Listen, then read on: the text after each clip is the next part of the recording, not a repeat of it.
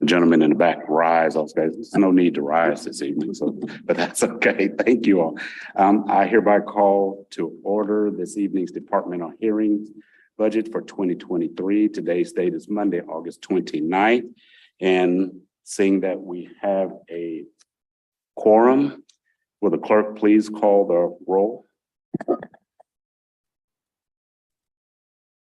Councilmember Rosenberger. Here. Bolin. Here. Sims. Here. Scambolery. Here. Sandberg. Here. Rollo. Here. Flaherty. Here. Smith. Here. And Piedmont Smith. Here. Thank you. Thank you. Quick summation of today's meeting. First, we'll get an introduction and overview from Mayor John Hamilton. And we'll discuss the general financial state of the city. Then we'll get into compensation and health insurance.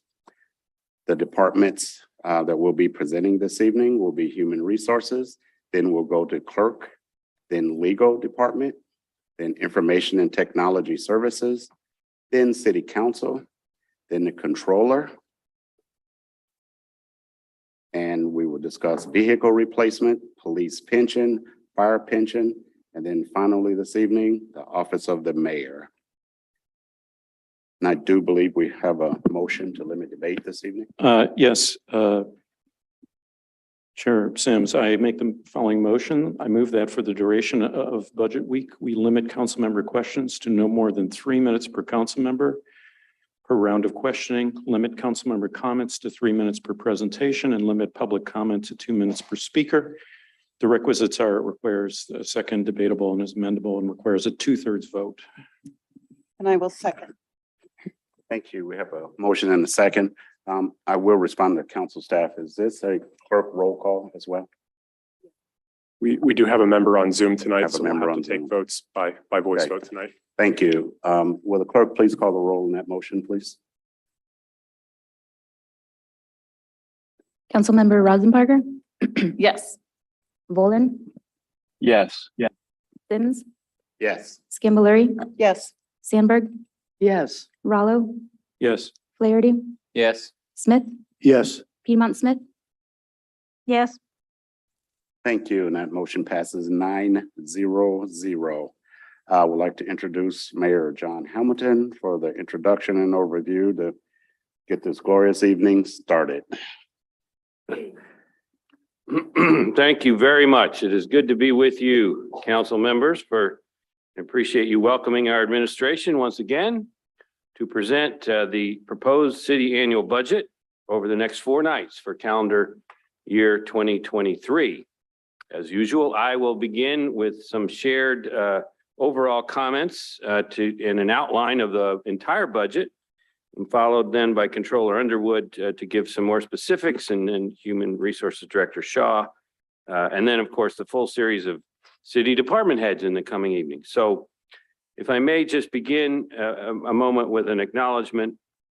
We acknowledge and honor the indigenous communities native to this region and recognize that our community is built on indigenous homelands and resources.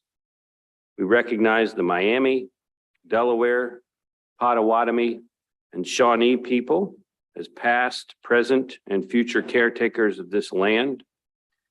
We also recognize that much of the economic progress and development in our community has resulted from unpaid labor and forced servitude of people of color, and specifically enslaved African labor.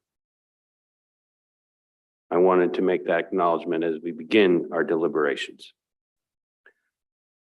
Let me also at the outset thank the staff who have worked so hard, not only on this budget, but on city government, in particular, the cabinet members you will hear from, leaders of all of our departments, who I am very, very pleased and proud to serve with, as well as the 800 city employees. In particular, thanks to those whose Herculean efforts over the last few weeks, months, including Controller Jeff Underwood, Lieutenant Cheryl Gilliland and Jeff McMillan, and all of their department. Thank you for your extraordinary efforts to bring us to today. So to the budget, first with some essential context. Let's remember what we've been through in recent years. A once-in-a-century global pandemic, a major recession, the worst U.S. presidency in history, an accelerating climate emergency, pernicious ongoing realities of racial and other discrimination, continued radical agendas from our state government on guns, public education, and now most outrageously on reproductive rights, effectively banning abortions in Indiana as of 17 days from today. In the face of all this, since 2020, we have a powerful and welcome partner in the federal government with the CARES Act, the American Rescue Plan, the Bipartisan Infrastructure Bill, the Inflation Reduction Act, CHIPS, and more. And locally, since 2020, we have together invested through Recover Forward to protect and advance our community, all with the incredible, essential public servants in the city of Bloomington. During hard times to be a public servant, I might add, as many in this room know. Amid all of these challenges and with our mutual commitments, we have made great progress, 1,100 plus units of affordable housing, significant local wage growth, unprecedented new digital equity programs and new infrastructure on the horizon, always improving outstanding parks and trails, our Hopewell and Trades District projects, essential investments in economic development, including our arts and local food sectors, our potential convention center and Showers City Hall expansions. As you well know as well, City of Bloomington Utilities, the Housing Authority, and Bloomington Transit continue to innovate and upgrade and be leaders in our state and region. That's collaboration and results we can be very proud of. A second last context point, this is a proposed budget that is the product of months of collaboration and listening to council members, to the public, including our 3 biennial city surveys with the forthcoming next year. We look forward to continuing that collaboration in the coming weeks. We began with meetings and discussions in specific and earnest in April on this budget, with dozens of conversations and meetings that have since informed and shaped this budget, including, of course, the extensive debate and work on the new economic development local income tax and its designated uses. Okay, to the main event. The annual city budget is our single most important policy document. It reflects many interests, priorities, trade-offs. My job is to present a coherent and a balanced budget. I would also say a progressive budget to meet our times. State law outlines the process that we follow with lots of Bloomington additions and extras. Tonight is my 7th budget presentation to this council. And no doubt this is the most significant of those 7. It is transformative. It is not an overstatement, in my view, to say that with this budget, we will be ushering in a new era for Bloomington. Out of the pandemic and recession and more, this transformative budget leads into a new future, into this decade of the 2020s. In a way, we are making Recover Forward permanent, instituting it into city plans and budgets with our focus on building climate justice, economic justice, and racial justice. Now, we know also we face significant inflation and wage and hiring and retirement pressures as an employer. Like all employers, these are challenging times. And as a public employer, we note that democracy itself is under pressure. We have, I believe, a special obligation in these times as a government employer to make sure our city government is healthy and nourished up to the tasks of providing services and meeting the moment, and yes, sustaining a healthy democracy. If you believe that democracy is under serious threat, we have special obligations to make sure our local democracy, embodied in our local government, is vibrant and vital. So let me share a few general observations about how this budget meets those opportunities and challenges. Of course, I'm not going to get into the dozens of details you will hear in the coming days from all of our departments, but let me start with the basic numbers. With Economic Development Local Income Tax, ED-LIT, and American Rescue Plan Act, ARPA, and other revenue, our general civil city budget proposed is $129 million. That compares to $107 million for the current 2022 budget, up $22 million or about 20% from 2022 to 2023. The total budget, when you include utilities, transit, and housing authority, is $229 million, comparing to $178 million for 2022, or a 29% increase. I'm going to go into what these investments mean in a moment, and Controller Underwood will add details as well. Let us note that the healthy growth of our property tax levy and general income tax revenues, and in particular the new ED-LIT adopted by this council unanimously last spring, and continuing federal support, allows all of this. This transformative budget is best understood with three focus points. First, we strongly support city employees and all government basic services and affirm the central role of great public services. This budget helps us be a workplace of choice for all our employees. It embodies the notion that we have an ambitious and innovative city government that is an employer of choice, delivering cost-effective, modern services in ways that advance the quality of life for current and for future Bloomingtonians. Second, we embrace sustainability, in particular with transformative investments in public transit and our climate action plan. We know this makes a stronger community. It embodies the notion that Bloomington is committed to addressing the climate emergency and building a sustainable, equitable economy. And third, we embrace inclusion and justice, a city that welcomes all and works for all. This embodies the notion that Bloomington is committed to being a safe, just, and inclusive community where everyone belongs and can thrive, including with good jobs, affordable housing, and inspiring arts and public spaces. Now, let me highlight in more detail some of the major changes in this transformative budget. Let's start by digging into how this budget embodies being an employer of choice and strengthening all of our basic services.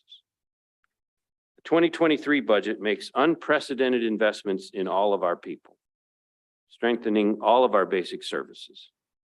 Supported by the ED-LIT and federal resources, this budget proposes, first, a 5% cost of living adjustment for all non-union employees.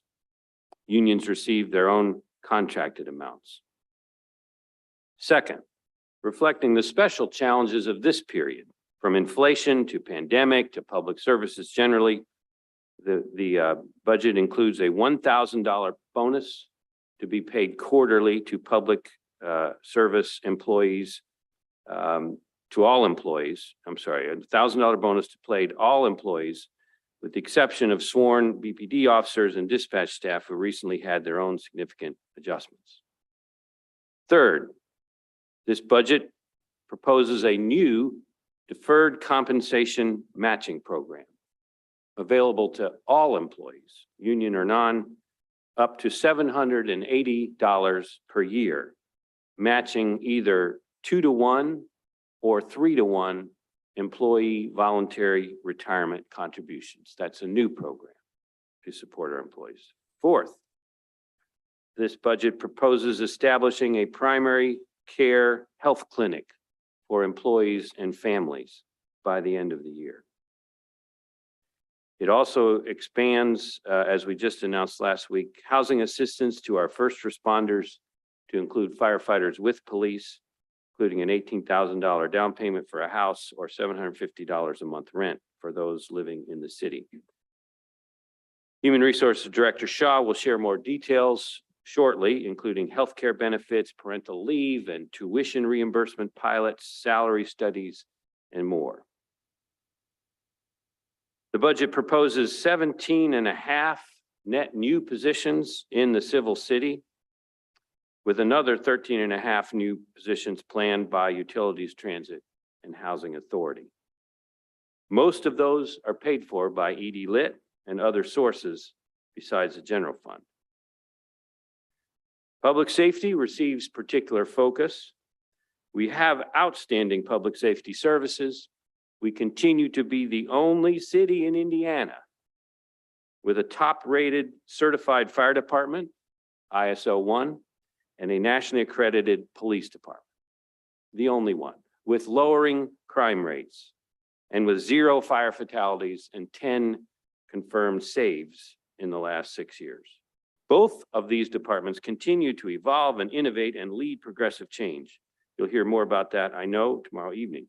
For now, note that the budget funds 9 new public safety positions, including a social worker to operate directly with 911 dispatch, 2 fire health interventionists at the fire department, 3 additional community care specialists at police, a full-time dedicated public safety recruiter position, and a new position at CFRD, Community and Family Resources as well. In addition, the 2023 budget funds these housing incentives I mentioned. There are 7 police using the rental subsidies now. And of course, it supports very much needed new facilities for both police and fire. Other basic services investments are protected and strengthened by ARPA. Our national accreditation continues. You may recall 6 years ago, we had only parks as a nationally accredited department. Today, we have added police and fire. And next year, we expect to add public works as a nationally accredited department. Of course, Housing Authority and Utilities and Transit themselves all have related federal oversight and not exactly accreditation, but similar. I will also urge you to look at the recently released city annual goals update for 2022, just released last week, 564 specific goals of our department and the outcomes thus far in 2022. Of course, you can look back to 2021. I'm not going to go through all the excellence of our departments, from the double gold medal of parks to the sanitation reform for affordable housing we mentioned, and all the work of planning and ESD and others. I'll just note, I'm really proud of the basic services that we provide. As to sustainability, this budget is indeed transformative. We begin in 2023 an annual more than $1.6 million appropriation directly to fund our climate action plan implementation. You will see details of that range of investments with the Economic Sustainability Department. And of course, transit is entering a new era. This budget reflects a planned memorandum of understanding to invest just under $4 million in local dollars to expand public transit services. BT's annual budget leverages that local funding to grow from $15 million this year to $35 million next year. They already were awarded a new $7 million federal grant to buy 8 new electric buses, in no small part because of the support from the local money. And I just want to compare this very, very significant level of local support for climate with the federal. So stay with me just a moment. But we just learned recently of the new federal $375 billion investment in climate that was part of the Inflation Reduction Act, an unprecedented level of federal investment for climate, direct climate work. Now, I know these aren't exactly apples to apples, but that was the big new federal program. That works out to $1,100 per capita in the United States over the next 10 years, roughly. That huge climate investment. Our local investment of $55 million, $5.5 million a year for the next 10 years, is the equivalent of about $650 per capita locally. So just chew on that we're locally doing 2/3 the level of the national unprecedented climate investment. So it's a really significant step for us. I'm really proud we're doing it locally, and I wanted just to share that comparison. As to inclusion and justice, this budget also sets a new high bar. With ED Lit support, we are investing $1 million directly in affordable housing. That adds to the $5 million in one-time ARPA money this year and last that we've set aside already, and another $1 million in the Economic Equity Fund to support low-income working families facing struggles. We look forward to working with you on details of this and other programs now and in the future, including more than $300,000 in funding for job readiness and local food and arts programs to continue the critical momentum of Recover Forward.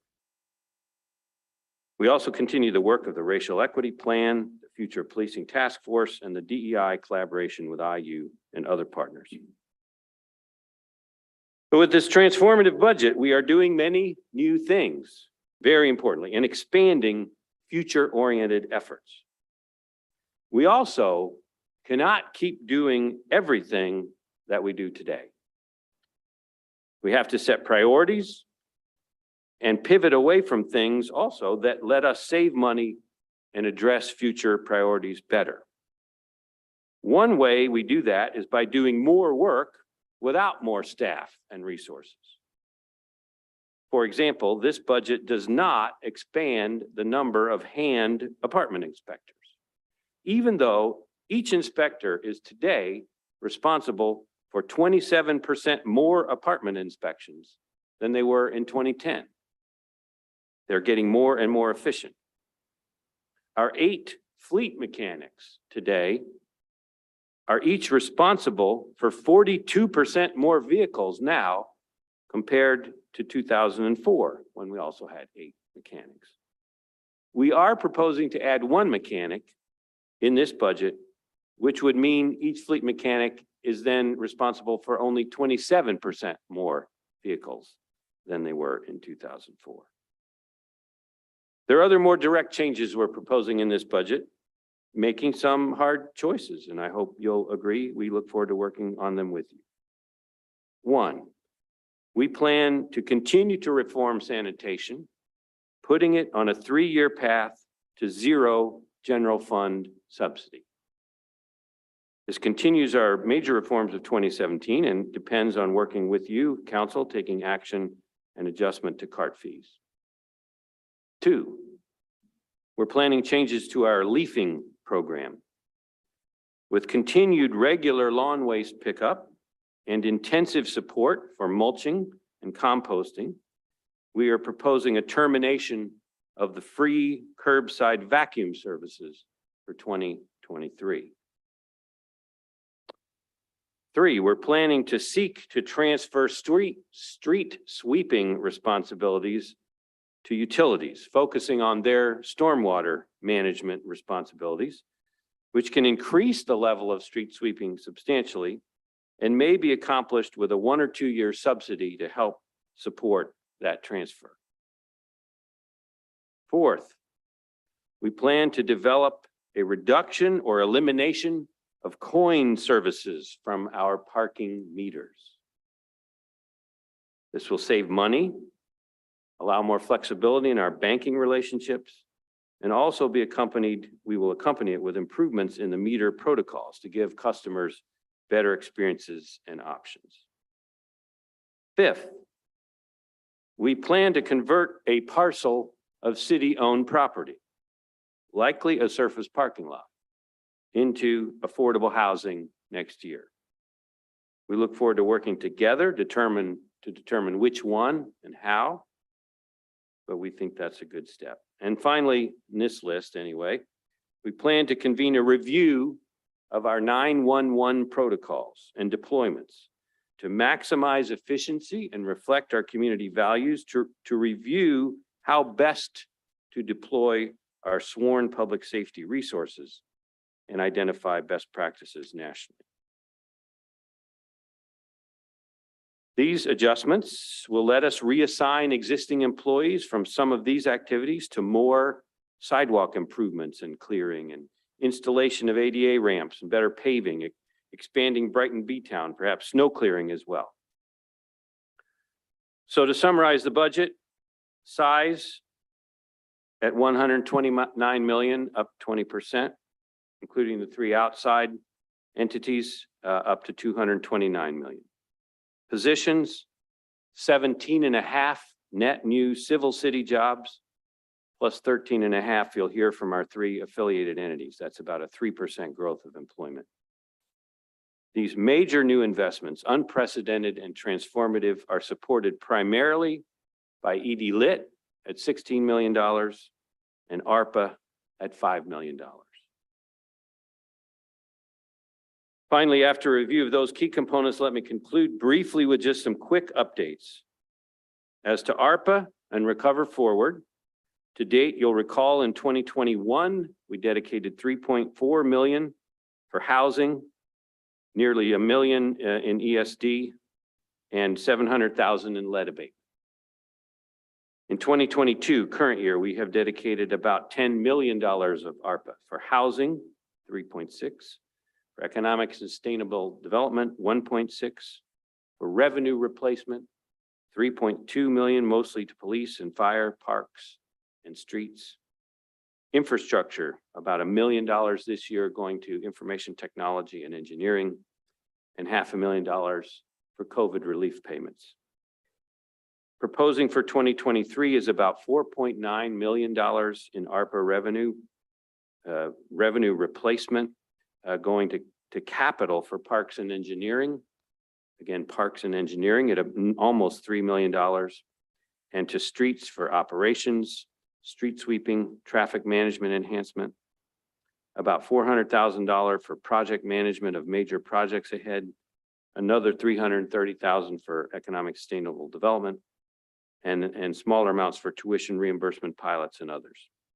We shared a memo as well with you last week on 5 other topics of updates. I'm just going to itemize it. Happy to take questions about the 2 5-year bond projects which are underway. We gave you an update on where those stand, including 2 projects we're able to fund outside the bonds, the Griffey Lake Dam crossing and $25,000 for battery equipment at parks. It also updated the Hopewell project, the potential showers building purchase, and updated our regulation and management of electric scooters locally, as well as some potential new composting efforts. As you know, we're working as well to activate and advance the potential expansion of our downtown convention center, which could be a substantial effort yet this year and in 2023 and beyond. The 2 issues that are not items in our city budget, I just want to mention because I believe they are major challenges in our community's wider budget. One is the challenge of criminal justice reform, and the second is our public health system, in particular, our mental health system and support for people experiencing substance use disorder. These are all related. This is not the time or place for details here tonight, but I just will emphasize the importance of major upcoming investments in these areas, I believe, as part of transforming our community's future. So having presented the budget summary, I'll note our public input will continue ongoing with you, with the public, commissions, etc. We are fortunate to live in a great city of Bloomington, Indiana. I am pleased to present to you a transformative 2023 budget that makes that future even brighter, more sustainable, more just, more inclusive, with a city government staffed by some of the finest public servants anywhere.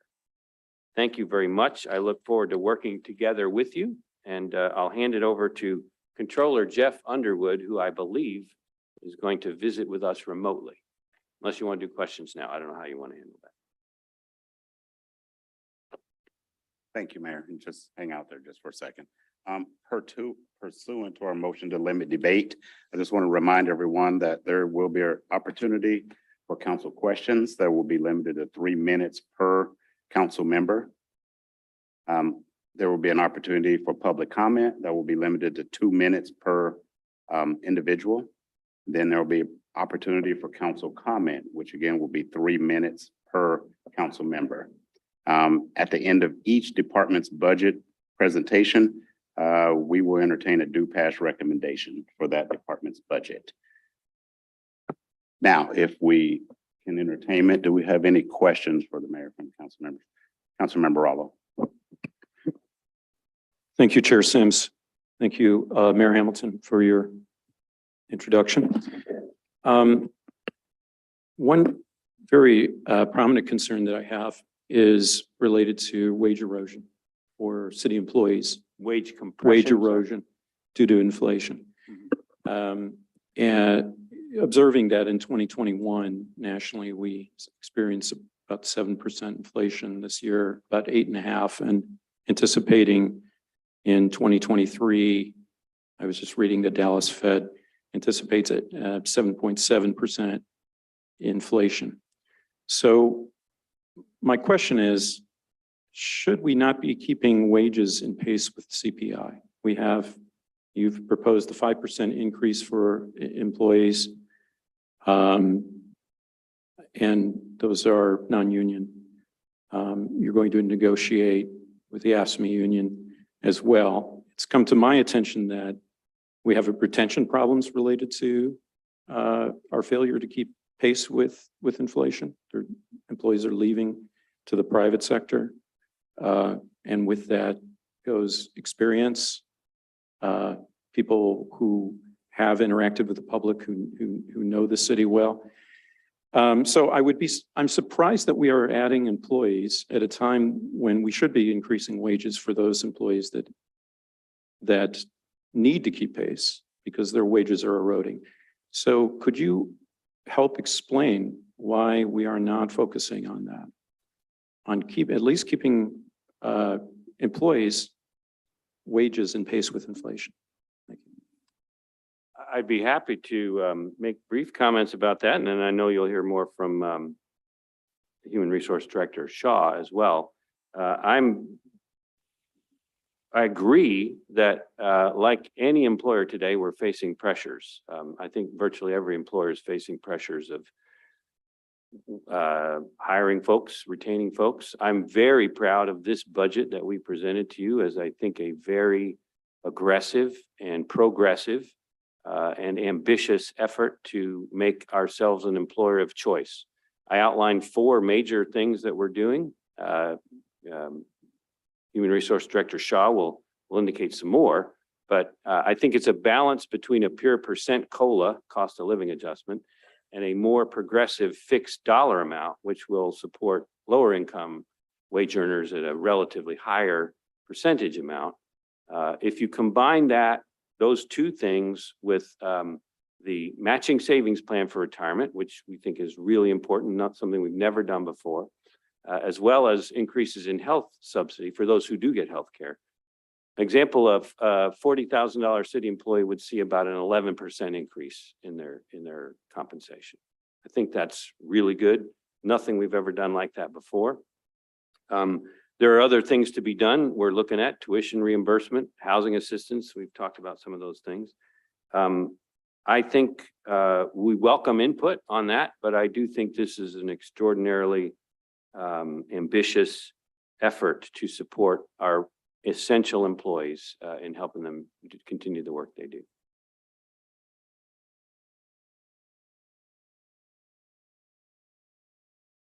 Thank you. Do we have any other questions from council members?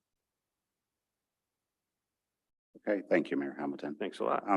As a matter of correction, I will add that the mayor's overview and general financial state of the city and the compensation and health insurance will not be subject to public comments. They will be allowed during each departmental presentation at the end of that. So I just want to correct that and make sure that we're done. Okay, we're ready for Mr. Underwood and general financial state of the city. Good evening. Can you hear me all right? Yes. Good. Jeff Underwood, City Controller, presenting, I think, or being involved in now my 23rd city budget over 2 terms of duty. I don't think I'm close to breaking a mixed record, and I certainly don't intend to. Thank you for hearing us tonight and for allowing us to present this budget to you. I'd like my staff, especially Jeff McMillan and Cheryl Gilliland, for all of their hard work and me constantly knocking on their doors saying, are we done yet? Are we done yet? To our staff, to department heads, to the mayor, deputy mayor, and all the Mr. Underwood, I'm sorry to interrupt. Could you get a little closer to your mic? We're having a little trouble hearing you. Apologies for the interruption. problem. Is that better? I believe so. Let's try. Go ahead. Okay, I'll try and talk louder as well. Just wanted to thank my staff and all the folks that helped us out. This is a large undertaking, takes the most time of anything that we do in the city. I'm very proud of what we're able to present tonight. As the mayor said, we're presenting a $129.2 million budget, not inclusive of utilities or transit. This covers 36 funds and 26 department and divisions. This represents an increase of over $22 million. Major increases to this were the local income tax economic development of $16 million. You'll see an appropriation request in the food and beverage fund of $4 million and the housing development fund of $2 million. Moving on to our revenue streams, and I'm talking complete over the whole $129 million. And we'll catch up here with the slides. So one more. Property taxes represent 33.6% of the total revenues of this $129 million budget. This will be a 5% increase in the levy, which is the highest increase in the last 20 years. The closest one to the 5% increase was 4.8 in 2003. So we're very thankful for that. Local income tax represents a total of 31.7%. There are three different buckets of local income tax. There are certified shares, and those go to the general fund. That represents 12.1%. Economic development represents 13.5%, and public safety, which funds our central dispatch as well as capital for our police and fire, is 6.1% of that total. Finally, we have miscellaneous revenues that represent 34.8% of the total revenues of the city. These are things as fees for services, permits, sanitation, parking fees and parking permits, fines, interest income, federal and state highway funds, as well as matching funds, excise and gasoline taxes, interlocal agreements such as with the county, Indiana University and utilities, police and fire pension reimbursements, and as I said, 34.8%. Our ARPA, CARES, and money is included in these miscellaneous revenues. Moving to the next page, in listening to some of the requests by the city council, we tried to make improvements to both my presentation and the departmental ones. And I know this is a little hard to see, but I know you all have, other than Councilmember Volan, have tablet size printouts of this particular document. This is the 36 funds that I talked about and the 26 departments and divisions. And you can see now where every fund that a department is budgeted out of in total. So as you go across, you'll see the funds and also see which department those have been allocated to for the entire $129.2 million. You'll also see a summary like this within each presentation that will break down this information in further detail.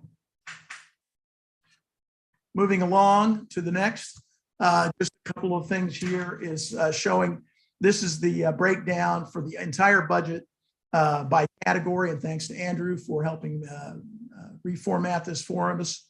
As you can see, debt service represents about 2% of the total budget.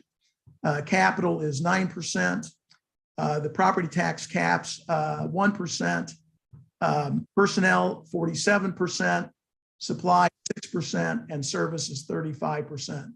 And I did skip over my note to say that our property tax caps increased a little over $250,000 this year. This is pretty close. The 2023 amount is pretty close to the 2021 amount, and we continue to be a low tax cap community. So that's good news. Going on to the next slide, and this is the breakdown by function. Again, you see debt service at 2%, tax caps at 1%. Services, these are outside facing services, account for 43%. Administrative, these are the internal, so controller's office, legal, HR, 8%. Capital, 9%. Parks and recreation, 8%. And public service at the largest, beyond services at 29%. Finally, we always talk about our reserves, especially in our general fund.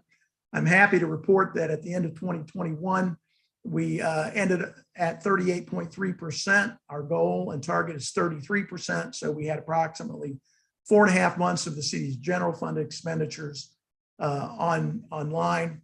And we're projecting to end this year at around 40% and 2023 at 39%. And that's just projected amounts, and that'll be subject to actual revenue and expenditures. That is the general recap of the budgets. Obviously, over the next 4 nights, you'll get additional details by each department and the funds that they get funded out of. And at this point, I want to say that there are additional exhibits in the memo that was sent to the council office as well as online. Those are a little hard to see on presenting this way, so I'm not going to go through those, but it's information on historic levy growth, historic cash balances, our reserves, and then as well as the 10-year police and fire public safety lit plans and the 1-year capital plan that's included with this year. With that, I am happy to answer questions. Thank you very much, Mr. Underwood. Do we have any questions from council at this time? Specific councils for Mr. Underwood? Councilmember Piedmont Smith. Yes, thank you so much, Mr. Underwood. I know you and your staff have worked incredibly hard, as always, on the budget. And you probably know the council didn't get the overview documents until just this afternoon. Is it listed somewhere in here, or could you provide any expenditures over $100,000 for capital expenditures? Is that listed somewhere? Yes, in the memo that was sent out to you this afternoon, it's the last document. It has all of the capital by fund and described as well. Okay, so I see the fire department capital plan, police Should be the very department. last. Should be the very last document in the memo. Oh, I see it. Okay, great. Thank you so much. Mhm. Thank you. Do we have any further questions with Mr. Underwood from council? Councilmember Rallo. Thank you, Mr. Underwood, for your presentation. What is the cost of the 5% increase in wages for? I'll break it down. Okay, I'll break it down for you a couple of ways. In the general fund, which is the primary, it's around $710,000. And for all of the funds, it's approximately $952,000. And in addition to that, the sergeants in the police department get the union increase, even though they're non-union. That's another $131,000. So I see. total that is $1.08 million. 1.08 million. Mm-hmm. Thank you. One other quick question. Have we, there's nothing preventing us from making, say, tiered wage increases for employees making under a certain amount. Clearly, we've done that in the past. We brought certain employees up to a living wage. So could we deploy that, say, for employees making under 60K per year, just as a thought experiment? I would have to double check the way that our budgets work. We're grouped into employee groups. So you have ASME, you have police union, and then non-union employees. And the way the software works, you have to apply a flat percentage across that group. So we would either have to go in and try and break them up or apply it individually. And that would be pretty arduous to do so. Okay, I see. So it might be possible, but it does sound complicated. Well, we can discuss it later. Thank you. Thank you. Any further questions from council? Okay, seeing none. Thank you, I'm sorry, Councilmember Boland. Thank you, Mr. Chair. I appreciate it. Quick question, Mr. Underwood. The new lit represents a substantial increase in the percentage of our budget that comes from local income tax. Can you give us a rough idea of what the percentage of previous budgets was?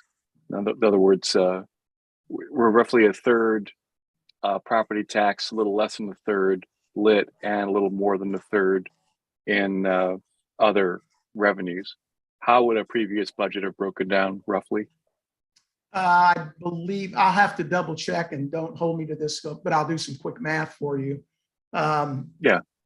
It would have been, I know in the general fund alone, property taxes were over 50% of the general fund budget, and the certified shares were another, I think it was 55-25. It was about 80% was property taxes and lit. Obviously, you're looking at the certified shares is going to be about $14.3 million. And you add $16 million in economic development lit. So you can see that number more than doubled. So it would have a fairly significant breakdown, but I'll do some math and get that question. It sounds like it was roughly, it was 55-25 before, and now it's more like 34-31. Yeah, and that was on the total. So I can look at last year and get an overall breakdown for you, and then translate that to this year's. I think it would be helpful to underscore the significance of the lit, to be able to boil it down to that simple a number, and it would be some kind of a chart like that would be appreciated. Thank you. Thank you, Mr. Chair. I have no more questions. Thank you. Seeing no further questions. Thank you, Mr. Underwood. Thank you all. We'll now move through compensation and health insurance overview. And I do believe Ms. Shaw is here for that this evening. Good evening. Good evening, council members. It's nice to be with you all in person this evening for a change. My name is Caroline Shaw. I'm the Human Resources Director here at the city. The compensation and benefits presentation is the first of two presentations from me this evening.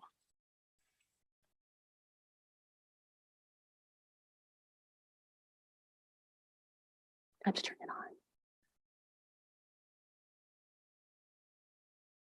on. Oh. I have the technology worked out virtually, but not here. I apologize for that.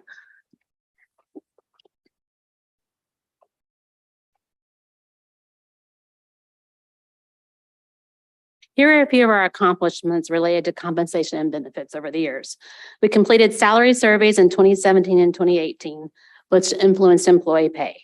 The department helped implement a mayoral initiative supported by you, city council members, to increase the minimum hourly rate to $15 per hour for all of our city's regular full-time and part-time employees. The current minimum rate is $16.26 per hour. In addition, with the support of the city council, pay rates for temporary employees are adjusted each year to ensure that all city temporary employees receive at least the living wage. To promote employee safety, HR implemented and continues to manage a COVID-19 vaccine incentive program, which gives employees up to $200 in vaccination incentives and an annual $600 discount on insurance premiums. At the time we drafted our budget memo, 74% of our current employees have received at least the initial dose or doses of the COVID vaccine. Our budget reflects significant increases to employee compensation and benefits, along with new programs that will benefit employees. Oh, I'm sorry. Thank you, Andrew. Our budget reflects significant increases to employee compensation and benefits, along with new programs that will benefit employees. These changes support our desire to become an employer of choice. Specifically, our budget includes the following increases to base pay: a 5% increase for non-union and elected officials, contractual increases for police, 13.17% for officers first class, and then 12.67% for senior police officers in 2023, and contractual increases for fire at 2%. Common law temporary employees will receive no less than the living wage at $15.29 per hour.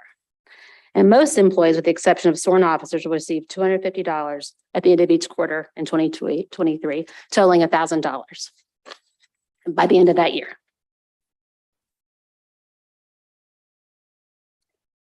'23 compensation highlights include increasing premium subsidies for most medical tiers. This means that many employees will pay less for insurance in 2023 than they are currently paying. And with the COVID COVID-19 $600 vaccine discount, employees with a high deductible plan only will pay nothing next year, which is pretty amazing. Employees on any tier of the high deductible health plan will receive an $850 in city contributions to their health savings account, which is a big increase over what we've contributed in the past. And employees, as the mayor mentioned, employees with a 457B will receive matching funds up to $780 annually. The 3-for-1 match at $5 and 2-for-1 match at $10 and $15 respectively, but up to $30 per pay period. We will also be implementing a pilot paid parental leave program later this fall in the fourth quarter. This will continue into next year with the hopes of having paid family leave in 2024. A pilot tuition reimbursement program will also be introduced in 2023. Other compensation highlights include in category 1, personnel, FICA remains at 7.65%. In the public employees retirement fund, contribution for non-public safety employees is still 14.2%, but there was a 0.5% increase for sworn public safety for next year, which brings it up from 21.5% to 22%. The PERF accounts include an employer contribution and employee contribution. The city pays the employees portion, which is 3% for non-public safety, and 4 of the 6% for all public safety.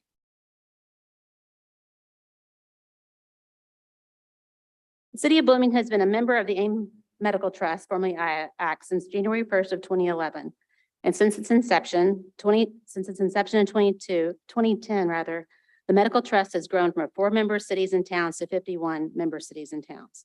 The city continues to have a leadership role by serving on the medical trust board of trustees and on the underwriting committee. We continue to budget $14,274 for all employee insurance and benefits.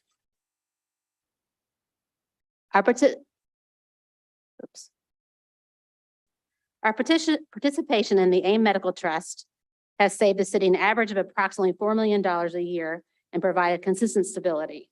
Our average annual renewal has been about 5.3% compared to the current medical trend, which is typically around 8.5%.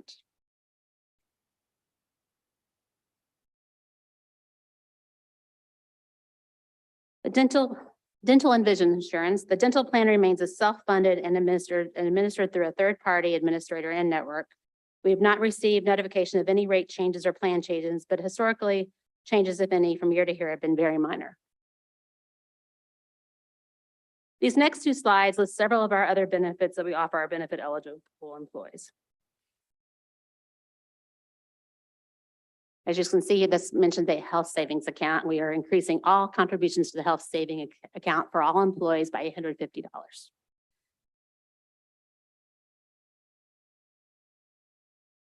I will highlight other benefits on this slide.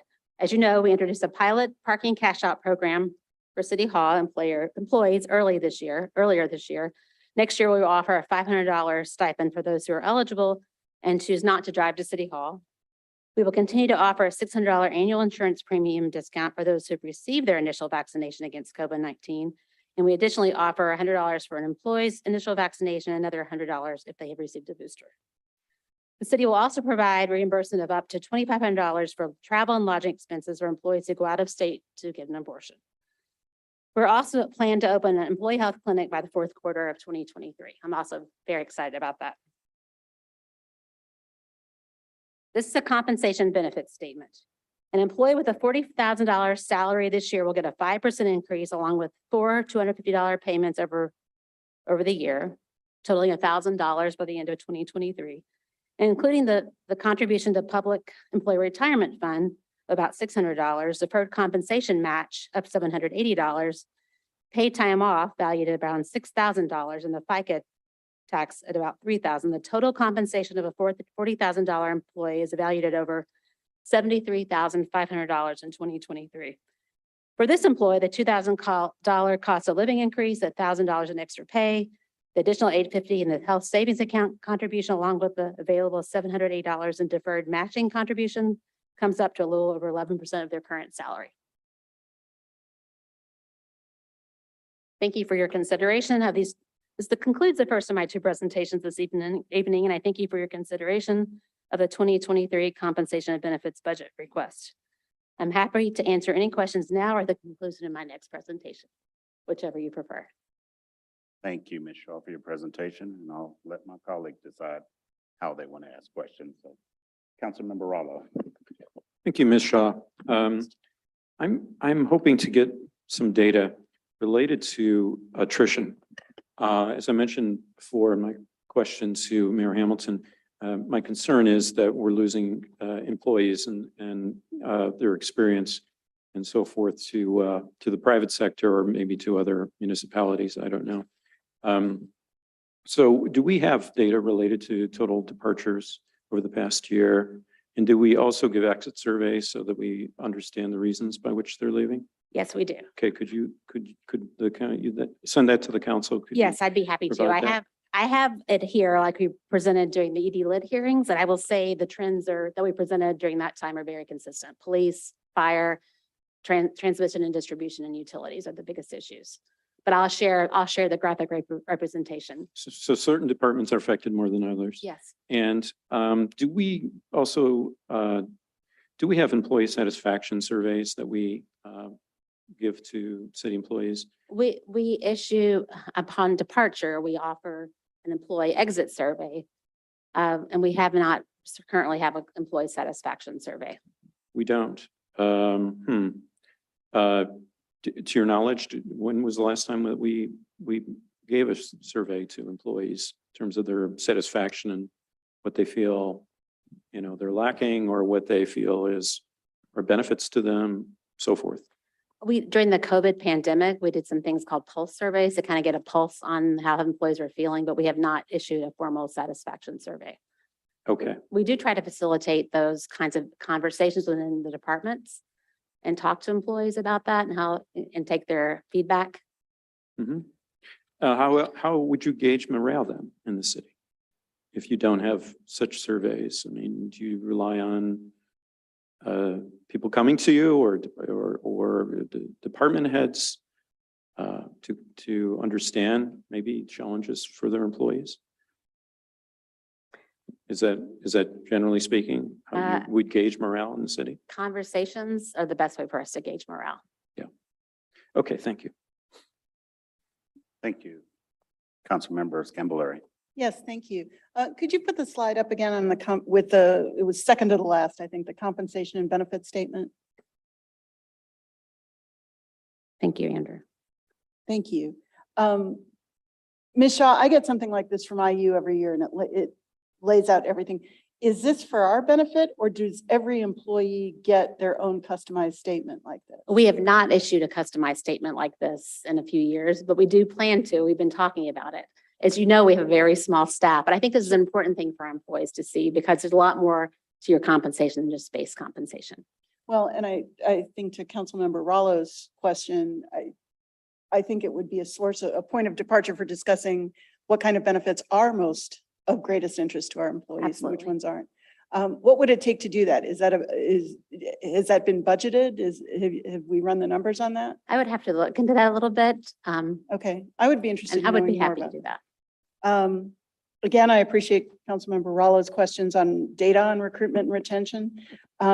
What kind of participation, separate question, what kind of participation are you seeing in the parking cash out program? I have that data right here.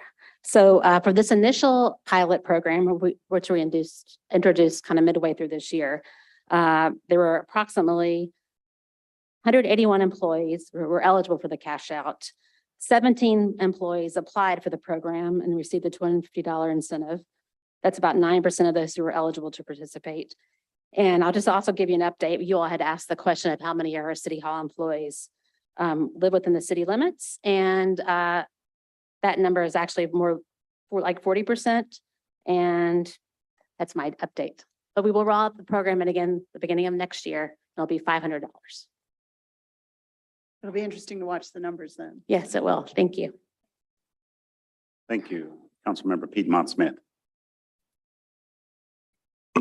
Yes, thank you, Ms. Shaw. I am also interested in this question of where our money is best spent, whether it be on retaining our experienced, knowledgeable employees or on recruiting new employees.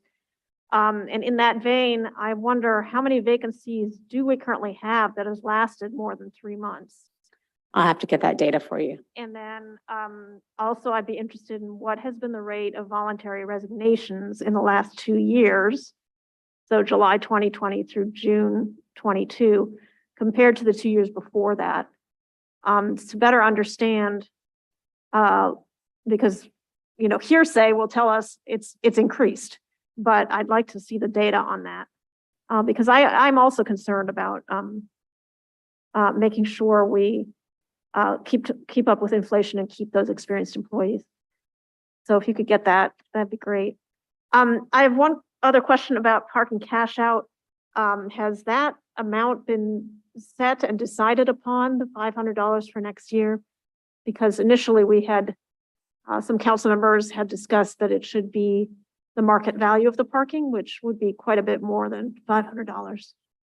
If Controller Underwood is still with us, I may defer that question to him if that's appropriate. Usually he's standing here beside me. I was out of the office. There he is. He's not here anymore.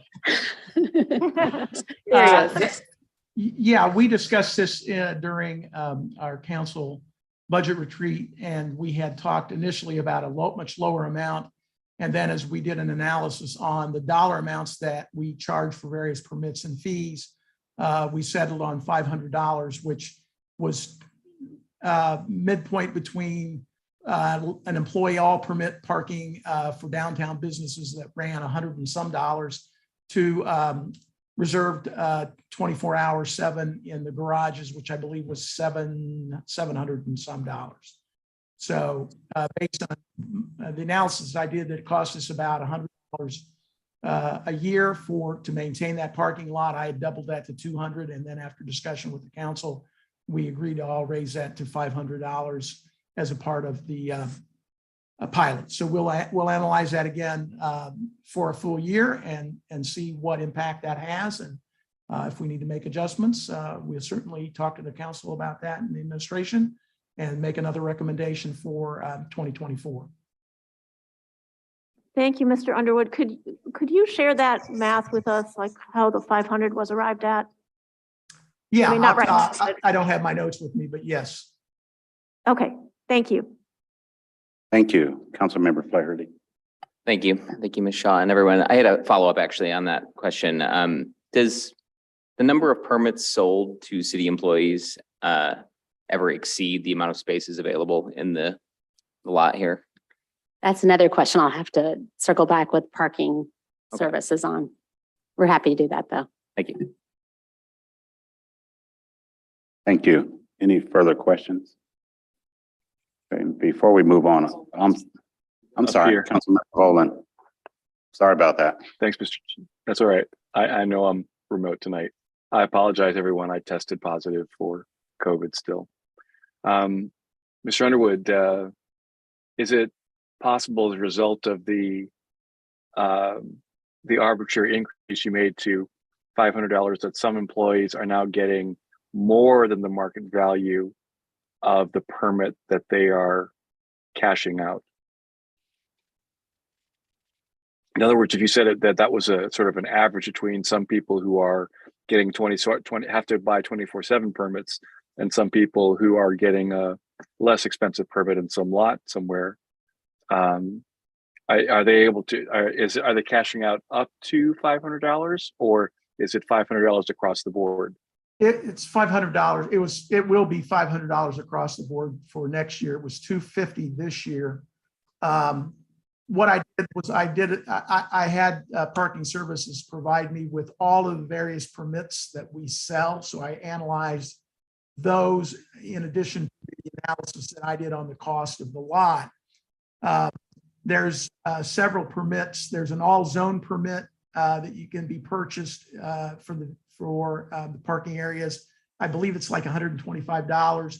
There is an all zone permit for employees working downtown that I believe was in the $125, $150 range, up to the 24 reserves, I believe it was between $700 and $800. So essentially, when we talked with the council, was my initial recommendation was $200. Was you all did not believe that was enough to incentivize folks to switch, so we moved that up to $500. Now, that's not to say that you can, so say someone's is working remotely 2 days out of 3 and took the cash out. They could park in the garages and they may net out still. So the 2 days that they drive into the office, they can park on the street or park in one of the garages with hourly parking. So I haven't done the analysis on that to say, yeah, so I'll do the $500 cash out, but I'll just pay to park in covered parking the 2 days a week or 3 days a week that I'm in the office, and it'll even out or it'll net out. Okay, but I mean, so I'm still concerned about the case of an employee who is normally paying $150 or $200 for a permit, and they apply for parking cash out. They're not cashing out the permit; they're simply getting a $500 benefit. Why would why is it not up to $500 if you're making the idea is you're literally cashing out the permit that you would have bought. Well, again, employees had two choices before. They could either not get a city permit or they got a city permit and it was $2. That was the permits that they could get. The new program said you can either get a permit for $0 or you can get a cash out for $250. When I talked about the 500 and the 250, the 250 was prorated for half a year, was I looked at all types of permits that the city sells. So looking at the range that's available across the city. Now, that's not to say that it's city employees. Now, they could live in a parking zone area and they could buy an all zone permit. I didn't get it down into that depth of the analysis. I essentially looked at all of the different permits that were sold by parking services for various parking activities, and said I think striking a happy medium of $500 was reasonable in looking at that. That again, it's a pilot, so we're trying to see, does it change habits? It could well be that it's too much. It could well be that it's not enough to change people's, as Caroline Shaw said, 40% or less people live in the city. So there's not much of an incentive for people that live outside the county or live in the county or outside the county not to go ahead and take the permit. Okay, this is disappointing to learn, but I appreciate the explanation, and I'll have more to say later. I'd like to ask Ms. Shaw a question about paid time off. Is she there? I can't see. Oh, I'm sorry. I'm right here. Okay, so the slide that Councilmember Scambolari asked you to put up noted that there, if you could, somebody could put that up again, that there's 304 hours a year of paid time off. Is that a year, or is that like just, you know, a pool that builds up for employees? $304 hours annually for an employee who's been with the city less than 5 years. If you've been with the city longer, you earn even more than that. And I'm happy to share those tables with you. Does that represent a change or an increase? It's the same as it's always been, or since I've been here. And when we've done, when we did the first benefit and compensation study several years ago, that was very much in line with other public agencies. Okay, that's all I wanted to know. Thank you so much. You're welcome. Thank you. Councilmember Flaherty, and I will remind our staff that we're allowed 3 minutes. I don't think we're keeping the running totals. I just want you to keep that in mind. Thank you. I'm going to pass on that actually and follow up in writing. Thank you. Okay, thank you. Do we have any other questions from council members? Ms. Shaw, I don't know if I have a question or comment. And as you know, we do have a mechanism that the council members will be able to submit questions to department heads after all this and get responses. But one of the things that interests me and intrigues me is the concept of a comprehensive employee exit survey. And what is the strategy and how do we implement that? And what are the results that we're getting from that? Not so much tonight, but I think it's important that when we're talking about retention and hiring, that we know why we're losing folks. We hear a lot about salaries, but there's other possible reasons. So I'd like to hear more about that. We do look at that data in aggregate, and we're happy to report on that. Thank you. Okay, do we have any more questions? Thank you, Ms. Shaw. Well, and you might as well hang around because you're up I'm next hanging for around for the Human second Resources. presentation. Now, I will remind our staffs and the public that now that we're getting into department presentations, we will have the council questions, then public comment, and then council final comments before we go to a due pass recommendation. So thank you, and please proceed. Thank you, and I'll try to get this clicker right this time. So before I begin with the presentation of the Human Resources Department budget, I'd like to give a special thank you to the small but mighty HR staff that helps us get all of our work done. We have a good group that we work very closely with.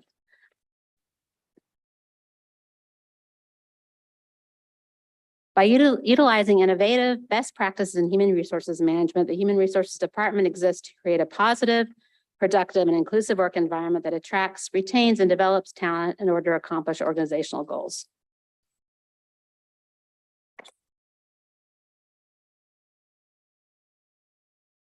Just to give you a little bit of background, we currently have 6 regular employees, a temporary employee, and 1 vacancy. Half of our current staff is certified by the Society in Human Resources Management, which is a recognized authority on HR management. HR continues to play a significant role in keeping our employees safe from COVID. We have coordinated implicit bias and anti-racism training. Most regular employees have participated in implicit bias training, and city leaders and department heads, as you know, and other elected officials have been participating in anti-racism training since last fall. We work to standardize our hiring practices to promote fairness and equity. We've implemented an internship program that sets standards for internship opportunities and hiring. In addition to the implicit bias and anti-racism training that we've coordinated, we've also assigned other online courses to train and support our staff. Here's a brief summary of our goals for this current year. Our first staffing goal is to implement and maintain strategies to increase the diversity and total number of qualified applicants for position vacancies. And one of the strategies that we've implemented this year is to review interview questions, to provide feedback to hiring managers prior to them interviewing candidates. Our second goal is related to staffing, is to contract an organizational assessment for the Parks and Recreation Department. This will commence later this fall. And training is the focus of our compliance activities so that staff remain in compliance with city standards, policies, and other laws. As I mentioned, HR has participated in coordinating anti-racism training for department heads and elected officials, including city council members. We've also required online training for city staff. And I participate in the contract negotiations from the city and the Fraternal Order of Police, which was finalized earlier this year. And I'm currently participating on a team that's negotiating a contract for AFSCME.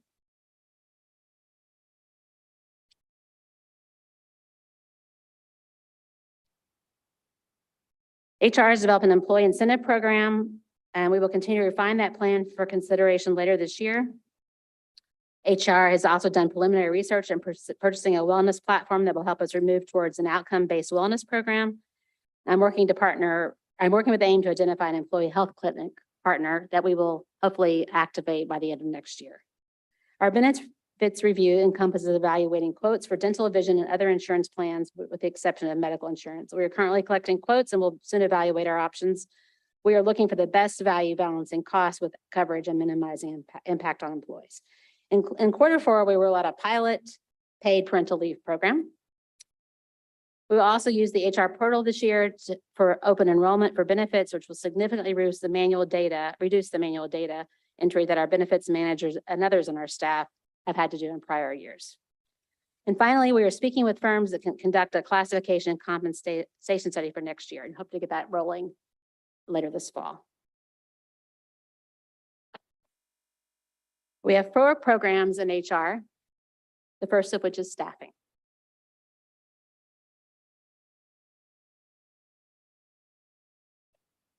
Our first goal under staffing is to evaluate our hiring process and practice and implement recommendations if necessary by the end of Q1. Secondly, we plan on using electronic forms to eliminate some of the paper processes by the end of Q4. We have a lot of paper in HR. Our second program area is compliance.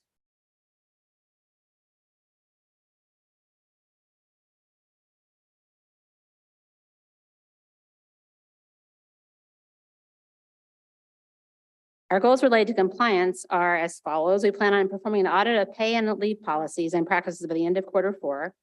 We want each staff member to attend at least one networking event with other HR professionals to discover best or innovative HR practices.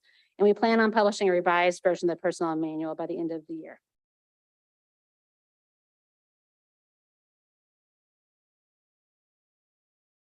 Some of the activities that we perform under employee relations are as follows. I think I got ahead of myself. Sorry about that. Reviewing and advising on disciplinary actions, coaching managers, investigating, responding to grievances, and participating in contract negotiations.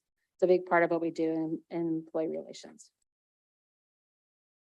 Goals in this program area include requiring harassment prevention for all new hires, requiring a diversity inclusion training and preventing harassment training for all supervisors, distributing an internal department satisfaction survey to department heads by the end of Q4, and organizing 3 employee appreciation events by the end of Q4. Many of those have been paused, as you know, because of COVID. So we're excited to get those back in action.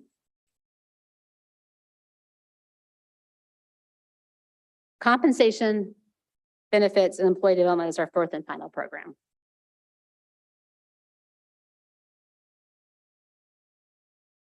Goals within this program include conducting an annual open enrollment survey, implementing a financially feasible employee health clinic, which we've already talked about a little bit, and implementing a classification and compensation study to be completed by the end of next year. Exploring current and potential non-insurance benefits and recommending changes if warranted by the end of Q2.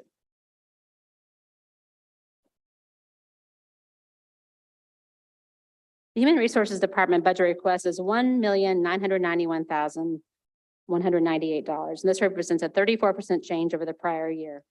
The personnel request is $1,677,000. This represents a $333,000 or 25% increase over the prior year, and also includes the 5% cost of living increase for all regular full-time and part-time employees. It also includes 2 new positions in the HR department, which will support our goal of attracting and retaining a diverse and highly qualified workforce. The Compensation and Benefits Director will oversee pay, insurance, and other benefit-related products, services, and programs for city employees. We will also add a talent acquisition specialist who will primarily recruit police officers and firefighters and will assist in the hiring of city employees as time allows.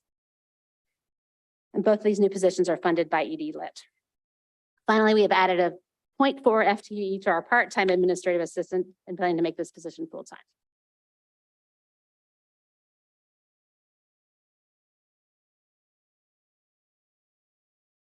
In category 2, our supplies request is $2,360 and represents no change over the prior year. Other services request is $311,000 and represents $175,000 increase or 120% increase over the prior year. This includes $150,000 in ARPA funds for a pilot tuition reimbursement program and another $25,000 to help us implement recruitment strategies, primarily focused on public safety. We have no capital outlays in HR. This next slide is a summary of our human resources budget.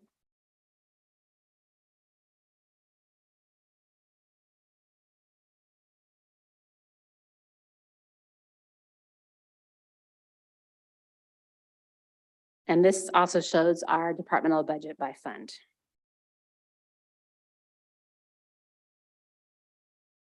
The 2023 Human Resources budget reflects increases that align with our mission of creating a positive, productive, and inclusive work environment that attracts, retains, and develops talent in order to accomplish our organizational goals.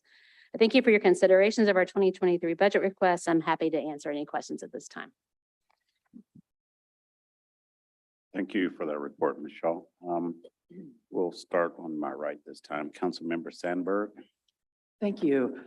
You've made mention of a financially feasible health clinic as part of the new way to improve our employee relations or help with, employee benefits.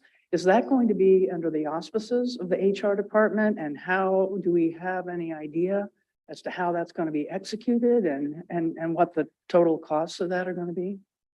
I have been working on this for some time. That's a great question. Thank you.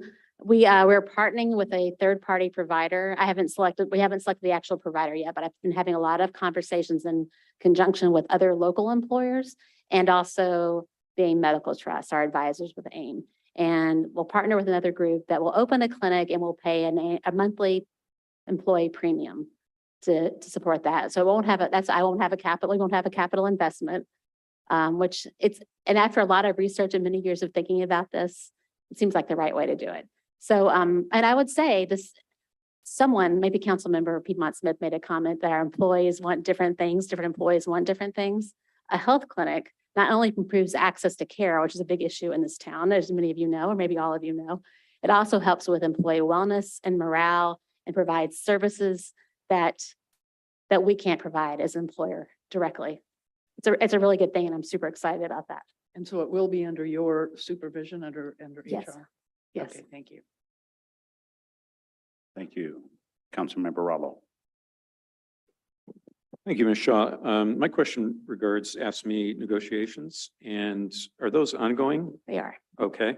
And will they be concluded before we approve this budget in the fall? So I probably should defer to Beth Kate, my colleague who's leading negotiations. Who Okay. speaks on behalf of all of us with regard to negotiations. Sorry to put you on this one. Thank you. Fine. Good evening, council members and Councilmember Rollo. Thank you for the question. Beth Kate, Corporation Counsel. So I am the negotiating lead for the team that is in bargaining negotiations right now with the AFSCME union. And our hope is to achieve an agreement with the union for 2023 through 2026. We've been negotiating with them. I think your question was, do we anticipate achieving an agreement with them before you finalize the budget this fall? I don't know the answer to that, to be honest with you. I think that will depend. Negotiations are ongoing, and we will see. Okay, thank you. It does have a bearing, of course, on the total budget. So I hope that we could have those that concluded. Thank you. Thank you. Thank you, Beth. Councilmember Piedmont Smith. Yes, if I could follow up on that. So what placeholder figure is used for the current budget proposal for pay increases for AFSCME employees? Or are they not in there at all? Is it flat pay as the placeholder? Controller Underwood, do you want to speak to that if you're still with us?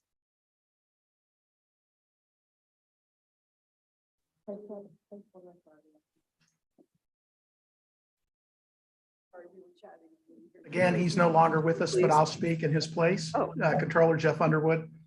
Since those negotiations have not been completed, there's nothing included in the current budget proposal. If for some reason we were able to get that settled before time to advertise and or approve the budget, we would certainly add those in. That said, the $1,000 per employee for, as the mayor and Ms. Shaw have talked about, is budgeted. So you currently not budgeted any pay increases, any base pay increases for ASME employees in this proposal? That is correct. That is typically what we do. As there's been several occasions since I've been back that we were in the middle of negotiations with various unions, and if we don't have an amount agreed to, we do not put an amount in. So where would the money come from if the negotiations result in a increase of the base budget? It could come through two ways. Is one that typically there is enough money in the budget due to unspent monies that we would be able to cover it, or we would come back for additional appropriations in the various funds. ASME is one of those that's very different from police and fire. Police and fire typically out of the general fund. ASME goes across numerous funds, general fund, Parks Department, street, fleet, sanitation, and utilities. All right, thank you. I have a totally different question if I still have time. Ms. Shaw, why do you need a new compensation and benefits director? So we can actually focus on compensation and benefits completely. We're kind of, it's been such an important thing. It's something we've been thinking about for 2 or 3 years. And in hindsight, I wish we had gotten it 2 or 3 years ago, because someone to focus completely on compensation and benefits and can even start doing many salary studies so we stay current. As we go to the next negotiation with the next union, we could be pulling that data together. It's a very, it's best practice, and that's how we need that position. So do you expect if this position, new position is funded, that you would need fewer dollars for consultants? Yes, going forward, absolutely.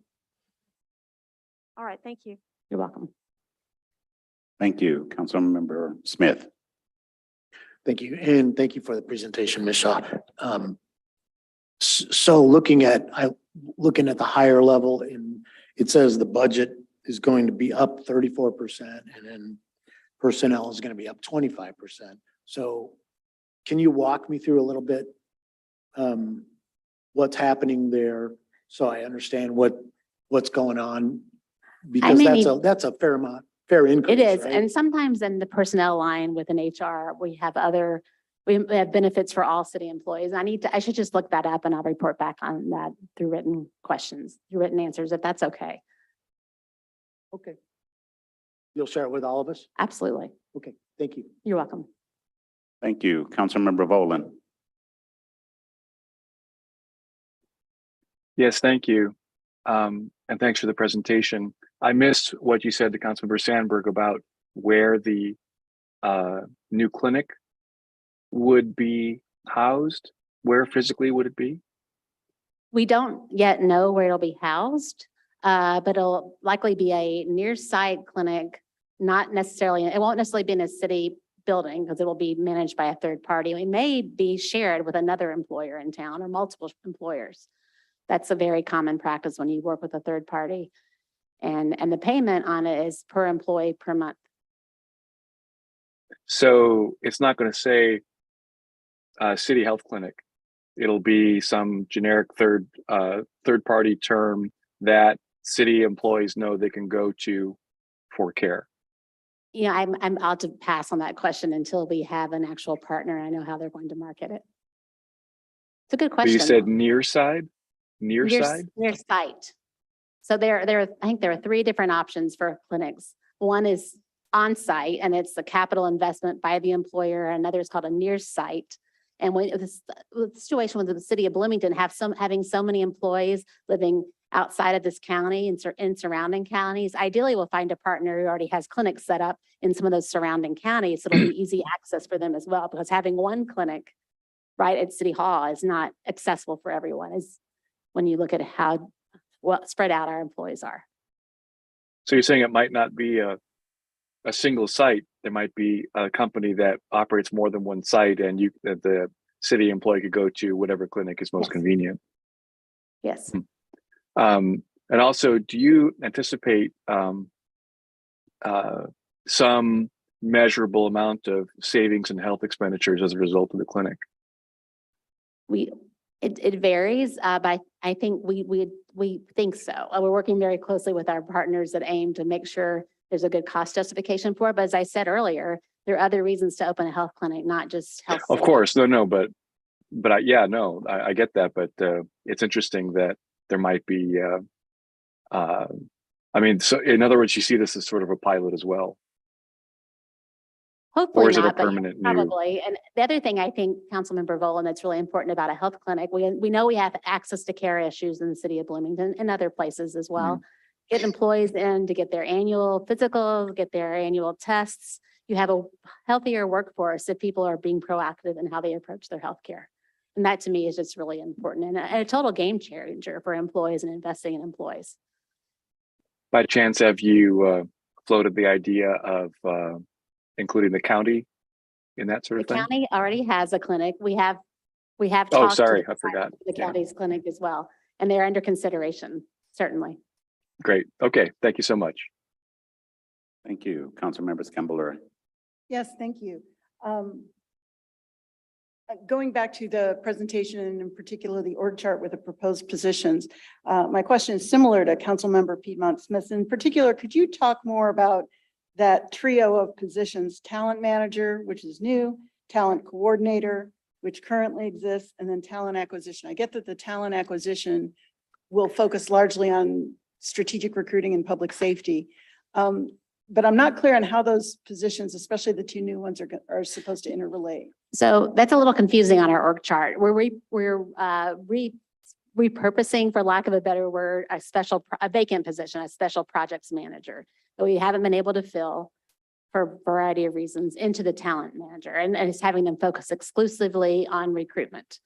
And it'll be a group, 3 people who work exclusively together on recruitment, helping employees hire, helping departments make good hiring decisions. And one of our goals at some point would be it's a heavy lift to do the hiring process. It's a very time consuming process. So we hope to be able to provide even more resources for our hiring managers, and even screen the resumes more carefully for them. So not going through, 50 or 60 resumes in some cases, trying to find the people who meet the minimum requirements. So we're just going to try to provide more services, be more focused, be more proactive, be going to recruiting events on college campuses.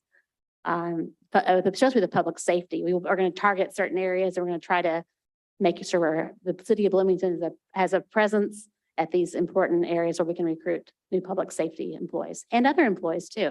Which our little department is so fragmented, where, as I said, we're all generalists, but to have people focused specifically on one of the most important things we do at the city is really important. And I'm really excited about that. Yeah, I agree. Thank you for that. And just as a follow-up to that, what is your thinking thus far on how we measure the success of those positions? We looking at the data, we know where we're having shortfalls. We know we have issues in fire and police. And are we getting more candidates in to help fill those vacancies? And are they staying? Okay. So that sounds like 2 or 3 or 4 years worth of data will be needed to actually inform how these positions are playing out for us, not just 1 year, right? Probably. Okay. Thank you. And we'll work really closely with our public safety chiefs who have a really hard challenge ahead of them trying to recruit to these positions, and it'll be a collaborative effort. Okay, thank you. You're welcome. Councilmember Rallo. Thank you, Chair Sims. Ms. Shaw, in the interest, I'm trying to accumulate some data that would help me understand compensation and the effective expenditures in terms of compensation. And so one gap that we have that Councilmember Piedmont Smith just elucidated in her question was that we don't really have a placeholder right now for AFSCME employees. So first of all, how many AFSCME employees do we have in total? I want to say it's right around 180, but I'm going to check that data and report back in a more official capacity. Okay, that would be helpful. And then let's just say as a placeholder that they achieve a 5% increase base salary like everyone else's. What would that consist of? Could you give us an estimate of that when you correspond with us as well. Yes, I'm happy to. I'll work All with right. Controller Underwood on that as well. Okay, very good. Thank you. Thank you. Councilmember Rosenbarger. Thank you. Thank you, Ms. Shaw, for that presentation and the one before it. Thank you. I was just looking at the diversity, equity, and inclusion portion of your presentation or the budget here. I wanted to say first, thanks for including this. And I feel very grateful for the work the city is doing in this world, specifically the 48 hours of training that is being offered to department heads and elected officials. I find it incredibly important to be there. And I think not only learning, but growing with the people who are in that space is invaluable to me. And I hope everyone there too. I wanted to ask about the percentages of basically women and then people of color in the city. This paragraph talks about a 2.2% increase from 2016 to 2020. Do we have numbers that give us just the overall percentage of women and people of color in the city and then also in management roles? Do you mean currently? Yes. Yes, we can get that for you. Okay, thanks. Thank you, Councilmember Sandberg. Thank you. Back to the talent acquisition specialist. You're kind of talking about the difference between HR generalists and specialists. Will this particular individual have any kind of experience or expertise in working with police and fire departments? We certainly hope so. Well, I would think that given our shortfalls, I understand we're down to 81 officers now. We lost 2 again last week, 1 to Fishers and 1 to Columbus, I believe. And so whoever this individual is going to need to have, I think, some special skills. So that is just my concern that whoever this individual is can work very closely with Chief Moore and Chief Dekoff in making sure we're identifying what exactly are the reasons why we're having such a problem and how they can go out and help. What would they do? Primarily market to. They will be at colleges. They will be at recruiting events. I've heard that in police, people show up at the academy to do recruitment. And I've actually been talking to the police department specifically. I haven't had a chance to talk to Chief Moore about this, I think it's helpful sometimes to have an officer with you. If you're not an officer yourself, someone who can help answer the questions. So it really is a partnership and helping us, us partnering with the public safety in their recruitment efforts. And someone who can talk fire, someone who can talk law enforcement. I think that's really important. So this individual is going to have to get out there and sell Bloomington. Yes, yes. Why Bloomington and not Fishers and Columbus? Exactly. And I'm thinking about things like working with our very talented Director of Communications and his staff and creating videos to help market the city of Bloomington. It's a great place to live and we need to be proud of living here in Bloomington and sell that. Thank you. Okay, thank you. Seeing no more questions from council. Mr. Lucas, do we have any public on Zoom? And while you're checking, I will remind folks that may be on Zoom that if you would like to make a public comment, please indicate by using the raised hand function on Zoom. If you're on a mobile device, you can hit *9 to reach us. And if none of those work, please send us a note through to the meeting host through the chat function on Zoom. And if we have anyone here in the chambers that wish to make public comments, we can work our way toward the podium. Mr. Lucas. Not seeing any hands raised on Zoom at the moment. Okay, thank you. Do we have anyone here in person wish to make a public comment? Seeing none, Mr. Lucas, can you check one more time? No takers on Zoom. Thank you. We'll now return to council for any final comments before seeking a due pass recommendation. Councilmember Rollo. Thank you, and thank you for your presentation. I'll be passing this evening because I simply need to consider additions of new positions in the city. Well, in my view, we don't seem to be keeping pace with base salary increases. I understand that there's other forms of compensation, but people need to pay rent, they need to pay for food, they need to pay for gas and so forth. That doesn't necessarily help them there. So I'll need to consider this further. So I'll be passing. Thank you. Thank you. Councilmember Flaherty. Thank you. Yeah, I'll be voting no, out of a similar sentiment. I just usually make it a no vote, until I'm a yes. And when there's still things I'm reviewing and analyzing and uncertain about my support for, I'll plan to vote no generally throughout the budget process, budget hearings. When that's my feeling, I'll vote yes sometimes, sure, as well, I'm sure. But I just wanted to share that generally as well as specific to this, department's budget. Thank you. Thank you. Any further final comment from council? Okay, seeing none. Again, thank you for the presentation, Ms. Shaw. Part of your presentation is a comment that we've made. We talked a lot about public safety. And we also know that we have some staffing issues in like utilities and across the board, and we're just short staffed. So I just want to make sure that we're comprehensive on all these talent things, or talent positions, I should say. I shouldn't call them talent things. But I want to make sure we get the right bang for our buck and understanding the challenges that we're facing and actually saying one thing and doing it. I want to see that mesh. But we could talk about that as we're moving forward. So Councilmember Sandberg. Yeah, I'm sorry. I just thought I too will be passing, and it has nothing to do with the information that we've heard per se, but we just got our budget books on Friday. And so I think just a little more time to absorb all of it in its totality, in addition to thinking about human resources. But a comment was made earlier about we can do more work without new staff, and hand staff was particularly noted, and fleet managers, there are 8 of them, and they're dealing with more vehicles. And so I do have concerns about staff shortages all across the board, and staff morale and conditions that maybe are causing people to perhaps not want to work for the city of Bloomington. And so I want to put a little more thought into that before I do a yes vote on the budget on this night. But a pass just means I need to think a little more. Thank you. Okay, thank you. Seeing no more comments from council. I'm sorry, Councilmember Up Rowland. here. Thank you, Mr. Chair.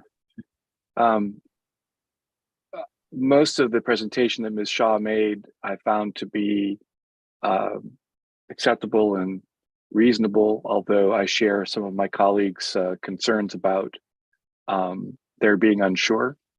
And I would use that reason to abstain tonight, or to pass rather, but I'm going to lump the parking cash out concerns that I have into the HR budget, since this is the first chance that we have to vote on a budget, because it's being portrayed as a benefit along with many other items. And as I said to Mr. Underwood, I found the relatively arbitrary determination of how much the benefit should be to be disappointing. It shouldn't be a flat fee across the board. It should be whatever the people should be able to cash out whatever they would normally spend to park to go to work, if they can find a more cost-effective way of getting to work. And so I didn't feel my question about how some people might get $500 back when they only normally would spend $200. I found that just to be as arbitrary as somebody who would only get $500 back when they spend $700 just in order to go to work. So the idea behind parking cash out is that it's market-based, and we should be doing that also with our other parking prices. So for that reason, until I feel like that there's a better answer on parking cash out, I'll be voting no on the HR budget. Thank you. Councilmember Rosenberg. Thank you. Just a similar sentiment here that I haven't had a good amount of time yet to review the entire budget. So for the most part, I'll be passing. Thanks. Thank you. Councilmember Scambler. Yes, thank you. I'm willing to support this budget. I especially I realize there's some questions and there's imperfect information. But I like the direction we are heading with positions that can give us data. So that we'll be able to make data-driven decisions around the benefits that we could offer that are most compelling, so that we could get a better sense of why we're not retaining employees when we don't. So I appreciate the thought and the intentionality that has gone into some of those new positions. So I'll be supporting it this evening. Like everyone else, I look forward to hearing more. But I appreciate the direction that you've taken, particularly with staff. Councilmember Smith. Thank you. Yeah, I appreciate the presentation as well. And I'm going to pass because I will just wait to be able to review justification for that increase in personnel and the HR budget. Thank you. Thank you very much. Okay, seeing no more questions, are we ready for the question? Will the clerk please call the roll? Councilmember Bolin, No. Sims, Yes. Gambilary, Yes. Sandberg, Pass.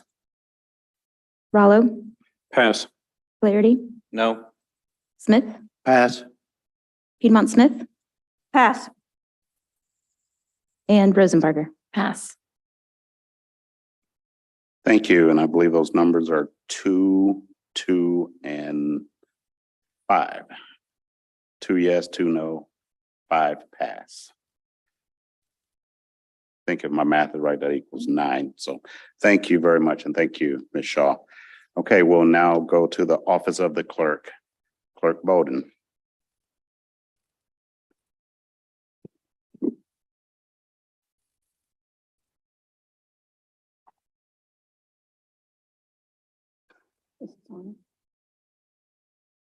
Okay, good evening. Thank you. My name is Nicole Bolden. I'm the Bloomington City Clerk. My pronouns are she, her. For those who are attending this evening who may be visually impaired or blind, I am a brown-skinned Black woman who's wearing a white blazer over a black jumpsuit. So I did not get a time limit this year, unlike years past. And you all have been here before with me, and you know that my presentations tend to be fairly fast because I don't have a lot of changes in my budget. So this year, I'm going to stick to past practice, and it will be fairly fast. As you know, the office of the city clerk is defined in statute. So, and in practice, we sit next to you, we work next to you. We have 4 full-time employees. There's all of us here. City clerk, chief deputy clerk, and 2 deputies. I neglected to include our intern, so you'll have to forgive me for that. But we serve as record keeper for the council. We hear parking ticket appeals. We maintain the Bloomington Municipal Code. We have other duties. If you have any questions about them, I'm happy to run through them all for you.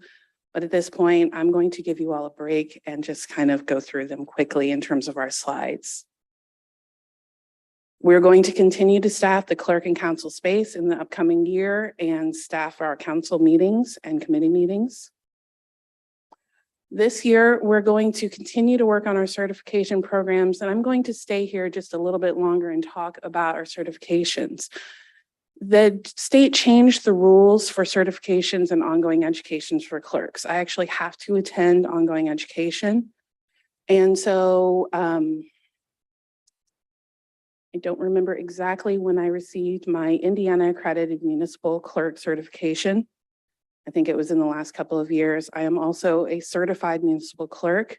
There are 2 organizations that offer those certifications. One is through the state, which is the Indiana League of Municipal Clerks and Treasurers. This year, I started serving as an officer in that league. There's also the International Institute of Municipal Clerks, which is where you get the certified municipal clerks. I believe within the next year, Chief Deputy Clerk McDowell will be certified as an Indiana Accredited Municipal Clerk. Thank you very much. And within the next year, she will also become a CMC. Is that correct? Okay. And within the next 2 years, I believe all of our clerk staff will have achieved their IAMCs. That is huge. It takes years to receive those certifications. It's not quick. It's not easy. It involves classes. it involves attendance, and it involves membership. And through our certification programs, we're also able to receive additional DEI training.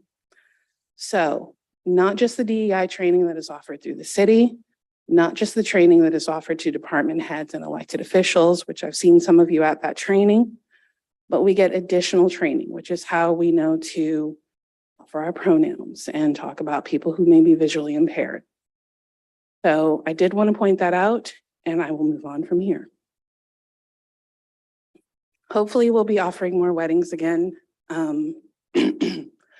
I always talk about how weddings are my favorite part of my job. I mean, I love seeing you all, but weddings are awesome.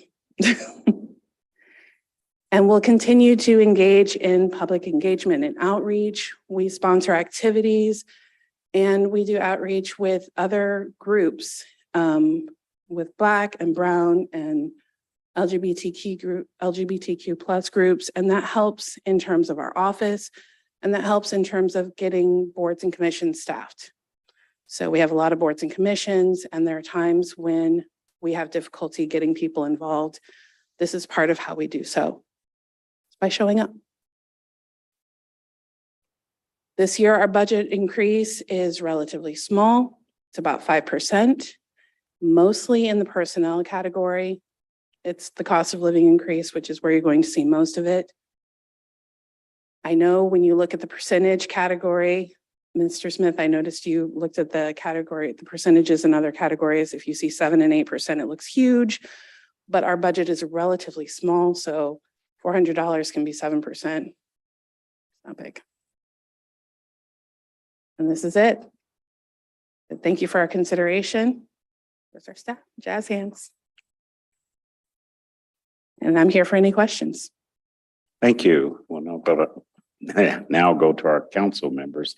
Do we have any questions for Clerk Bowden? Council members Campbell. Yes, thank you for the presentation. Congratulations on the certifications and the continuing education. Bravo. I mean, that's very, very exciting. So thank you for that good work. I was wondering if you could talk more about the role of interns in your office. I think we automatically tend to pay most attention to our full-time positions, but could you comment on some of the projects you have them working on, some of the contributions they make as well? Yes. Wow. So we have had interns in our office, I think since I first started with the city 13 years ago. And they have several ongoing projects that they're working on. And at this point, I would actually defer to Chief Deputy McDowell because she tends to work with them more closely than I do. Hi, Sophia McDowell, Chief Deputy Clerk. We have a lot of ongoing kind of back burner projects that our interns are able to assist with and actually take the lead with. One of the goals, I think it's fair to say, is we want them to get a really good internship experience with us. So we do encourage them to take the lead with telling us what sorts of projects they would like to work on. A couple that I can think of off the top of my head, there are several dozen years worth of cassette tapes worth of meetings, council meetings that we are currently digitizing and will eventually draft minutes for, and we'll see what the next steps are with those. Our intern, Riley Foster, also does assist with parking ticket appeals. And there are a couple other projects that I think we will begin in the fall when she returns, which I believe is next week. It might be the following week. And I'll highlight that these are projects that we really, the full-time staff, do not have the resources to address, but they need to be started and completed, and our interns help with that. Thank you. And I don't want to make any assumptions, but where do our interns come from? Is it IU or Ivy Tech or local high schools or all of the above? All of the above. We have had interns from Ivy Tech, local high schools, and IU, but predominantly IU. Great. Thank you. You're welcome. Thank you. Any further questions from council members? Okay, seeing none, we'll now go to the public. If there's any public comment, Mr. Lucas, do we have anyone online? I'll just remind members of the public, if they'd like to offer public comments on the clerk's department budget, you can indicate your desire to speak by using the raise hand feature in Zoom. You can find that under the reactions tab or the more tab in your control bar. If you're not able to locate that, please send a chat to the host and we can recognize you that way. At Thank you. the moment, I don't see any takers on Zoom. Okay, and do we have anyone here in the chambers that wish to make public comment in person? Seeing none, do we have anyone else yet, Mr. Lucas?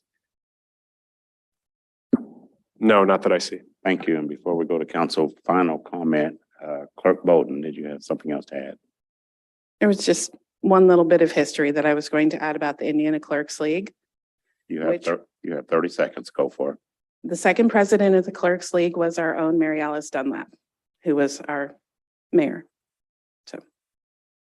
Thank you. Didn't know if y'all knew that. I thought it was Thank fun. you. All right, and we'll now return to council for any final comments before we do a do pass recommendation. Councilmember Rallo. Just to say thank you for your staff and your help for council. It's invaluable to us. And I'll be voting yes on this budget. Thank you. Thank you. Thank you. Any more final comments? Councilmember Volan. Thank you, Mr. Chair. I want to echo Councilmember Rallo's comments and say that we very much appreciate the work of the clerk's office. And that to add to the visual description, the clerk tonight is sharply dressed. Thank you very much. I have no comments on that. Thank you. Do we have any more final comments? Seeing none, I plan to support your presentation, your budget as well. And we've talked a lot, you and I think you know how important I find community engagement, and in particular through our boards and commissions. So at some point, I'd really like to hear, and I know there's hard work and we do outreach and we work hard. I'm just wondering if there's a way that we can have better outreach to get better outcomes. I don't know how it is, but I'm looking forward to that because that is the key, I think, to community involvement. Not everyone can sit up here, fortunately or unfortunately, but almost everyone can participate in boards or commissions or in other efforts to be a part of the city. So thank you very much. And seeing no more comments, I believe we're ready for due pass recommendation. Will the clerk please call the roll? Councilmember Sims, Yes. Scambolery, Yes. Sandberg, Yes. Rallo, Yes. Flaherty, Yes. Smith, Yes. Piedmont Smith, Yes. Rosenbarger, Yes. and Volan. Yes. Thank you. Thank you. Thank you very much. That due pass recommendation was 9-0-0. Thank you very much, Clerk Bolden. We will now move to legal department.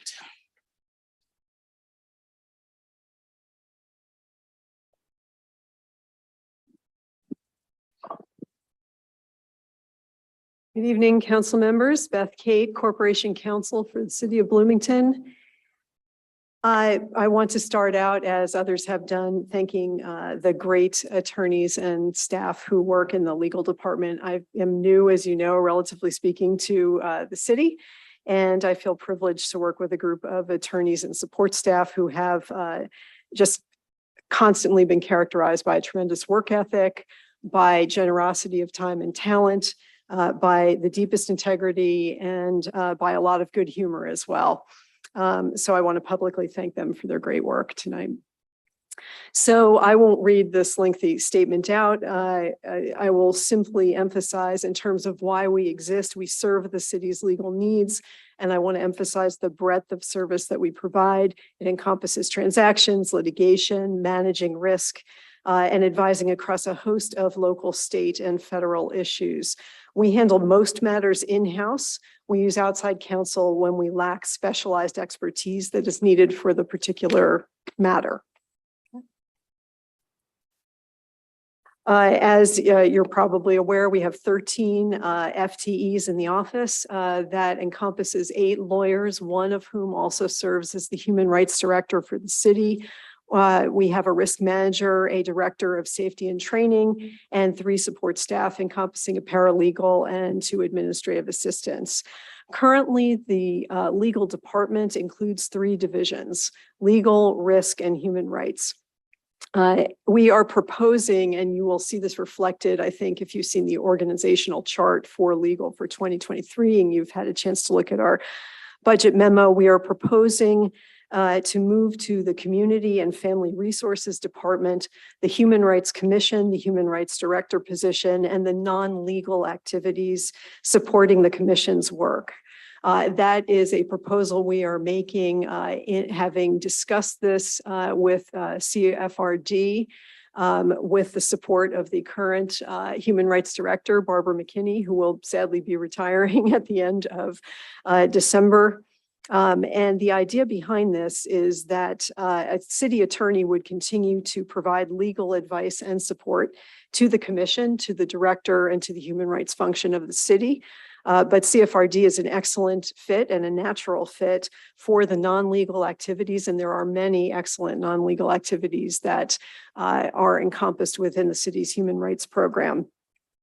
So while Barbara McKinney's particular shoes will always be tough to fill on anything she does, we're 100% confident that these activities will continue to grow and thrive at CFRD. And the changes would allow the legal department to gain significant lawyer and support staff time without having to add new positions.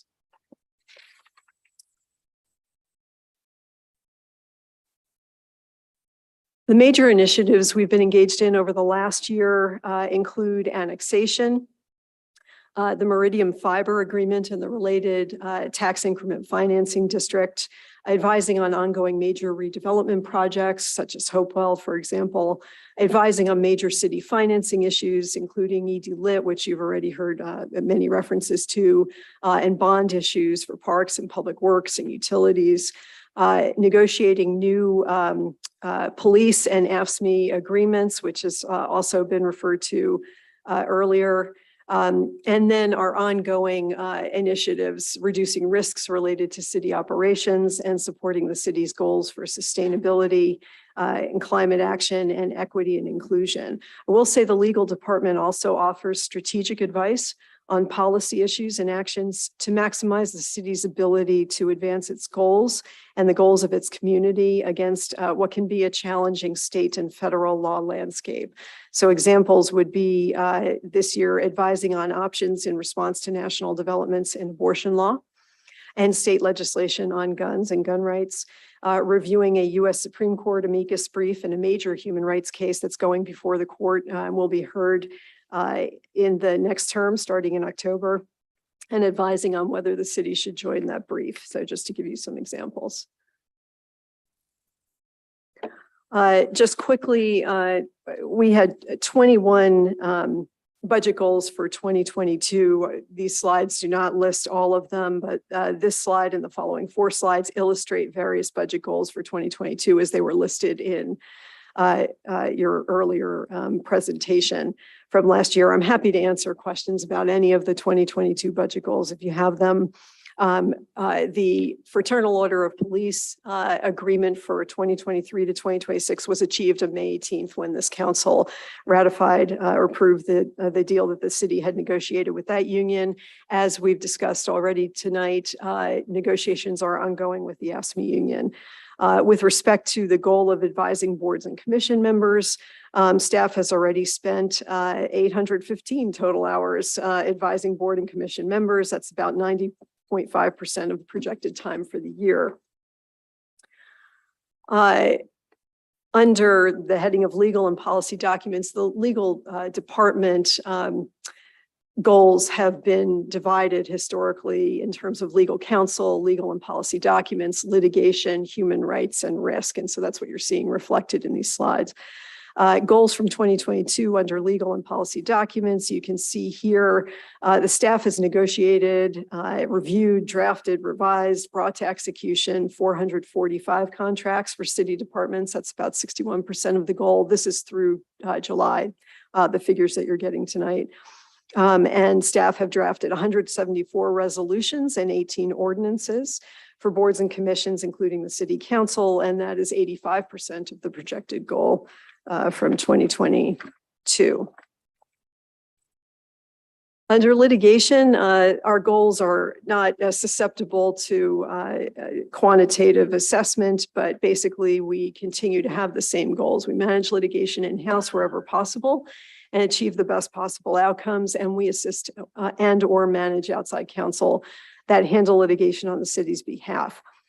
Legal department staff serve as lead counsel in many cases involving the city, ranging from code enforcement to constitutional litigation. And the department's goals continue to be the same with respect to that in-house managed litigation. Similarly, we provide substantial support to outside counsel handling litigation for the city. Among other support activities, we provide strategic direction to outside counsel. We review and edit filings. We gather and review city records and other materials needed to support litigation. We help prepare witnesses, et cetera.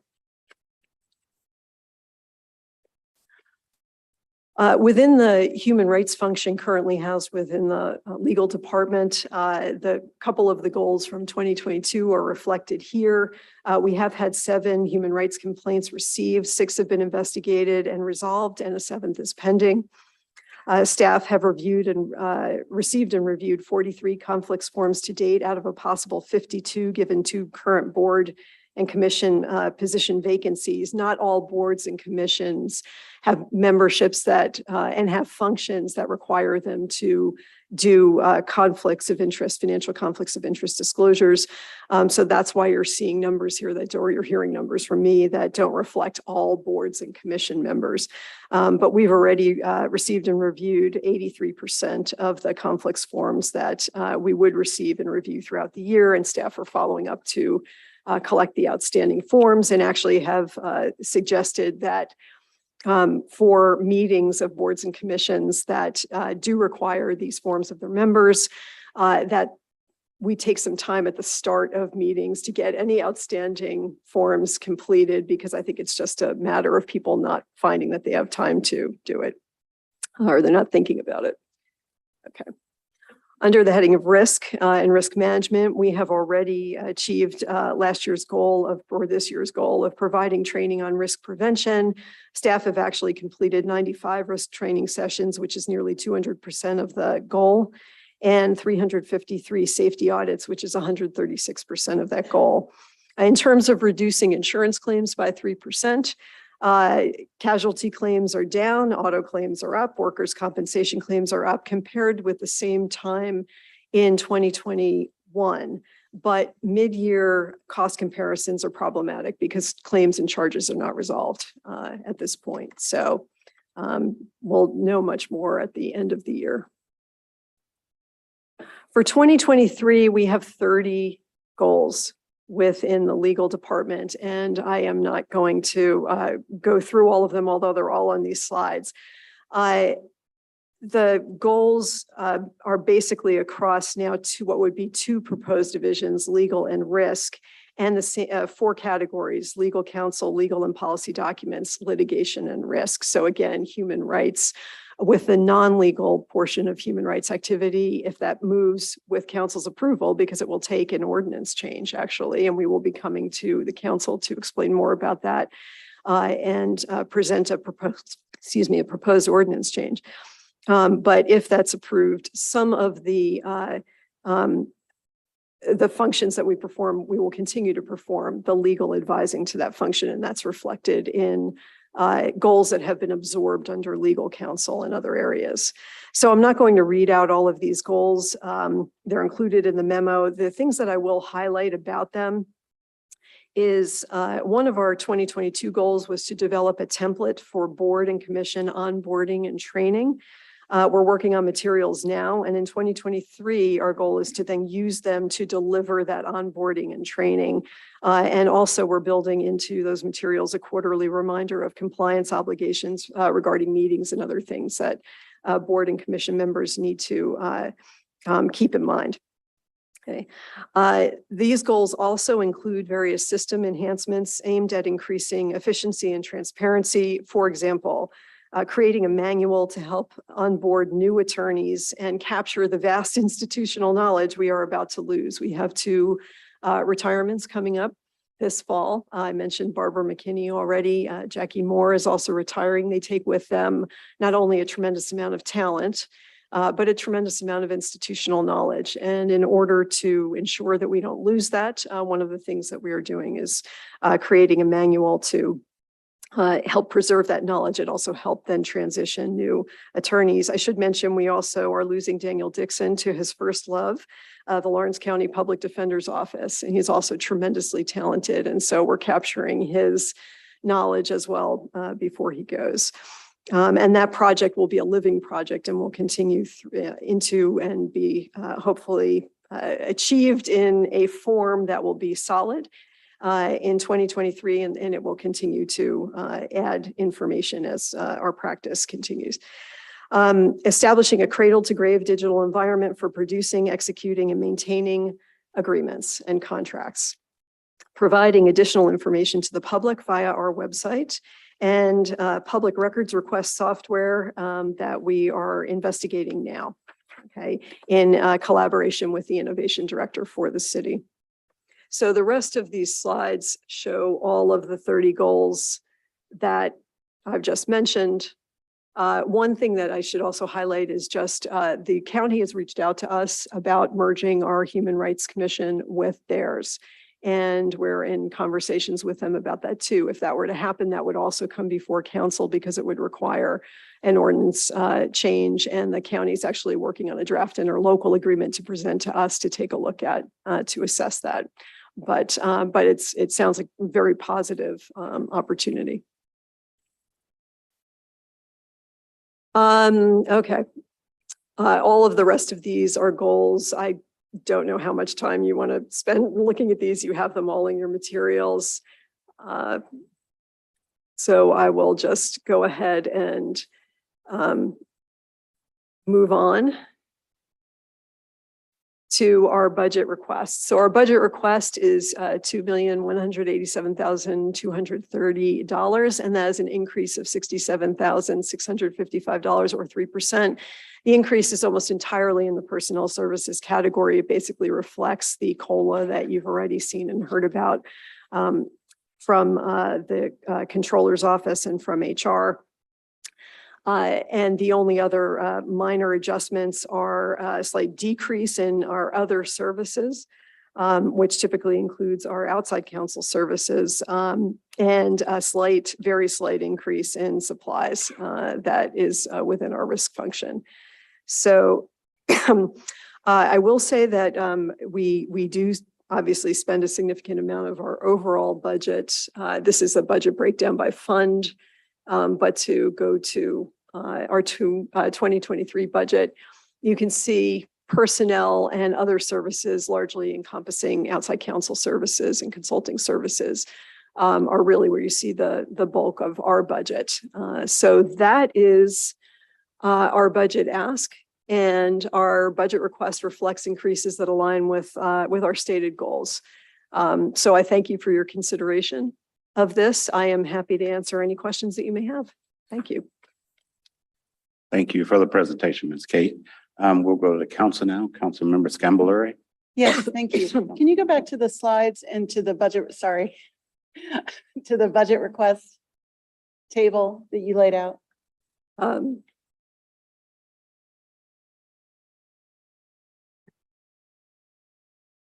almost. So if I understood you correctly, Ms. Kate, thank you for the presentation, by the way. The 752,287 is almost exclusively outside counsel?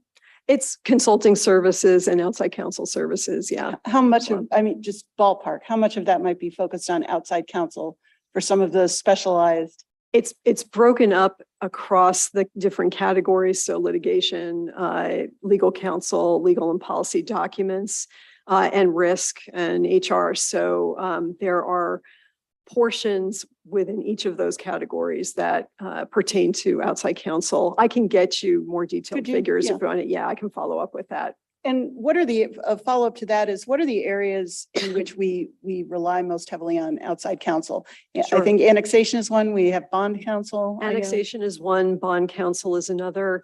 With respect to the Meridian Fiber deal, we had telecommunications counsel that provided a significant amount of assistance in an area that we don't have in-house expertise in. We also, within our budget, we encompass our government relations counsel and consultants and funding. So at the federal level, at the state level, for example, those folks who are working up in the legislatures also come under our budget for other services. So, yeah. That's helpful. Thank you very much. Sure. Councilmember Rallo. Thank you, Ms. Kate, for that very thorough presentation. I had a follow-up on Councilmember Scavalleri's question related to legal and financial consultants specific to annexation. So you could have a breakdown that is specific to annexation. And then I would assume that we are devoting staff hours. Do you tally those staff hours related to annexation? We don't keep formal track of the hours for our own staff for annexation, but they are very significant. I will say they have been, and they continue to be with the litigation we're involved in now. But yes, I'm happy to provide you with a breakdown of outside counsel hours. Okay, I can try to estimate the in-house ones as well, if that's useful. That would be helpful. I'm trying to grapple with the total cost of annexation litigation. Thank you. Sure. Councilmember Piedmont Smith.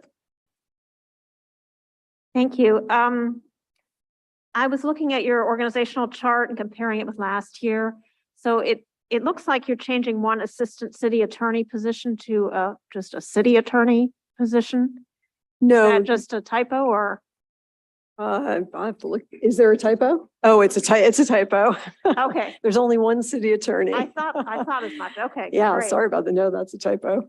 And then the other question I had was about the options to addressing the 2020 census undercount. Can you share anything with us at this time as to what the strategies are to pursue revision of that count, which I believe We're looking not at, right? oh, I'm sorry, I didn't mean to cut you off. Oh, I was just saying, which I believe, and many of us who work in the city and live in the city believe was incorrect. Yeah, let me follow up with you with more detail on that. But we are looking at the different types of ways that the government provides for you to supply information or questions about whether or not the census count was accurate. And there's sort of a range of different things that we've been looking at. So I'm happy to follow up with some more information on that. Okay. Okay, Yeah, and that is among our goals. You may have seen it in. Yeah, I saw for that. 2023. I was curious. Yeah, All right. Thank you. sure. Councilmember Boland. Thank you, Mr. Chair. Couple of questions. One is, can you tell us a little bit more about the idea you have for migrating human resources to CFRD? About how many hours of staff time does that represent? To the legal department now? I'm sorry, I missed the last part of what you just said. To the legal department, currently, about how many hours are being transferred? Let me go back and double check the figures, but it was comprising about, I believe, 35 to 40% of Barbara McKinney's time, one of our city attorneys. So she was serving as the human rights director, and our support staff who was supporting and has been supporting the human rights function as well. It comprises at least that much of her time, and I think possibly more. So let me follow up to get the specifics on that. Well, that gives me a sense of it. It's a lot. Yeah. It's about a half-time position, it sounds like. Yeah. Yes, it is close to that. Yes. Are you suggesting that the human rights director will become part of somebody else's portfolio, or will that be a separate position, like somebody will just do that under CFRD? Well, and I should let Beverly Callender Anderson, who's the director of CFRD, talk more about the details of how they will handle that within that department. I can tell you that we have had conversations with CFRD, and there is currently a member of staff who is very interested in taking on this role. This is an existing member of staff and would take on those responsibilities, possibly transfer some other things that he is doing currently elsewhere. But I really should defer to Beverly Callender Anderson about how she wants to handle that. What I guess I would say from our standpoint is that the types of activities that we were looking at and identifying as things that could be done by non-lawyers and done very well by non-lawyers, didn't require legal expertise necessarily to do. That's what we were looking at in order to say, is there a better home for this? And can we thereby gain some additional lawyer capacity and support staff capacity for the core legal functions of the office without having to hire positions? And so the legal department will still provide legal support to CFRD in that, for that function? Absolutely. Okay. In fact, I've got within another our- question. Oh. My time is up. I've got another question about the census. I'll come back if there's time. Thank you. Okay. Mhm. Do we have any other questions from council? Okay, seeing none, we'll now go to public comment. For anyone that's online, we'll remind you to use, if you have public comment. Chairman Sims, I think Councilmember Volin had another question. I can wait till after public comment. Yes. Okay. Well, I can wait till after public comment. Yeah, for a For a comment. question. 3 minutes. If there's anyone on Zoom who wishes to make a public comment, you please use the raise hand function. Or you can reach us on mobile phone by using *9, or you can send a note to the meeting host if neither of those opportunities work for you.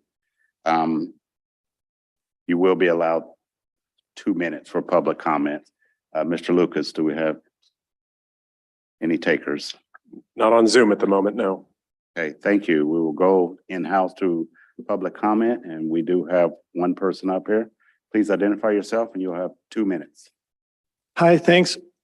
Sorry. My name is Greg Alexander. In 2019, you all passed a new transportation plan, which I'll summarize as basically saying that bicyclists and pedestrians are traffic as important as cars. A huge change, and I thank you all. And just after that, you split engineering into its own department, which now has to establish new interdepartmental relationships in the light of these new priorities, a monumental task. And as a result of these actions you've taken, I've been trying to get engineering to recognize that B-line users are traffic, and that when state law assigns responsibility for all traffic signs in the city to engineering, that includes the B-line. And I've met a rather surprising wall, which I think, I guess I can't really be 100% sure, is based on advice from city legal to department heads. I've been told directly that Parks and Rec is exempt from state law. That's obviously false. And it's not helpful to the enormous challenge faced by the Director of Engineering in establishing a new city department. And I fear it's symptomatic of a troubling trend I've seen from our legal department. I remember when legal informed the Plan Commission that they could hear the petition for the 4th Street garage design, even though it included property the city didn't own. And at that time, the Plan Commission had been meeting behind closed doors with the administration, also under advice of city legal. More recently, legal told the Historic Preservation Commission that they could unilaterally amend a petition. They can't. And they've been telling this body that it's reasonable to apply arbitrary quid pro quo to an alley vacation. All of that advice was blatantly false. And at least once they have already been corrected in court. It's not just me saying this. Lawyers have a deep and nuanced ethical sense. Their ethical duty to their client often forces them to take actions that seem unethical to others. I'm worried that often when they are advising our officials, they are essentially representing the mayor's office against the rest of the city. I think it would be helpful if they were clear they are providing advice, whether they are working for or against the parties they're advising. When they're speaking to council, it's essential to know if they're representing the administration against the council. Thank you for your time. Thank you very much. Do we have anyone else for public comment? Okay, seeing none, we'll return to council for final comment. Councilmember Volin, you have about 3 minutes, please. Oh, I had a question. I'll check with Mr. Lucas, but I think within the 3 minutes that you have in comment, I think your question is proper. Thank you. Ms. Kate, you mentioned the census, and I wanted to know, you may have seen in June that I presented data from the 2010 and 2020 censuses explicitly demonstrating the undercount in the IU dorms, that there were at least 3,500 undercounted students between censuses. And I wonder if you have been in contact with the appropriate departments at IU, residential programs and services in particular, to work with them. We have a shared interest in this case of getting the census count changed. Have you reached out to them? Is there any conversation directly involving IU producing data that would show, it's a state agency that houses people. Do you have any thoughts about that? I do. First, I agree that there is a shared interest, and I agree that we should be sharing data and working together. I have not personally had conversations, but I believe that Mary Catherine Carmichael has spoken with them, and I believe that this issue is going to be coming up in our next town gown discussion as well. So I'm looking forward to hearing more about that, although I would urge you not to underestimate the university's interest in, shall we call it, hoarding data. So it'd be nice if they would report out. Thank you for that. Just to conclude my comments on the budget, I find it to be a not particularly controversial one. Although I'm intrigued by Mr. Alexander's thoughts. I also pleased to hear of the arrangement that CFRD and legal are making. It sounds like it might be the right organizational plan, although I don't know enough right now to comment more intelligently on it. But I also want to take this opportunity, if I don't get one later in the year, to thank Barbara McKinney for her many years of service to the city. She's been a very devoted employee of the city and has served many, many people well in her tenure. Thank you. Thank you. Councilmember Sandberg. Thank you. Well, I too would like to offer my congratulations to Barbara McKinney for her upcoming retirement at the end of the year. I'm pretty sure she is pretty responsible for maintaining that top 1% rating in the annual Municipal Equality Index. So she has worked very hard and very long on behalf of the city and will be missed, as will Jackie Moore. We do have a lot of institutional knowledge walking out the door, and that is worth noting. I would like a little more information on the breakdown of outside counsel before I make up my mind on this budget. So I will be passing, but again, for the most part, it looks like many of the changes seem to be reasonable as well. So thank you. Thank you. Councilmember Piedmont Smith. Yeah, I'm going to be passing on the budget for the legal department tonight, specifically because I feel that we as a city, and I know this is more than one department, but legal is certainly affected. We as a city have done a terrible job in enforcing our scooter rules for parking and utilizing scooters on public property. And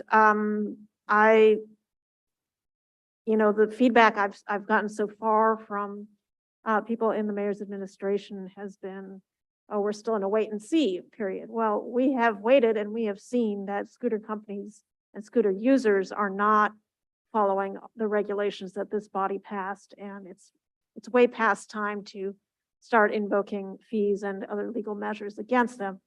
So for that reason, I'm going to pass on this particular budget, and I'll ask more questions when we get to ESD and other departments. Thank you. Thank you. Councilmember Rollo. Well, I'll be passing this evening for the reasons that have just been described by my colleagues. One is pending further information regarding outside financial consultants and staff hours devoted to annexation, but also I'm concerned about the scooter problem as well. As a matter of fact, I think we ought to maybe consider whether we're going to renew contracts with them if enforcement isn't forthcoming. So hoping to get more information about whether that policy will change. Thank you. Thank you. Councilmember Flaherty. Thank you. Didn't intend to comment, but the scooter comments led me to want to share an anecdote, which is that recently I was commuting to a presentation at a different building that I normally go to for work, and I didn't want to be all sweaty, so I took a scooter. I had a very difficult time parking my scooter on campus because they use geofencing to limit where you can park. I literally could not end my ride until I identified the nearest parking spot. The only reason this was frustrating to me is because not all the bike racks were included in their geofencing. So I actually had to go to 3 or 4 bike racks that were empty. These were not within the area prescribed. So I had to go a couple blocks away and then walk back, which was unexpected. But it illustrates how easy it could be for us to regulate this in addition to, using the fines and escalating options with that via Bloomington Municipal Code. So just wanted to share that. Thank you. Thank you. Any other final comments from council members? Seeing none, I think, are we ready for due process recommendation? Will the clerk please call the roll? Councilmember Scambolery, Yes. Sandberg, Pass. Rallo, Pass. Flaherty, Yes. Smith, Pass. Piedmont Smith, Pass. Rosenbarger, Yes. Bolin, Yes. and Sims. Yes. Thank you. Thank you. And that vote is 504. 504. Thank you, Ms. Kate. We'll now move to information and technology services.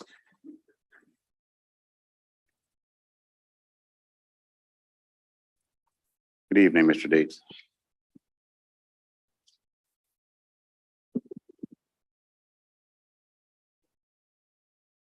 Good evening, council members. Are you ready?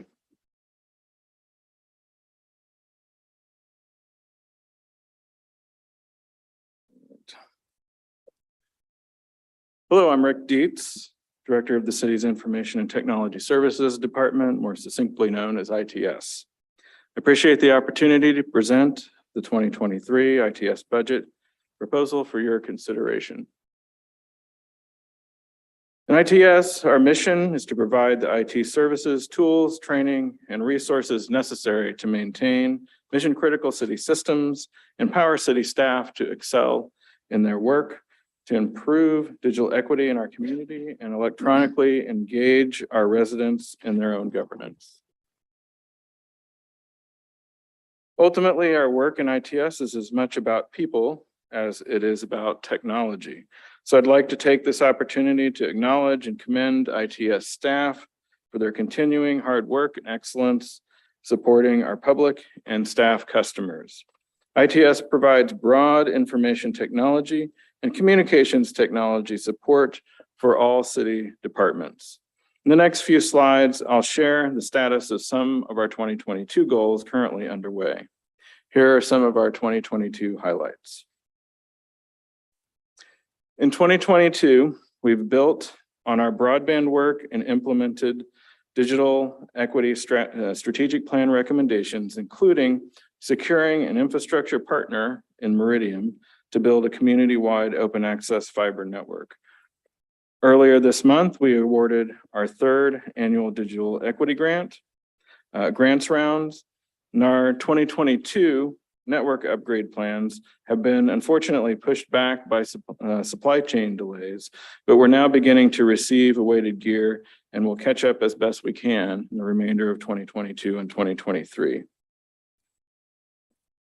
This year, we've been replacing aging hardware across our organization, and we've been working to reduce our susceptibility to social engineering cyber attacks through training and education of city staff, all the while maintaining high standards for the availability and reliability of our critical IT infrastructure and core digital services. There's a lot more that we've been up to in 2022, but those are some highlights. Next, I'd like to share some big themes from our 2023 budget. One of them is to protect and preserve the basic functions of city government. It's no secret that if IT systems don't work, then the city doesn't work. Network, phones, virtual servers, file storage, backup, et cetera, require attention and resources to keep running and up to date. Planning is a big part of what we do, whether it's the ITS organizational review, strategic plan, capital plan, or digital equity strategic plan. We've developed solid plans and are making progress every year. In 2023, we'll be returning to more normal spending patterns. The significant one-time capital expenses from 2022 are not present in the 2023 budget, which means will result in a significant decrease in overall ITS spending. We have important new funds available in 2023. The Economic Development Lit provides ITS $465,000 annually for IT infrastructure, cybersecurity, and CAT support. This is particularly important given the declining telecommunications non-reverting fund. And the Digital Equity Fund will receive $85,000 annually from the Meridian Partnership. This will support a new digital equity specialist and navigator position and other digital equity expenses. And it will help us achieve even more of our digital equity strategic plan goals. Equity and inclusion is all the more critical with the continuing impacts of the pandemic. We need to extend the promise of technology to all of our residents. And we're doing that work through grants, through the proposed City Digital Equity Specialist and Navigator position, and the joint City Meridian Digital Equity Initiative. That initiative, as you know from our presentations earlier this year, will provide income eligible households with 250 megabits per second up and down service with zero sign up fees at essentially a $0 monthly rate factoring in federal subsidies. It's a compelling program and it will begin in earnest in 2023. Cybersecurity has always been critical, but we are stepping up in 2023 with network upgrades, new threat monitoring, mitigation systems, and enhanced staff training. In partnership with the Department of Homeland Security's Cybersecurity and Infrastructure Security Agency, also referred to as CISA, we're continually monitoring and working to improve our security posture. We're constantly working to improve efficiency and sustainability as well through process improvement, paper reduction, and document management and scanning. These are our overall thematic areas in 2023. Now let's explore our 2023 goals. In 2023, we will support and monitor the Meridian Fiber Project for the city to ensure the success of that project. We'll implement at least 2 digital equity strategic plan recommendations to improve broadband access to vulnerable populations. We'll be establishing a digital equity fund, which will take in as revenue $85,000 in annual funding from the Meridian Partnership to connect low-income households to Meridian's open access fiber network and to support other digital equity programs.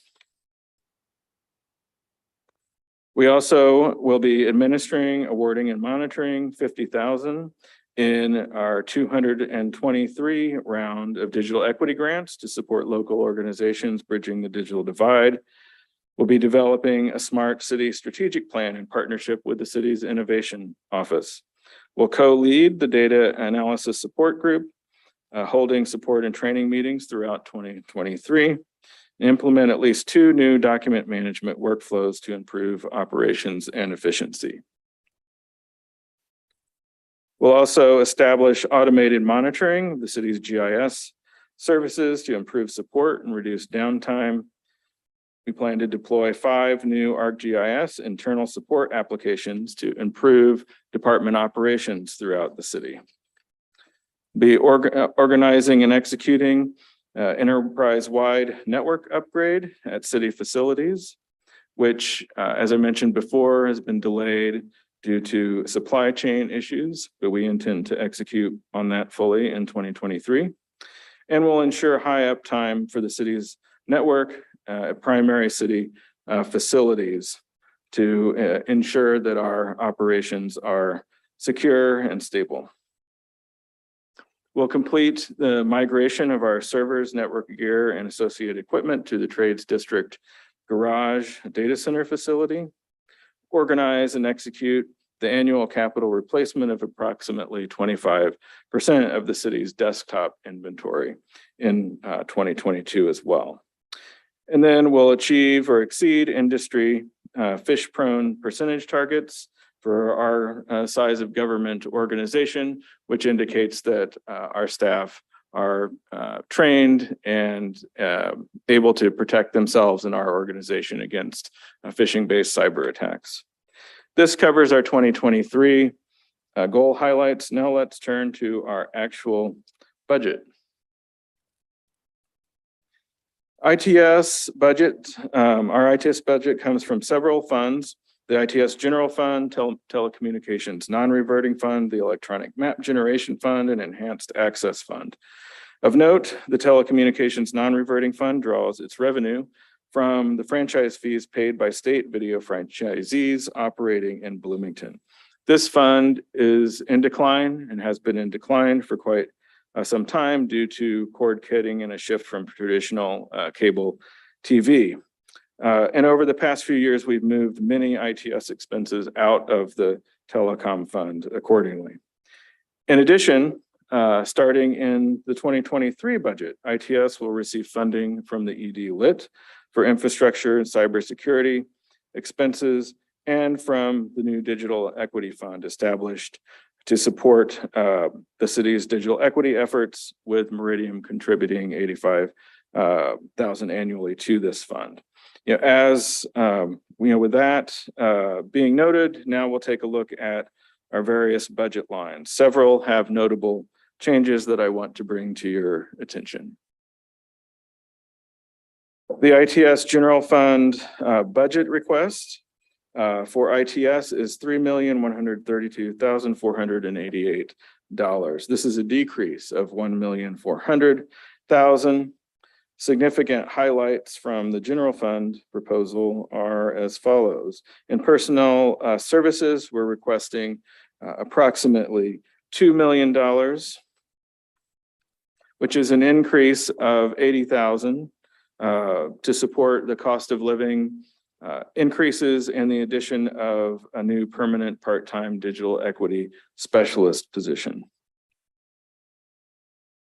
In category 3, there's a number of items there. In our management fees, consultants, and workshops line, we have a decrease of $173,000, which represents a removal of the 2022 expenses, and the same in the telephone line, with a decrease in $149,000 in expenses that we budgeted for last year.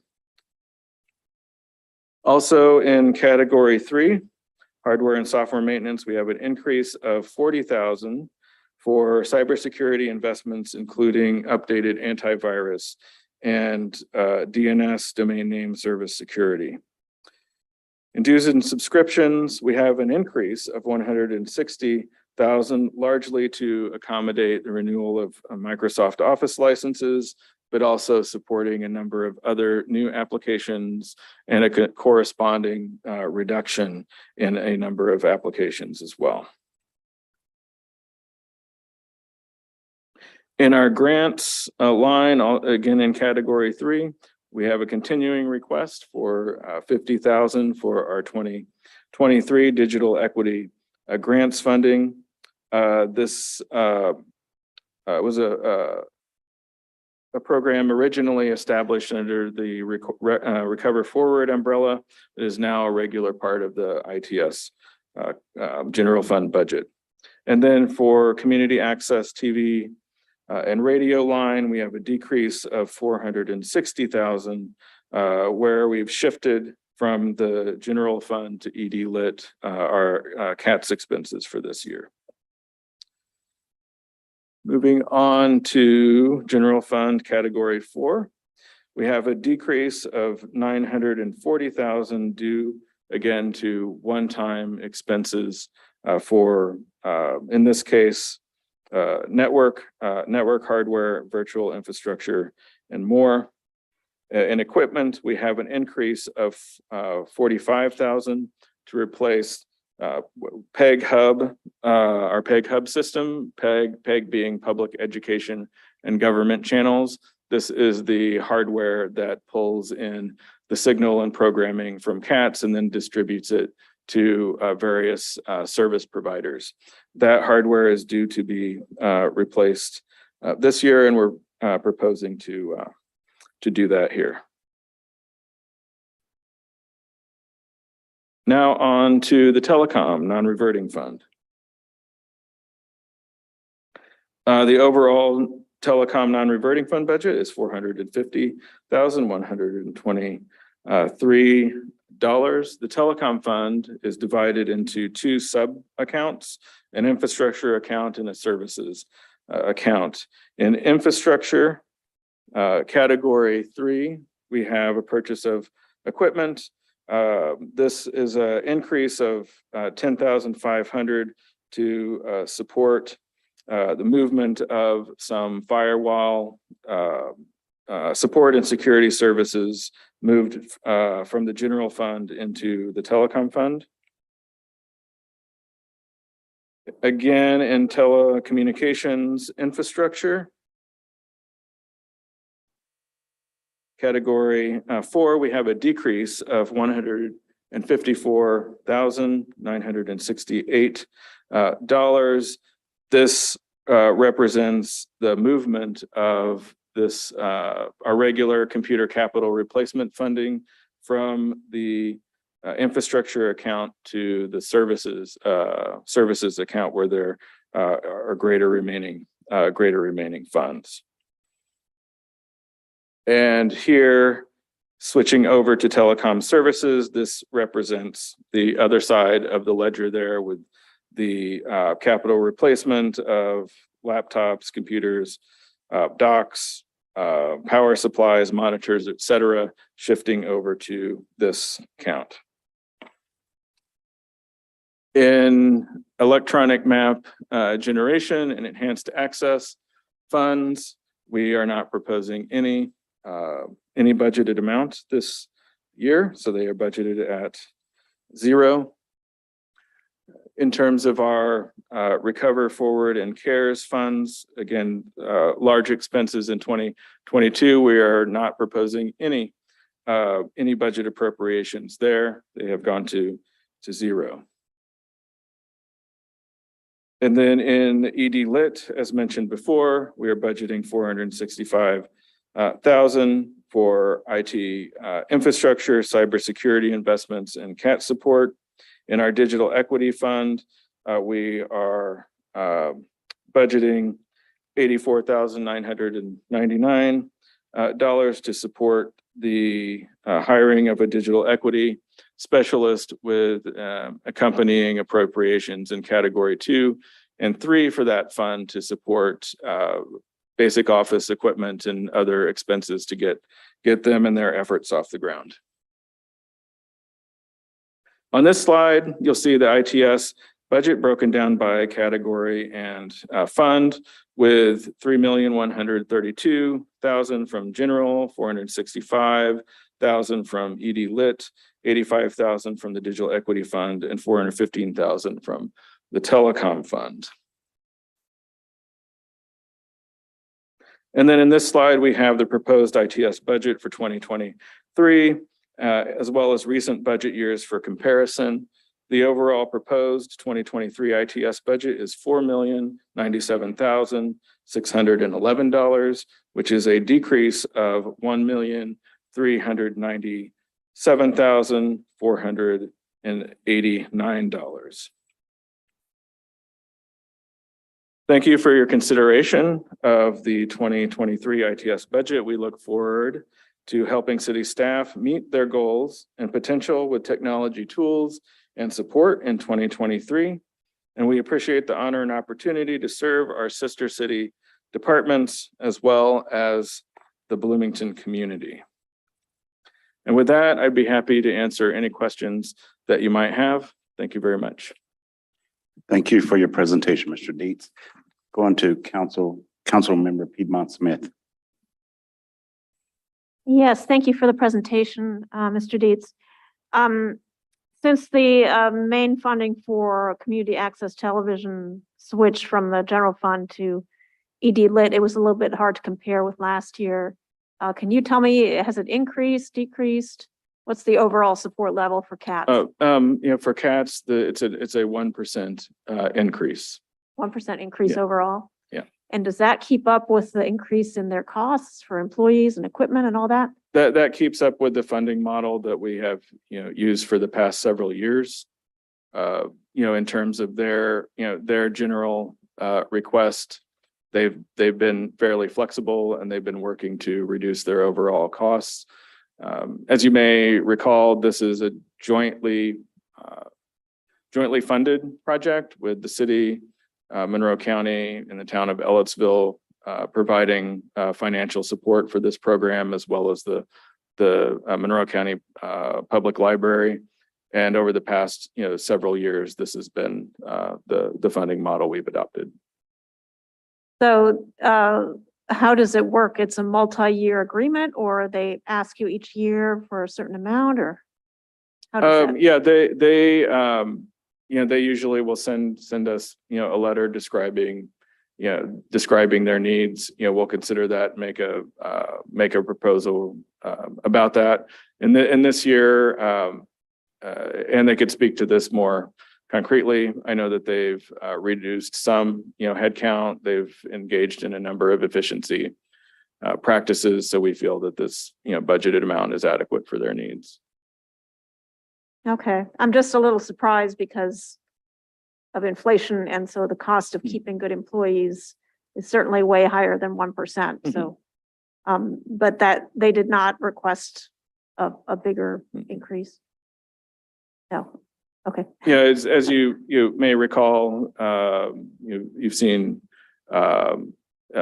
Michael White here, as well as Martin O'Neill. When Mr. White retired, they did not, or they filled that position with Mr. O'Neill, and they did not hire a replacement. So I think they felt that they were able to reduce their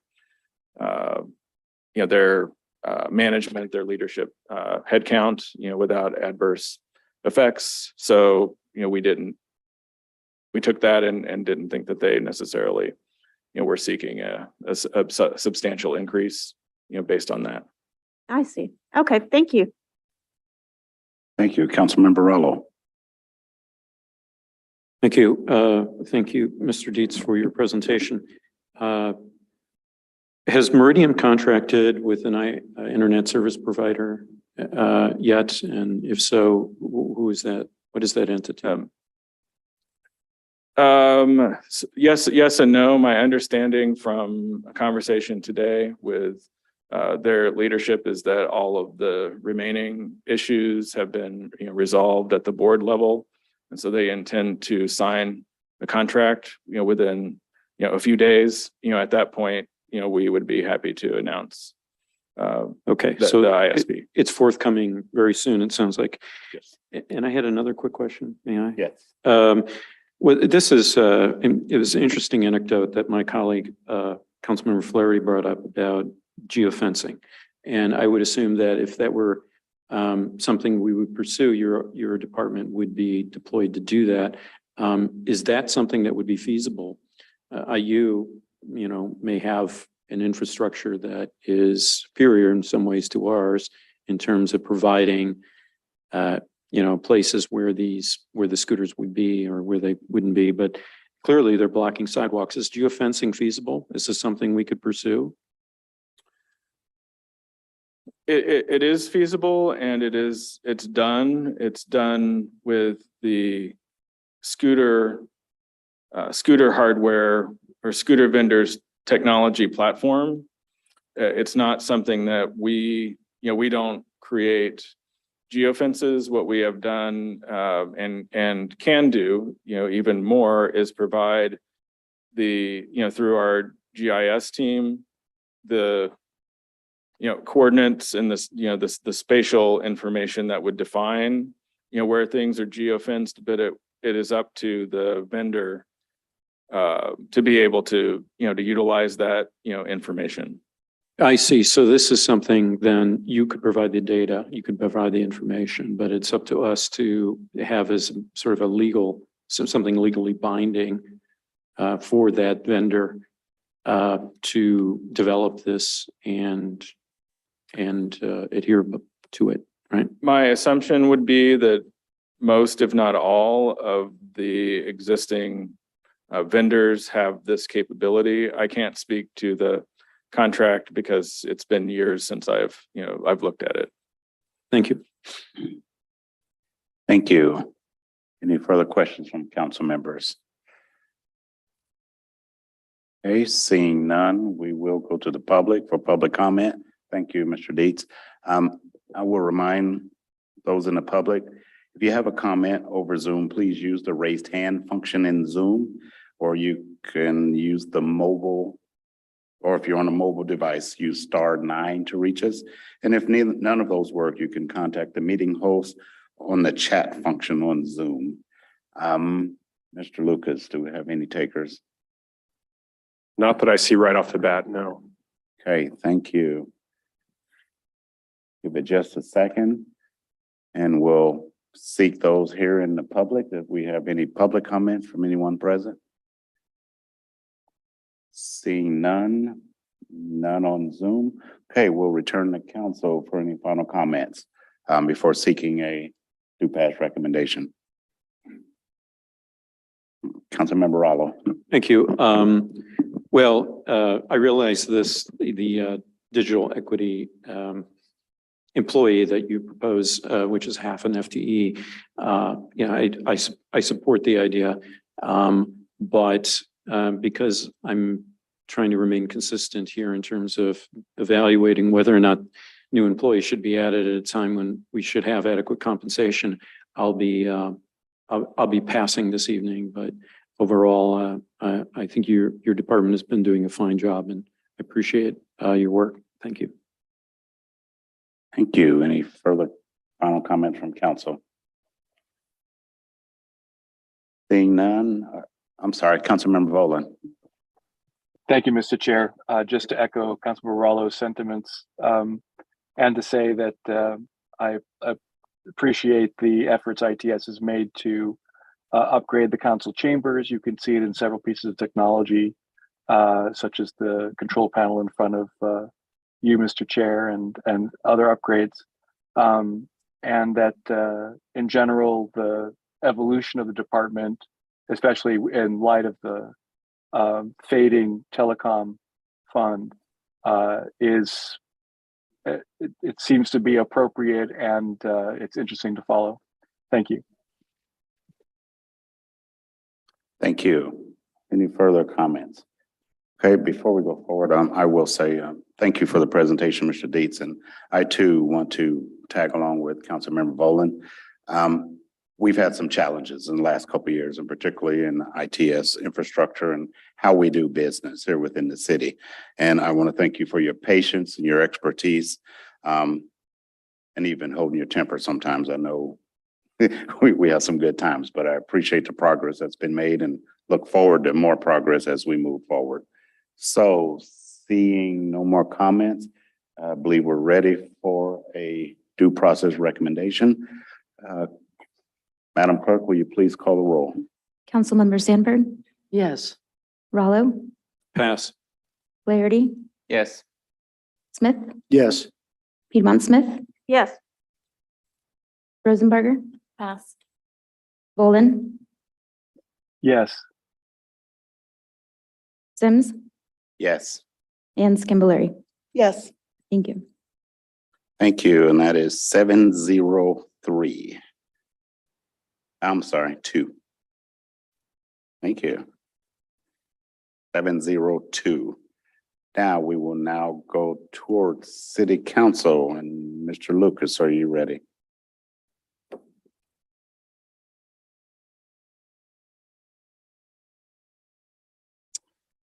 Yes, thank you, council members.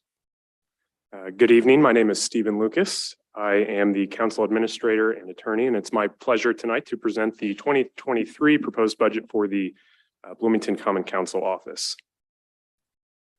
The Bloomington Common Council is the legislative body for the city of Bloomington. The council exercises its legislative powers through action in public meetings such as the one tonight to adopt ordinances, resolutions, orders, and motions for the government of the city and the control of the city's property and finances. The council strives to perform these functions in an open, effective, and deliberative manner. The council is made up of 9 elected members from Bloomington, that is you all. 3 at-large members represent the city as a whole, while 6 members represent specific geographic districts within the city. The council staff includes 3 regular staff members, as well as an O'Neill Service Corps Fellow, and this year we're happy to be hosting an undergrad, a Cox Civic Scholar for the first time. In addition to meeting as a full council, as you are tonight, the council utilizes several different standing committees to divide up its work. Currently, the council utilizes a Climate Action and Resilience Committee, a Sidewalk Committee, a Jack Hopkins Social Services Committee, and I'll mention that the council also sends representatives from this body to serve on dozens of other governing bodies throughout both city and county governments. I've listed a few here on the slide as an example. So I'll be running through some 2022 budget goal updates and some highlights over the past year. One of the primary activities of the council is to consider and adopt legislation. The council has acted on several significant items of legislation recently. Corporation Counsel Beth Kate mentioned a few that I'll also note here. The council recently considered and adopted annexation proposals that, once they take effect, would expand the city's boundaries for the first time in over a decade. The council also considered and supported an increase to the local income tax to support economic and sustainable development for Bloomington. Revenues generated by this tax are meant to support public safety, climate change preparedness, and mitigation, as well as equity and quality of life improvements, while also supporting essential city services.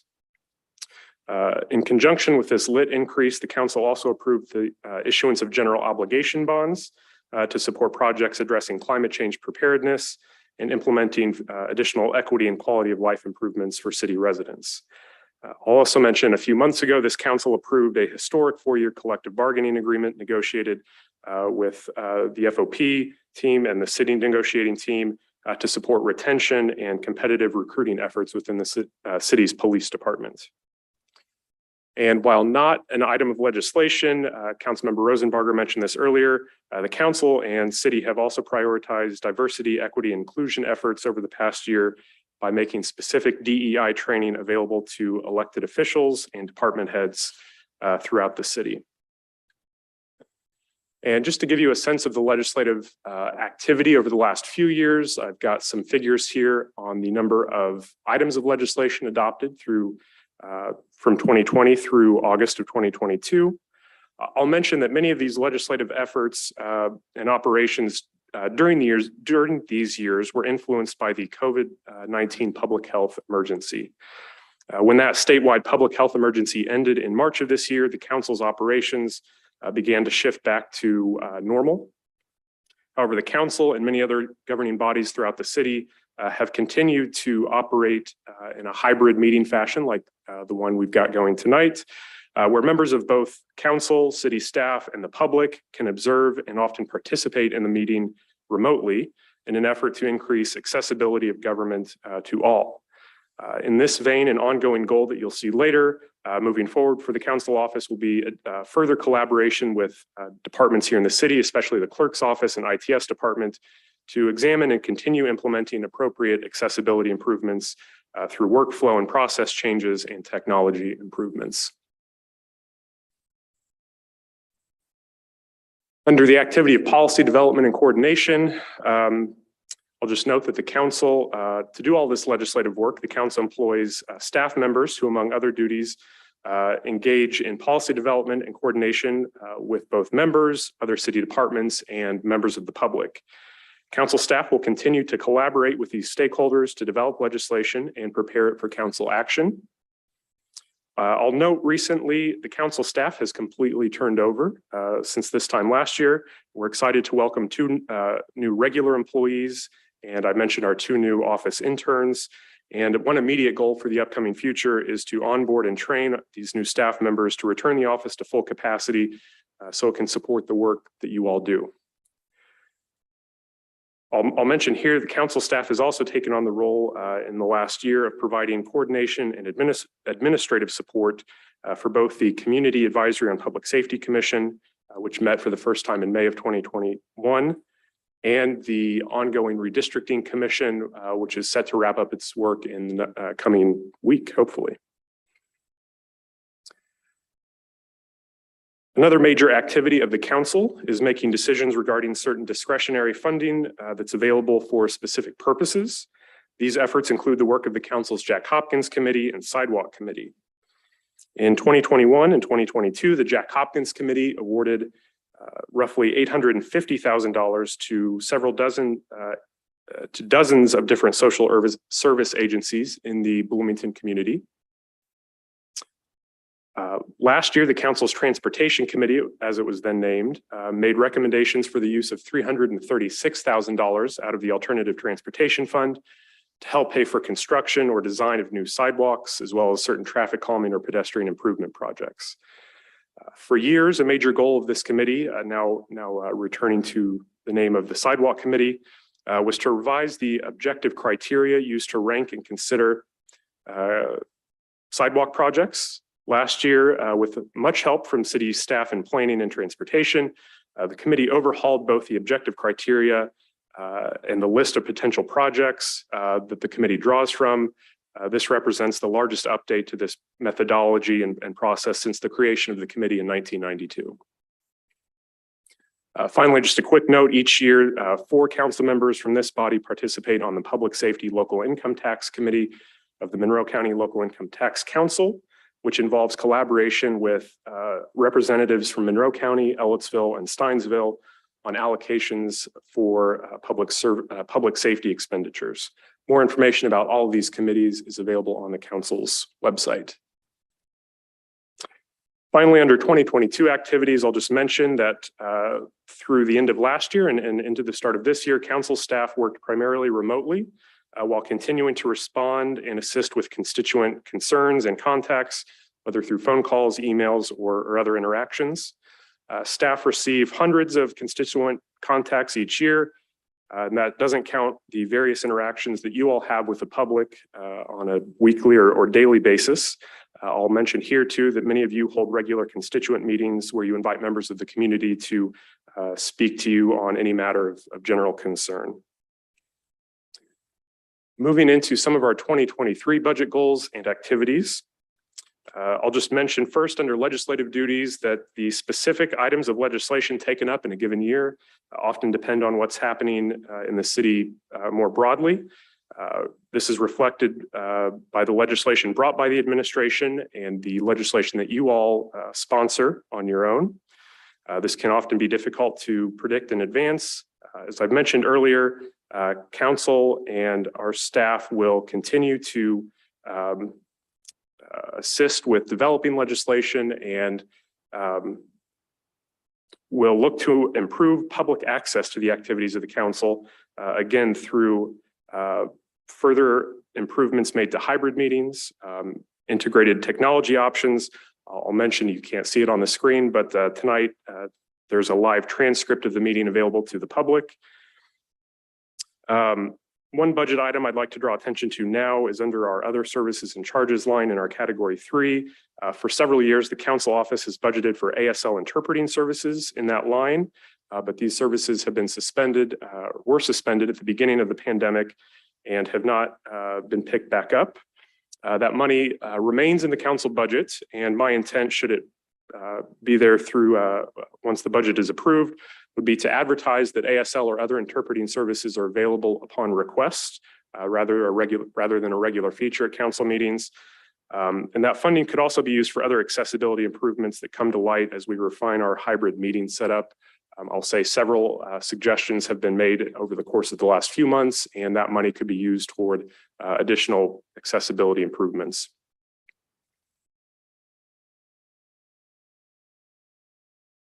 Under the goal of, under the activity of policy development and coordination, staff will continue to work with council members, the administration, the public, and various committees to develop policy and best practices. I mentioned that an immediate goal under this activity is to train new staff members to increase council office capacity for assisting council members with your legislative initiatives. Under discretionary funding in 2023, an ongoing goal is to continue to make improvements to this to committee application and review processes.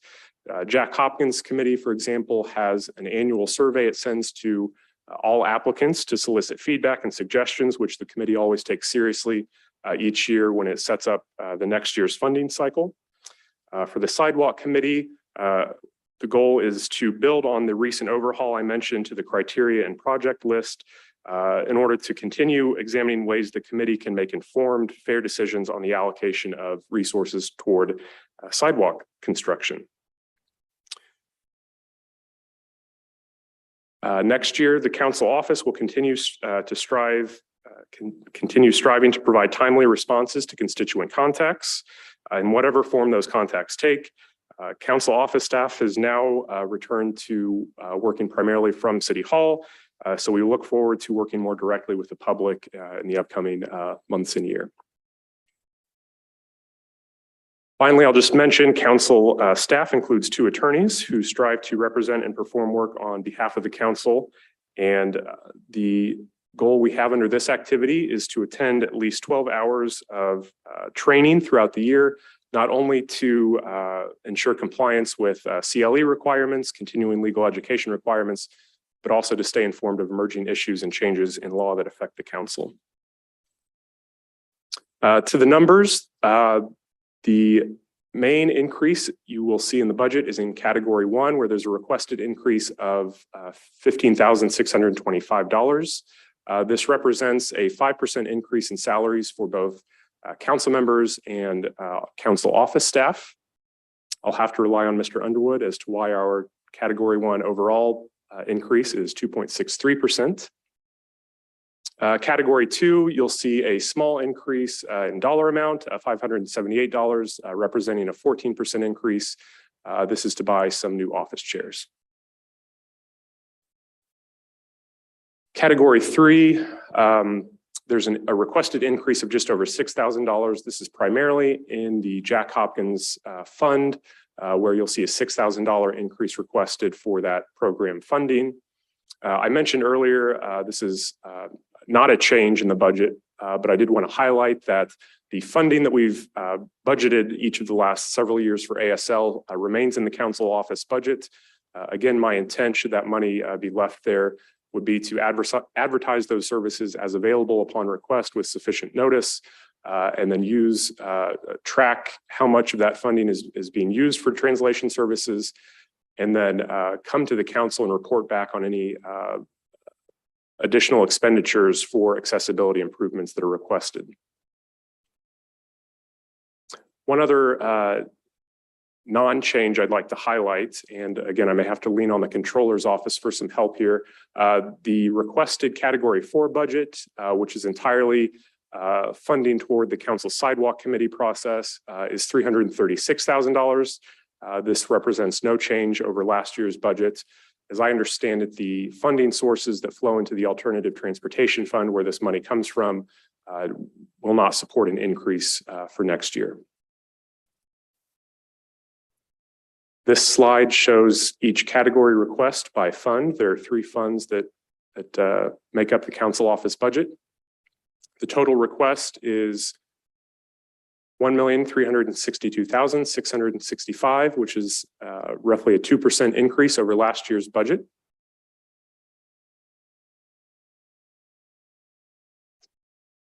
And that is the presentation. I'm happy to answer questions. Thank you. Thank you, Mr. Lucas. I never get tired of hearing about you and what we do. We'll now go to our council members for comments. Councilmember Sandberg. Thank you. I'm sorry, questions. I apologize. Yes, can I assume that the grant line and other services and charges for $55,000, does that still represent the support for the Buskirk Chumley Theater? That does, yes. There's no change to that line. Yes, $55,000 is the amount budgeted for the Buskirk Chumley grant. Thank you. Okay, thank you. I'm sorry. Councilmember Rallo. Thank you, Chair Sims. Maybe this question is better directed to City Controller Underwood. Hello, Mr. Underwood. My question is about the, we have a very meager sidewalk fund, and the fact that it's not increasing, even though the cost of materials and labor and so forth is surely increasing, meaning we're going to have fewer yards or meters of sidewalk in the next year. Could you maybe describe a little bit more about the alternative transportation fund, why it's inadequate that we get an increase? Yeah, that fund primarily gets from parking services in that area. We've seen a decrease. Having trouble hearing you, sorry. All right, I'll get a little closer and speak a little louder.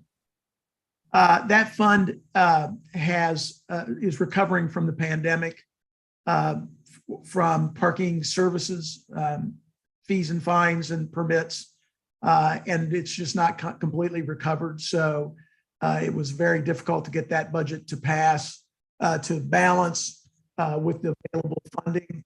And we want to go ahead and make sure that the personnel requests, the funding for the increases in that department were funded.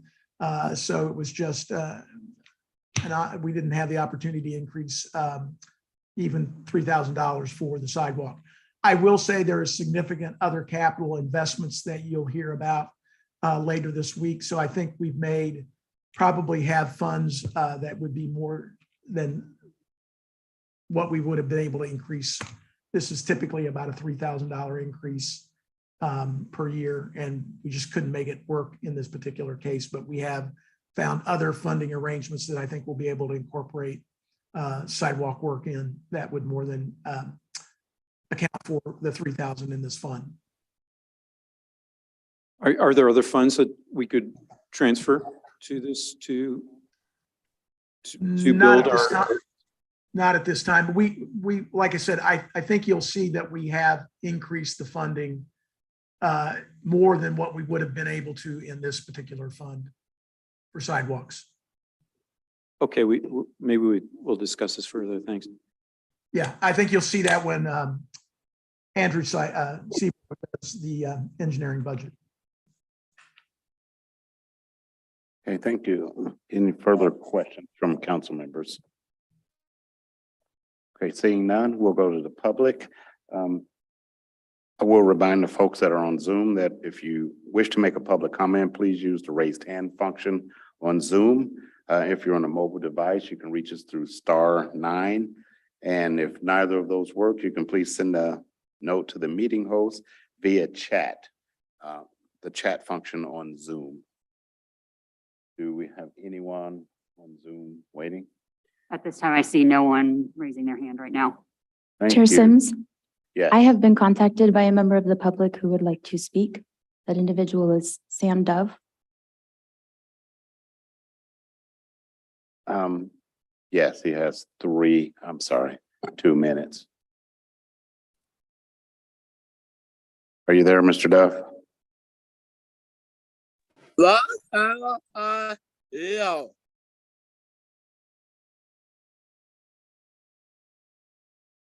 If I'm not mistaken, I think Mr. Duff normally sends us notes in chat. Are you there, Sam? I'm sorry, Mr. Duff. Yeah.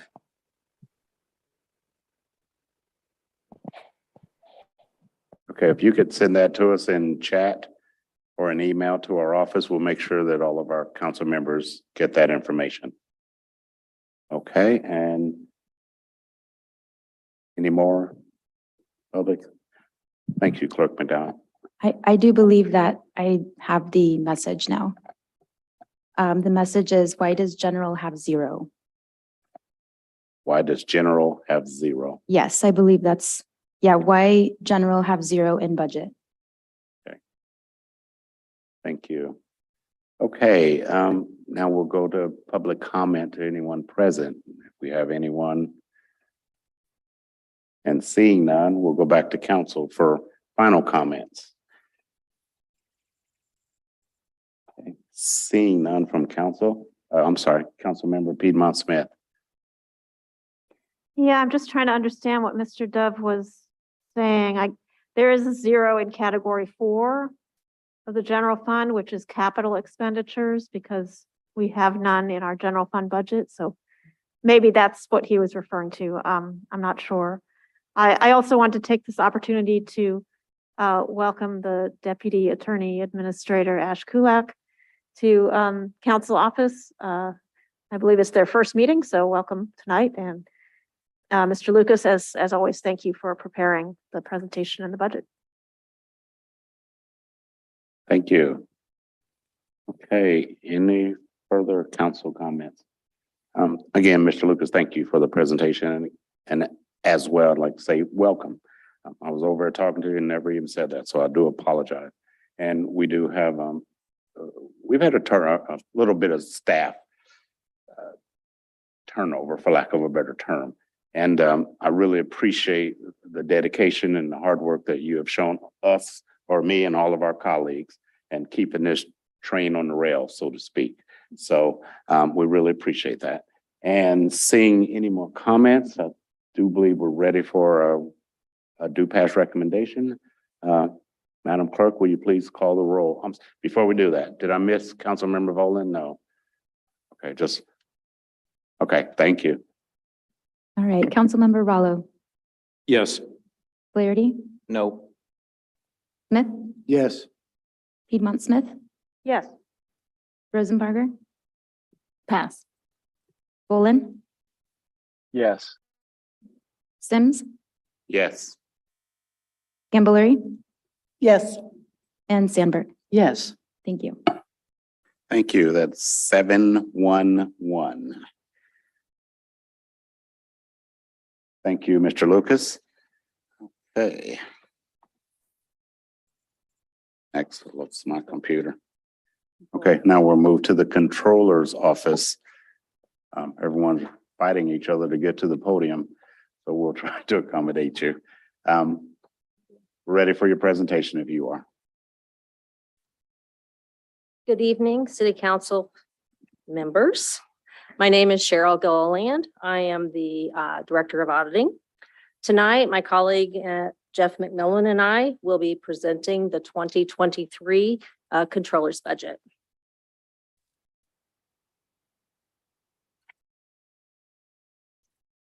The state legislature established the position of controller and laid out the related duties.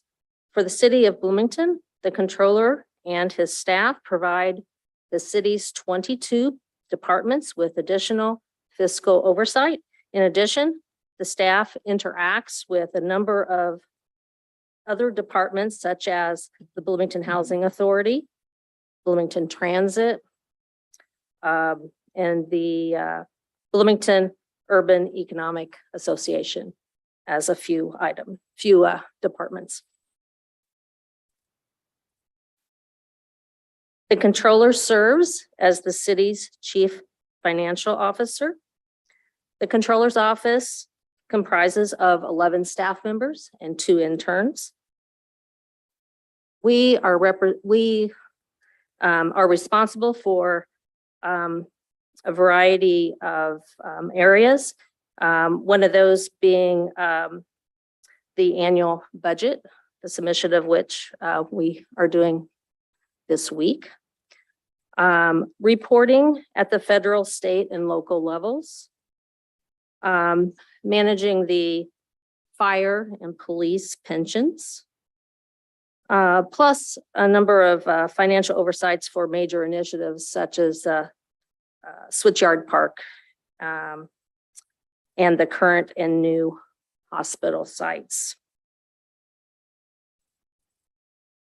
I'm Jeff McMillan, Deputy Controller. The 2022 core departmental functions that we have, there were goals, is we increased the EFT, electronic funds transfer participation from 73 to 75%. So we're writing less checks. We ensure that all city deposits are made within one or the next business day. And we maximize the rate of return of the city's funds. Okay, budgeting. We issue announcements 10 days before the public hearing, and we make sure that the DLGF is informed 5 days after council approval.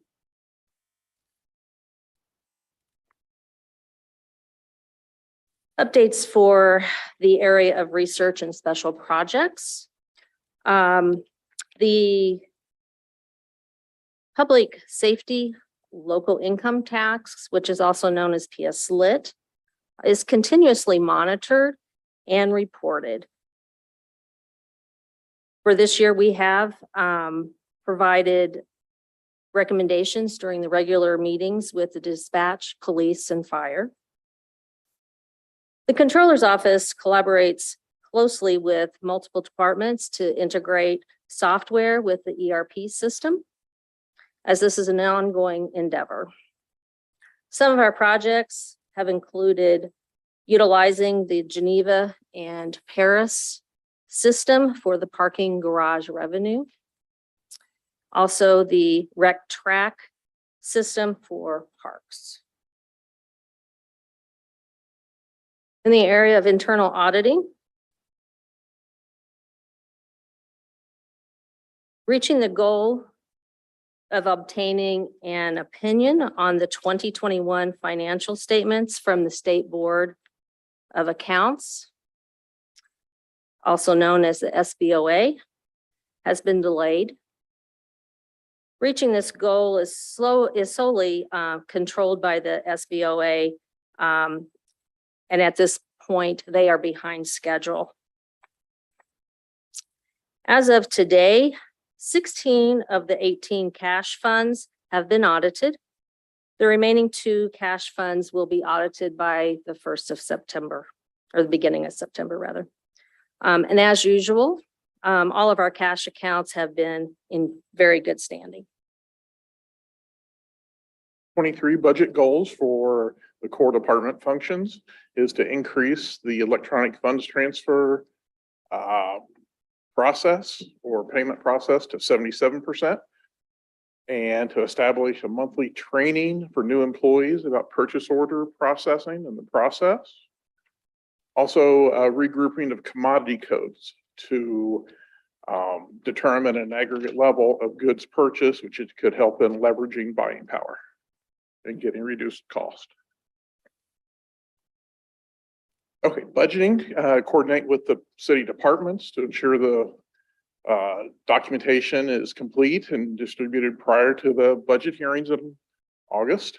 Also issue the budget packet to council on the Friday before the hearings. For the areas of research and special projects, the Controller's Office will continue to participate in the planning and usage of the remaining CARES and ARPA funds. We also have a goal to migrate our travel voucher form from being stored as a paper copy to being stored as an electronic version.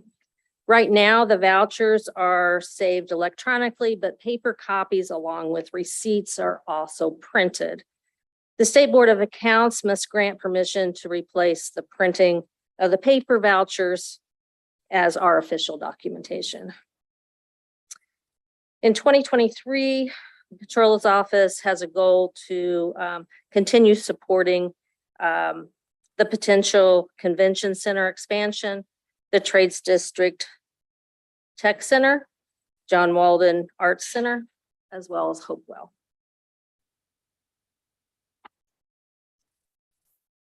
For the area of internal auditing, in 2023, by Q2, it is our goal to obtain the 2022 financial statements from the State Board of Accounts without any major findings.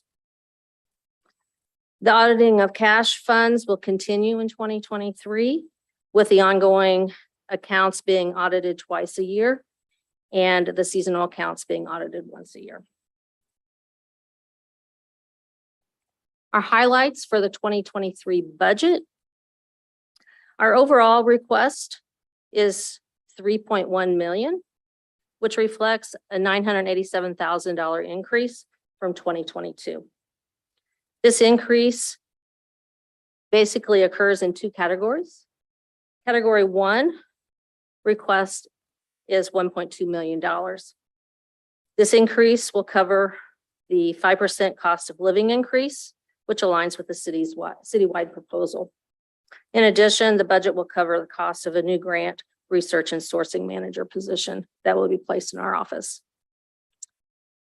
The category 3 request is $1.9 million. This is an increase of $844,000, which will cover new and existing research initiatives that are identified within EdLit and will be covered with those funds. As you can see from our summary, the light blue column is our $3.1 million spread out across the 4 different categories, with categories 2 and 4 with no change from 2022. Our funding comes from 5 areas. As you can see, general fund, ARPA, CARES, EdLit, and the non-reverting improvement fund. Actually, I'm going to go back here to this slide for 1 second. The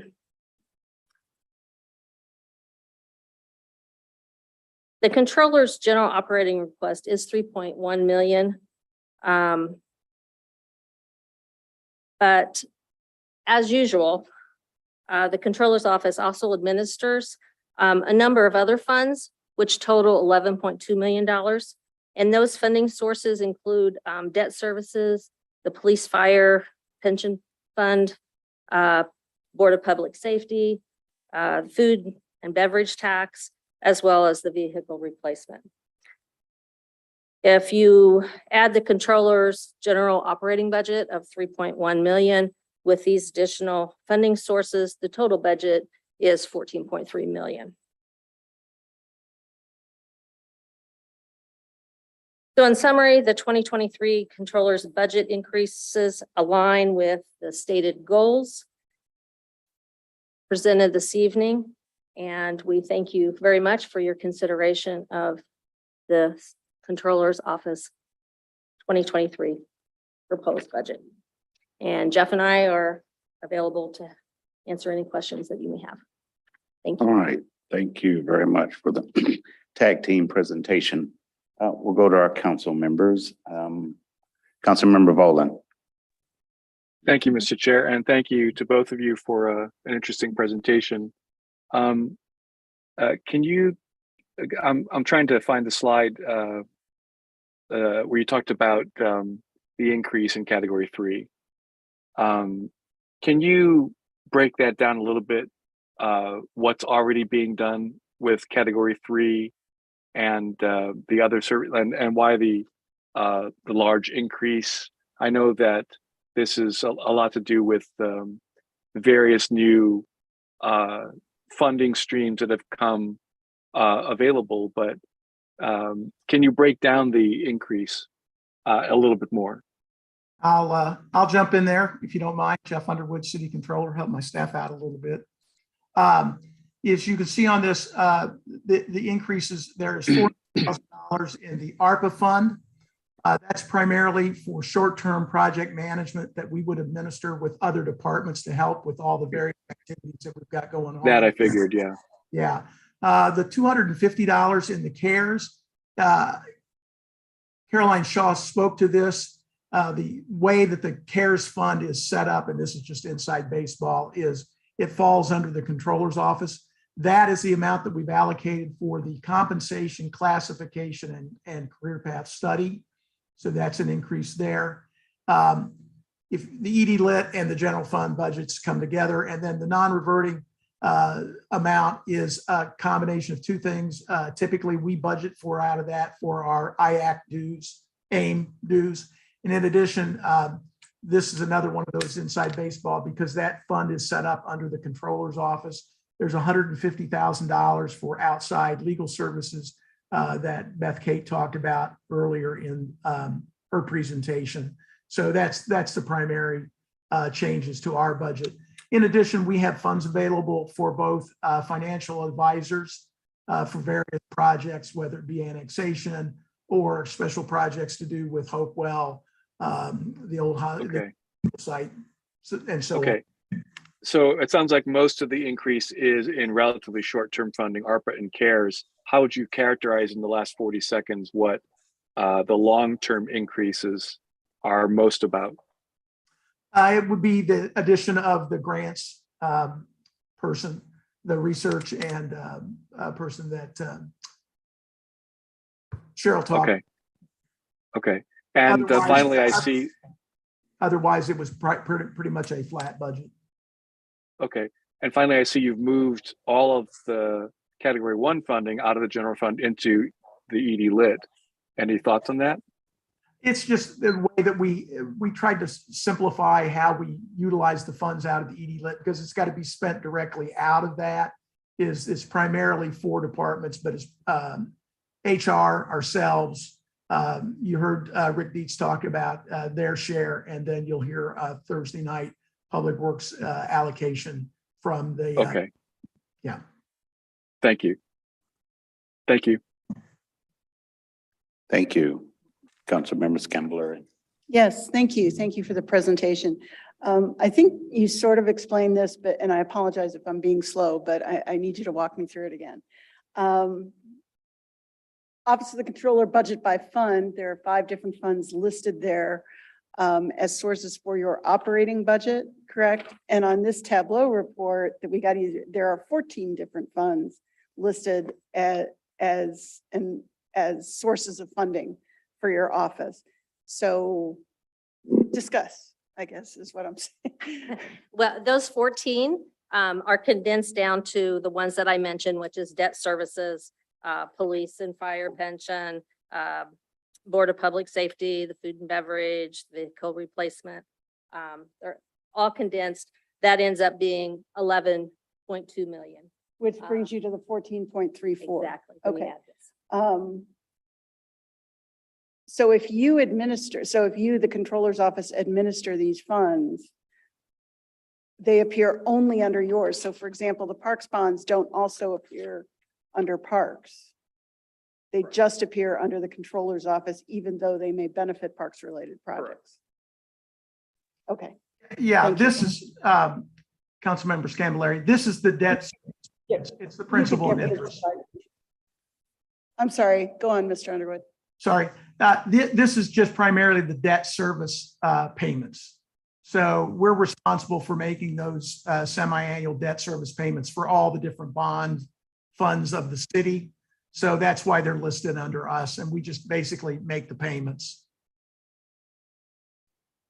Okay, thank you. Thank you. Councilmember Piedmont Smith. Yes, I wanted to ask, where does the non-reverting improvement funds, where does that money come from? What is that?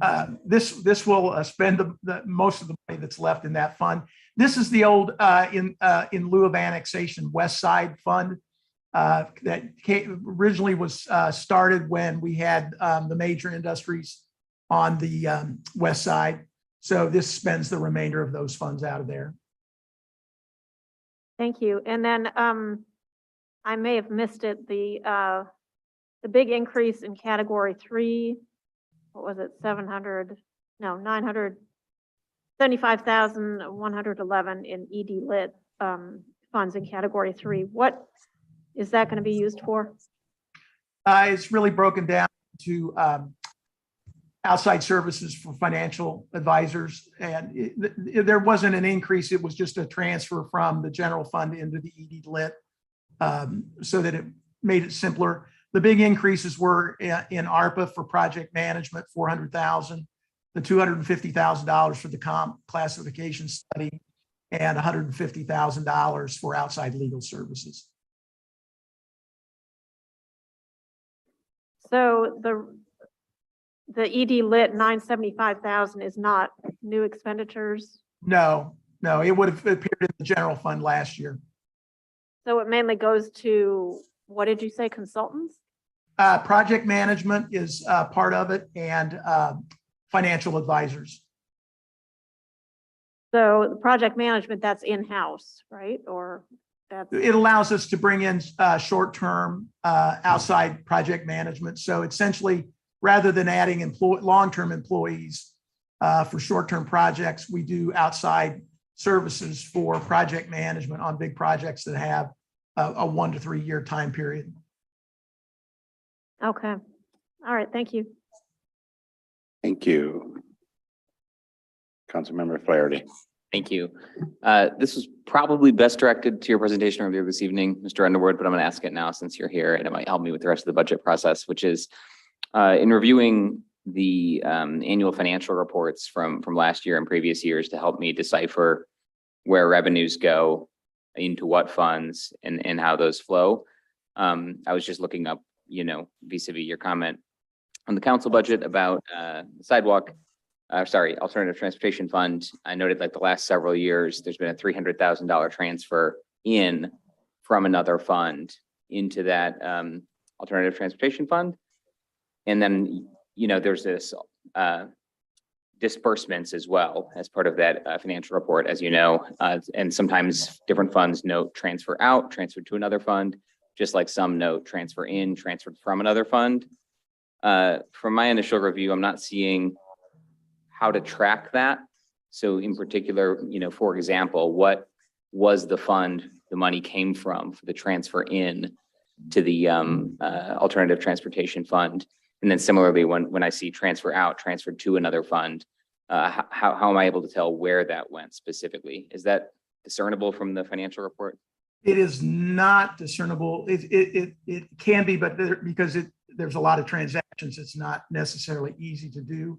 I have just finished up yet today exhibit for you that I'll be sending out tomorrow that lists by funds and the major funding sources of that fund, so you can see the revenue types that go into it.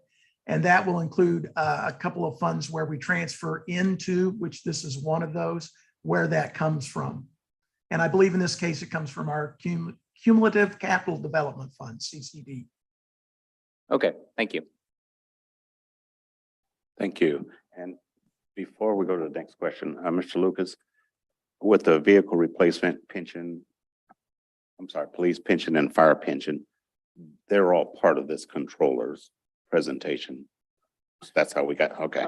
Thank you. Just want to make sure I didn't lose anything. I'll refer to Mr. Underwood. I know in past years that may have been a separate vote on each item. If the controller's office is fine with just one vote on the total controller's office budget, which I see a head nod, that's fine for tonight. That's kind of what I'm getting at. So, Councilmember Skembler. Yes, thank you. And thank you in advance for your patience with could you go over this again, question? 975-111 in category 3 is being billed, so to speak, to ED lit, correct? Yes. Am I reading that correctly? Okay. Yeah. What does that cover? That covers if you compared year over year, you would have seen this in the general fund. It's a part of the allocation under the new ED lit. It's what we commonly call the fourth bucket that we presented. There were 4 buckets of spending in the ED lit. And this represents that fourth bucket. It's for ease of monitoring and recording. We basically split the HR department between general fund and ED lit, and our budget between the general fund and the ED lit. that represents that bucket, but it covers the costs that were talked about in there. So it's not really any increase. It's just a transfer of our budget our office will now be funded out of two buckets, the general fund bucket and the ED lit bucket. Okay, and if I'm hearing you correctly, we can't, how do we tease out what is getting paid for with the lit increases? I guess what I'm trying to get at. I can provide you that information. We've talked about it some tonight in the cost of the raise, the 1%. I believe Councilmember Rallo asked us earlier, what was the cost of the 1%? What was, we can give you the cost of all the HR stuff that we're doing, as well as other increased costs, and the fact that we were able to transfer and support police and fire expenditures all fully out of general fund and ED lit between the two of them. Okay, thank you. Thank you. Any further questions from council? Okay, we'll now go to public comment. Once again, we'll say if you're on Zoom and you want to make a public comment, please use the raised hand function on Zoom. If you're on a mobile device, you can reach us by *69. And if neither of those work, you can reach us through sending a note to the meeting host via the chat function on Zoom. Mr. Lucas, you can check and see if we have anyone. No takers on Zoom. I believe it's *9 for the folks who may have dialed in. And I don't see many new folks who have joined us on Zoom, so no takers right now. Okay, did I say *9? I did say that. Okay, thank you. Okay, seeing none. Mr. Alexander, you have 2 minutes. Thank you. My name is Greg Alexander. I have a friend, he lives in Chile, and 2 or 3 years ago, they had a series of mass protests that involved police crackdowns and everything. And he explained to me, this really blew my mind. In the middle of this emergency, the controller found that the police crackdown wasn't compatible with the legislation that authorized their budget. And the controller cut off funding to the police. Well, this isn't Chile, but I think we could learn something from their example. In 2018, Parks and Rec decided to ask for about 10 million in bond funding. And they determined that in order to borrow that money, the state law says you have to have a bunch of public process, and they didn't want to do that. So what they did, creative accounting, they avoided that by splitting the amount into 3 smaller bonds. And then all that public oversight was replaced just by going to this council. And was that legal? Was it legal because the controller said it is?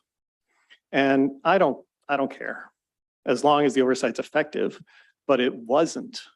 Parks borrowed $2 million to provide a bike and ped connection from the city, from the gridded street network to North High School. And they simply decided administratively not to do that, but they spent the $2 million. And again, that's legal just because the controller said it is. Otherwise, it would have been illegal because that wasn't what we were promised with that money. And Parks borrowed another $1 million to connect the Cascades Path to Griffey Lake. They explicitly told this body they wouldn't spend that money on the east side of Griffey, that they'd spend it on the west side. They said, we will not spend it on the east side. They spent it all on the east side. And is that legal? Because the controller says it is. I'm just looking for a little bit better in the future. The controller doesn't have to permit inappropriate expenditures, and in fact has a duty to restrain errant city departments. The oversight that other departments have over Parks and Rec is not a mere formality. It is an essential service for the people. Thank you. Thank you very much. Seeing no further public comment, we'll now go to council for any final comments. Councilmember Scambolari.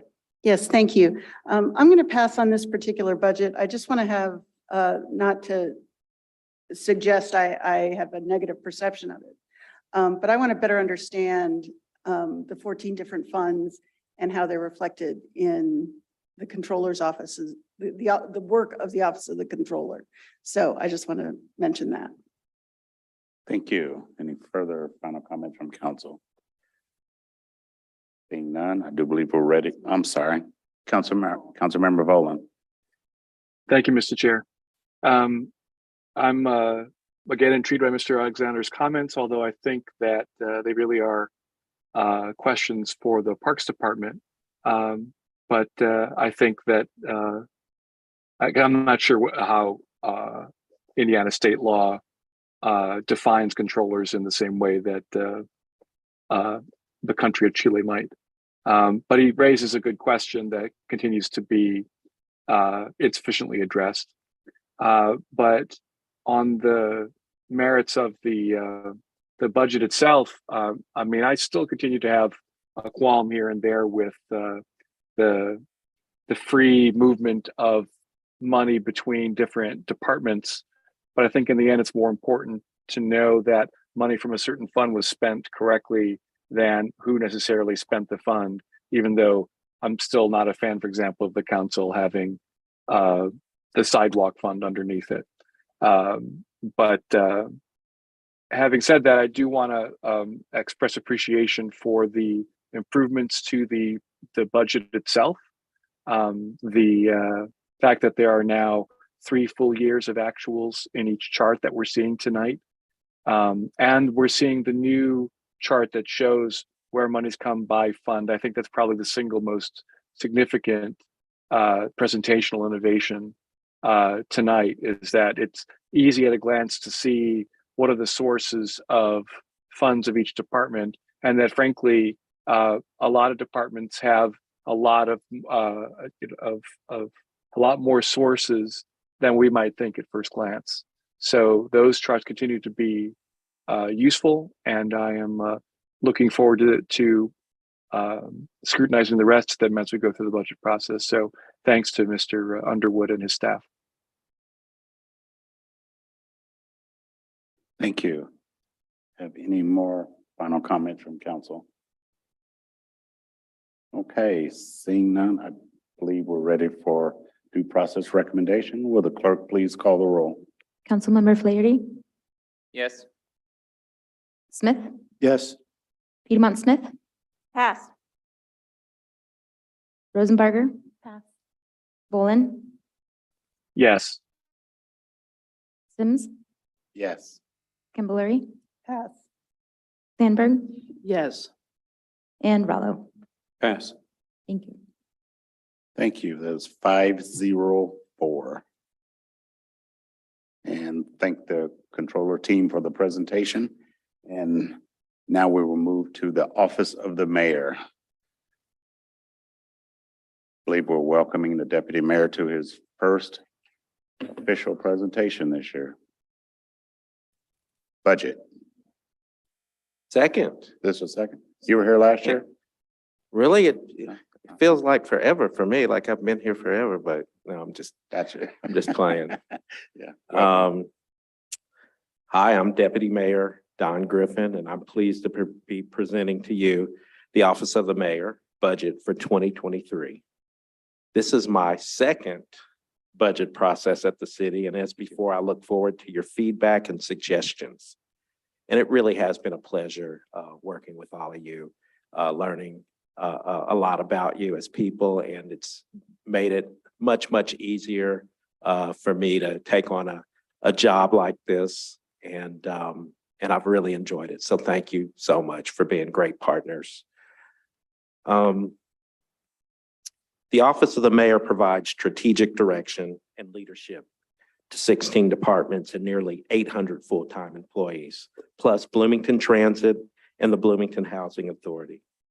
You'll hear budget proposals from each of these departments over the course of 4 nights this week, as we have assembled this budget package of approximately $229 million, including City of Bloomington Utilities, Bloomington Transit, and Bloomington Housing Authority, that is entrusted to us by our residents and visitors. The mayor's office consists of 8 full-time employees, 1 temporary part-time employee, and 5 student interns. Important roles of the office and staff include providing strategic direction for the city as an organization, communicating and engaging with the public on issues important to our community, and operating or creating a culture of innovation to improve the efficiency of the services we deliver to residents and visitors. We have a great team, and you can see some of them here this evening. This modest size and hardworking team is in charge of overseeing a growing and complex organization. The Office of the Mayor is currently pursuing several initiatives to continue on our path of becoming a better Bloomington for all Bloomingtonians. This includes a commitment to being a safe, just, and inclusive community where everyone belongs and can thrive. Addressing the climate emergency and building a sustainable, equitable economy with good jobs, affordable housing, and inspiring arts and public spaces.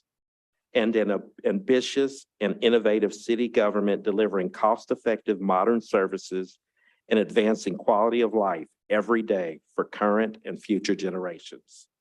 I'd like to share a few with you. To address the nationwide issue of affordable housing in our own backyard, we've implemented new strategies and initiatives in our last comprehensive plan and our latest unified development ordinance. New home ownership assistance programs, along with a commitment to the Heading Home initiative. Since 2016, Bloomington has developed, added, or preserved 1,121 units of affordable housing. This is a 20-fold increase from the previous 6 years, including units for people experiencing homelessness, addiction, mental illness, or disability, as well as our growing workforce. To develop our local economy, we're investing in our community through new infrastructure projects like the Convention Center and an exciting open architecture broadband internet expansion. Developing the certified tech park and Hopewell site, employing new job creation incentives for small businesses, and upskilling workers through public coding and life science courses.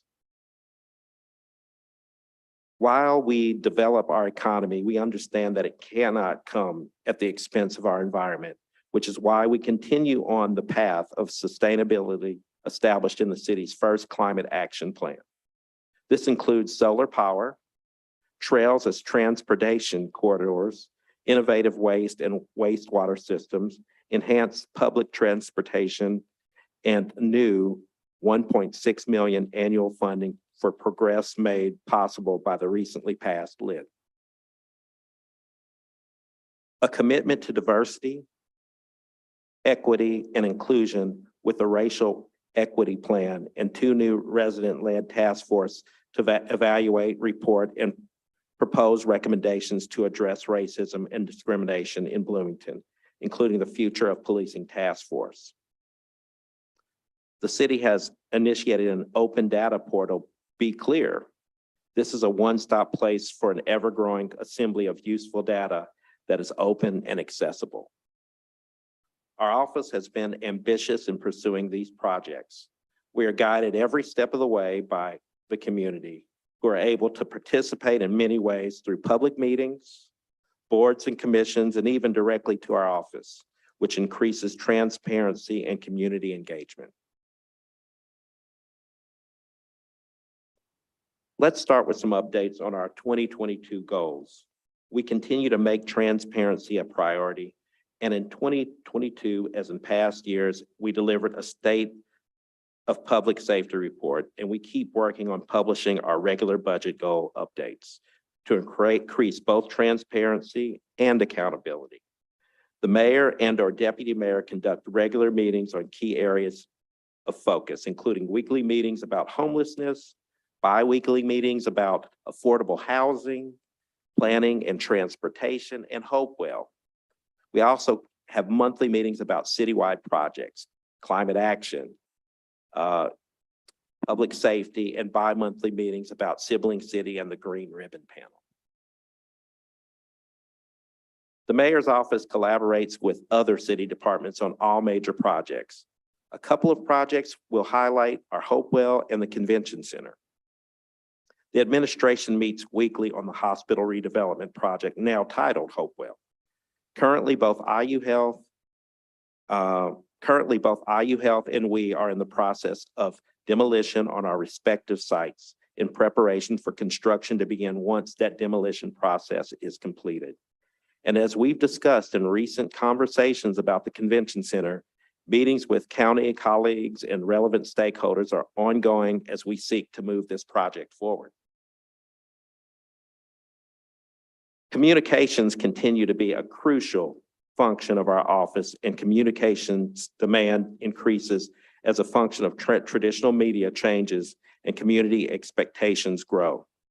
Our communications director, Andrew Krebs, digital brand manager, Justin Crosley, and copyright specialist, Deidre Sheets, produce press releases, e-newsletters, videos, manage social media and website updates, news conferences, and Facebook Live sessions to keep the public informed and engaged with our work. They also help coordinate opportunities for the mayor to interact with the press in real time, such as press conferences, interviews, and public events. Our goal for the year was 30 such opportunities, but there have already been 72 opportunities for the mayor to interact with the press in real time, plus an additional 27 opportunities for the deputy mayor or the director of public engagement. Our public engagement efforts are led by the tireless Mary Catherine Carmichael, who wrote that. No, I'm teasing. Who directs our effort to seek public input in many different ways, such as neighborhood meetings and POCO surveys. By both bringing information into City Hall and sharing it out, she is able to match issues with those best positioned to address them. We have some of the best town and gown relationships anywhere, thanks to frequent and ongoing communications and collaborations with our friends at Indiana University. Our engagement with IU Health, and Monroe County has proven to be invaluable as we navigate the COVID pandemic with much lower average rates of infection than the rest of Indiana. Finally, our last 2022 budget goals are centered around innovation. Innovation helps departments increase organizational effectiveness, creates a culture of collaboration and innovation, and helps departments prepare for future needs. Many thanks to our innovation director, Dept, Kidd, for always looking for ways to make our city progress and processes more efficient. As part of our culture of innovation, Dept highlights success stories of department innovation on our website. 7 have been completed so far this year and showcases these innovations in an annual Innovation at Work celebration, which was held in April. The innovation team extends beyond Dept, however, as she leads an annual innovation training cohort. This year's cohort is focused on innovating sidewalk maintenance and includes representatives from 9 departments. The cohort meets regularly on the topic and will focus on it for the entire year. Speaking of entire years, each year is filled with robust reflection and thoughtful future planning. So let's turn to next year and what we are looking forward to in 2023. Of the 70 budget goals in the mayor's office for 2023, 26 are in the category of policy and administration. The goals include overseeing city operations, communication, and collaboration with all parts of city government, and working with other local government entities. This includes coordination with council on scheduling legislation, meeting with county government leadership, and if it's deemed feasible, pursuing the purchase of CFC showers for our police station and fire department administrative offices. It also includes oversight and collaboration on several major projects and initiatives, including progress on the Climate Action Plan and continuing to pursue the potential expansion of the convention center. For the Green Ribbon Panel and the DEI initiative that we were first introduced in 2022, State of the City, the goal is to have 2 public events for each by Q4 2023, in addition to ongoing outreach on these initiatives. 13 of the mayor's office budget goals relate to communications and are overseen by Andrew Krebs. As traditional media continues to change, our communications must also evolve to reach our residents. These include goals related to press releases, public events, guest columns, and other external communications such as website improvements and launching a citywide resident communication platform by text and email. In June of this year, Andrew started an interdepartmental communications team, which meets bi-weekly with the purpose of standardizing and improving city branding, messaging, and communications, including social media training. These efforts will continue into 2023. Mary Catherine Carmichael oversees 17 of the mayor's official budget goals for 2023. These public engagement goals dovetail with many of the communications goals and include items such as conducting the 4th biannual community survey, outreach and collaboration with community partners, and work related to boards and commission appointments. The 14 other mayor's office budget goals will be implemented by Dept. The innovation goals are focused on expanding the impact of innovation training and the culture of innovation at the city. We are also revamping the Innovation Fund, which will allow us to leverage funds to achieve savings and increase efficiencies across city operations. The Innovation Fund will be paid for through reversions with any funds allocated in 2023. The Office of the Mayor's general fund budget request is $1,084,530. This is an overall increase of $58,003 or 6% from 2022.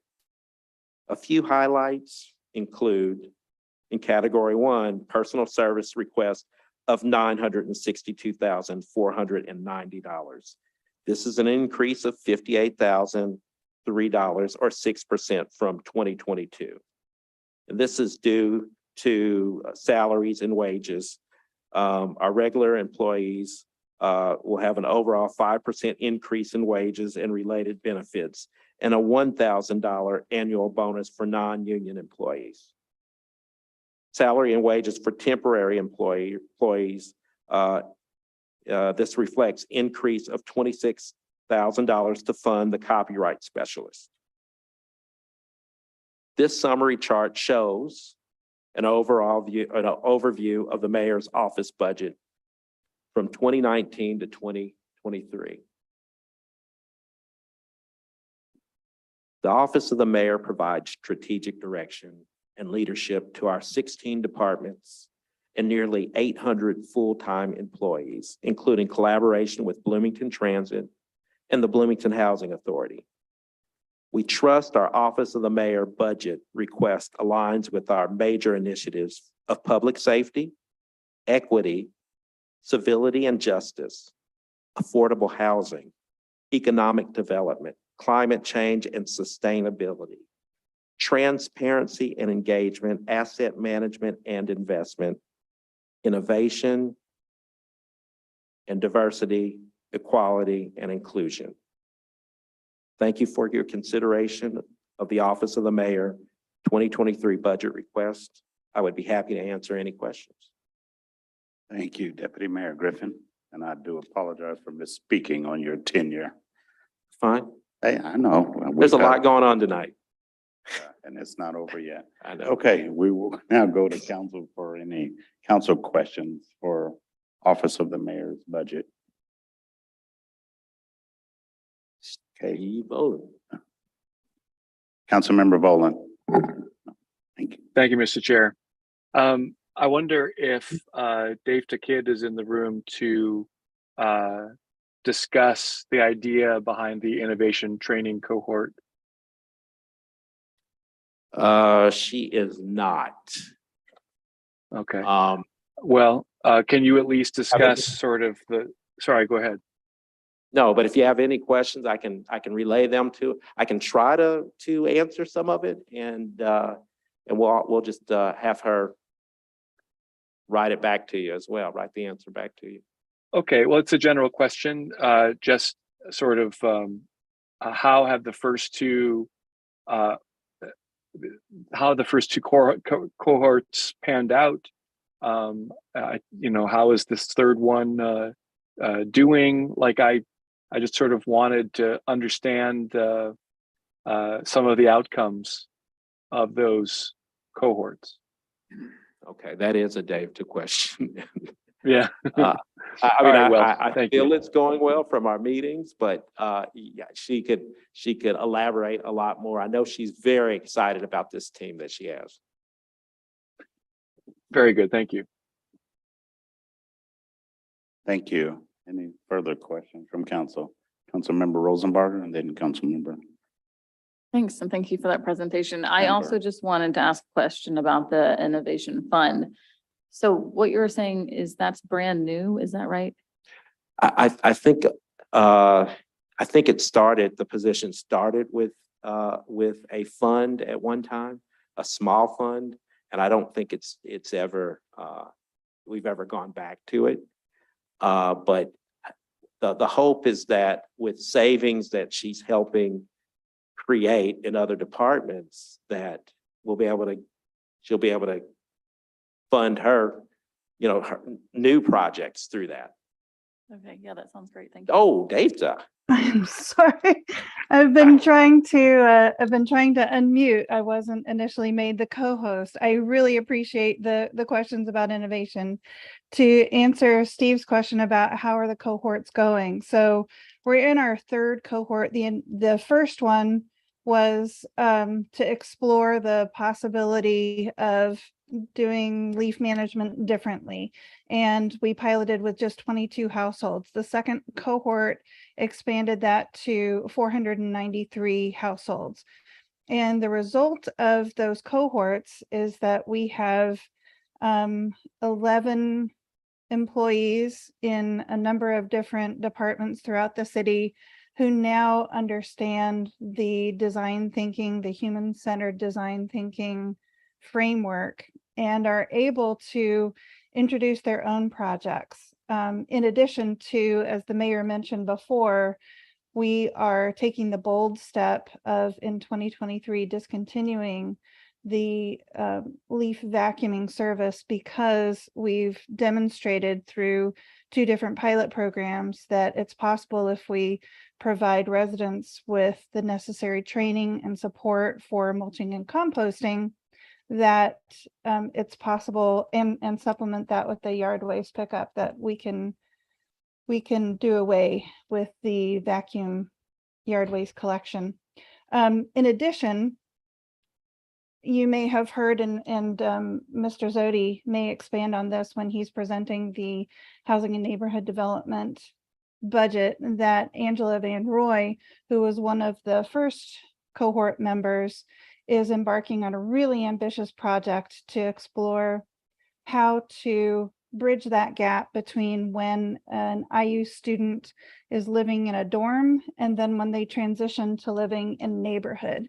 And how do we decrease the amount of citations that they're given, and also the amount of effort that's put into answering what BPD calls nuisance complaints of noise or trash or parking in incorrect places, and also just the general conviviality of a neighborhood and the cohesion of a neighborhood. So we've got spin-off projects like Angela's, and this is a major component to establishing a culture of innovation. To Councilmember Rosenbarger's question about the Innovation Fund, this is something that was initially started with my predecessor, and what we lacked back then was just structure around what is in scope for the fund, what's out of scope for the fund, what is the fund going to be focused on, how are we going to involve the other departments, how are we going to involve residents, and we believe that we've got a better way of doing that, and we're starting small. The initial fund, I think, was 100,000 and then decreased to 50,000 in the second year that it was offered. And this year we're starting with just 35K, or a request of 35K.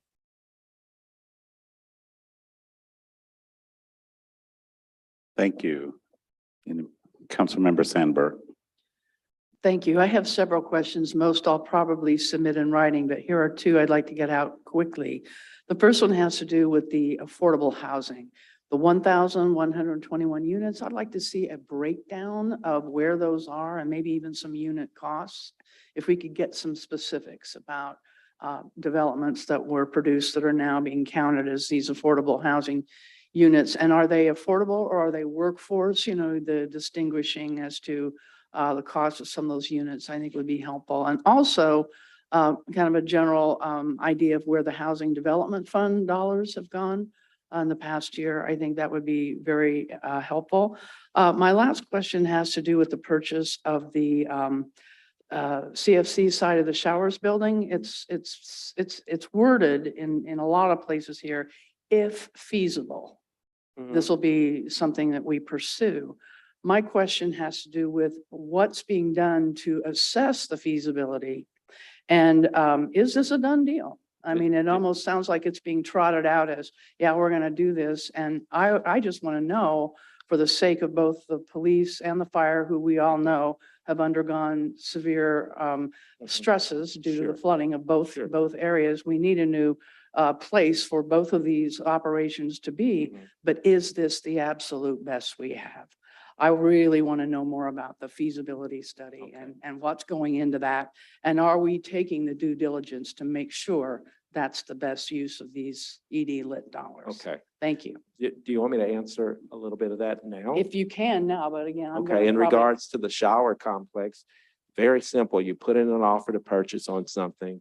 You first negotiate, price, but you also make it contingent upon several things.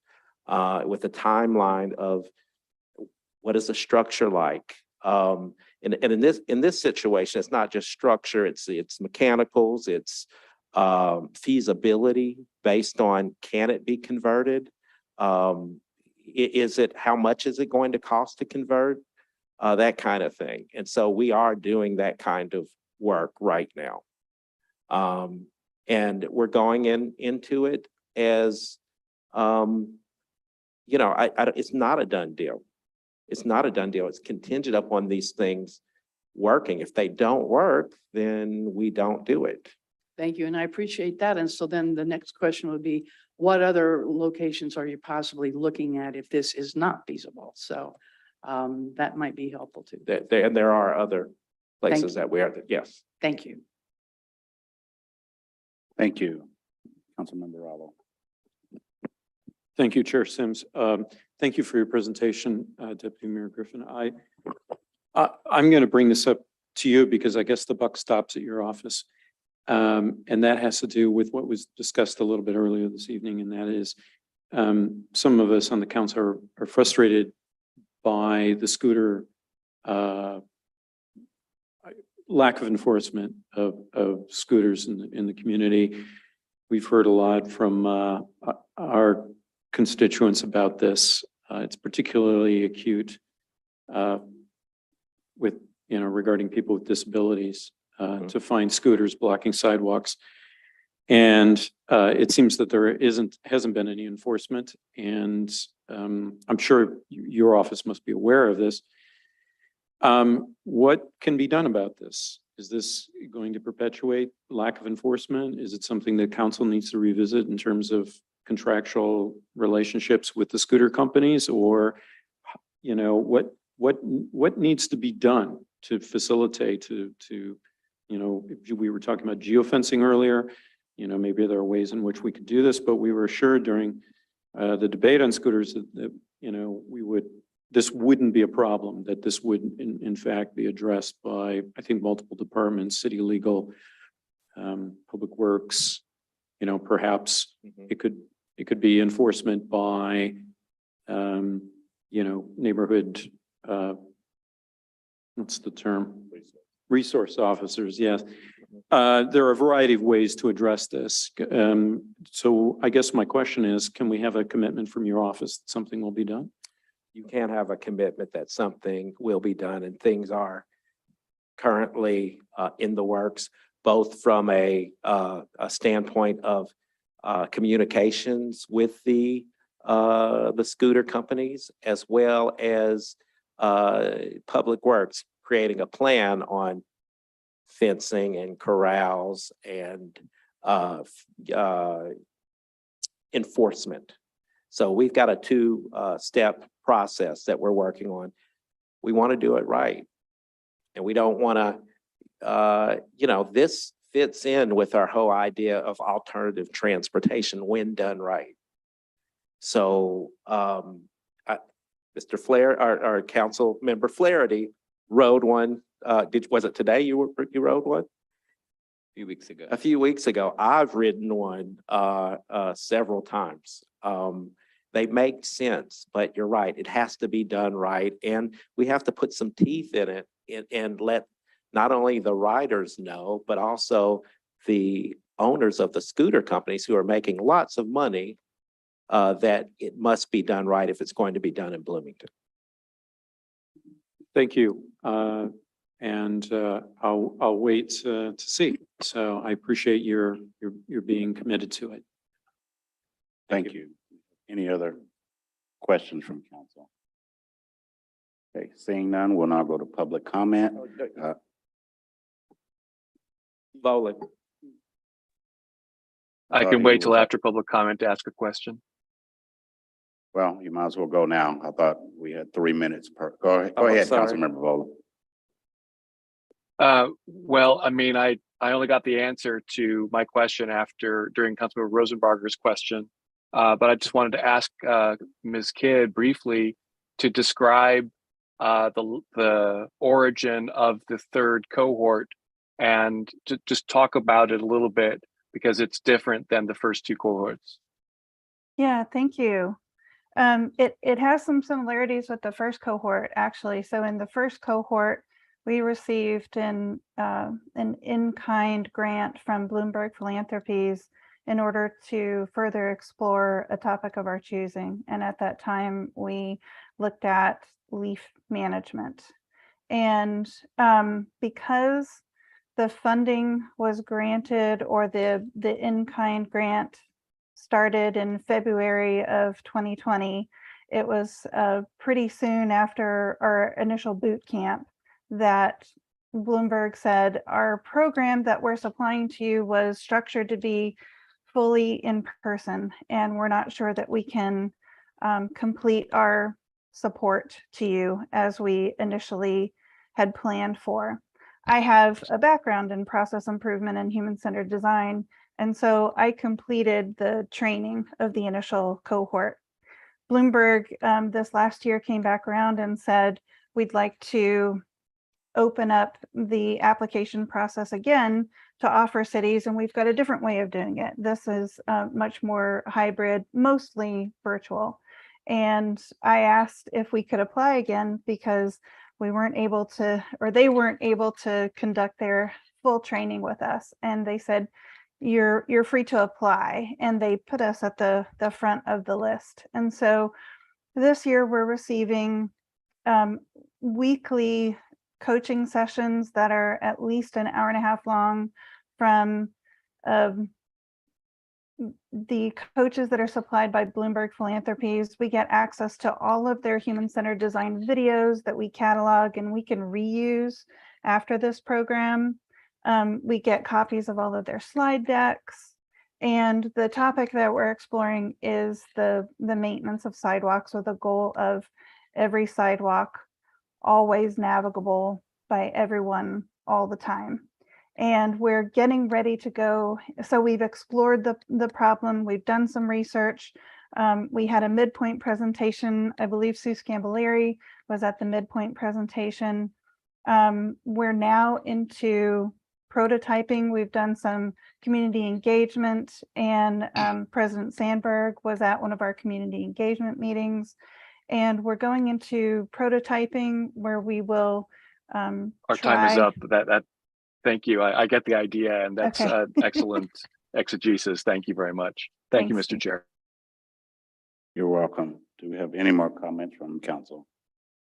Okay, seeing none, we'll go to the public comment. Do we have anyone on Zoom, Mr. Lucas? And I will remind folks that if you want to make a comment on Zoom, please use the raised hand function on Zoom. If you're on a mobile device, you can reach us at *9.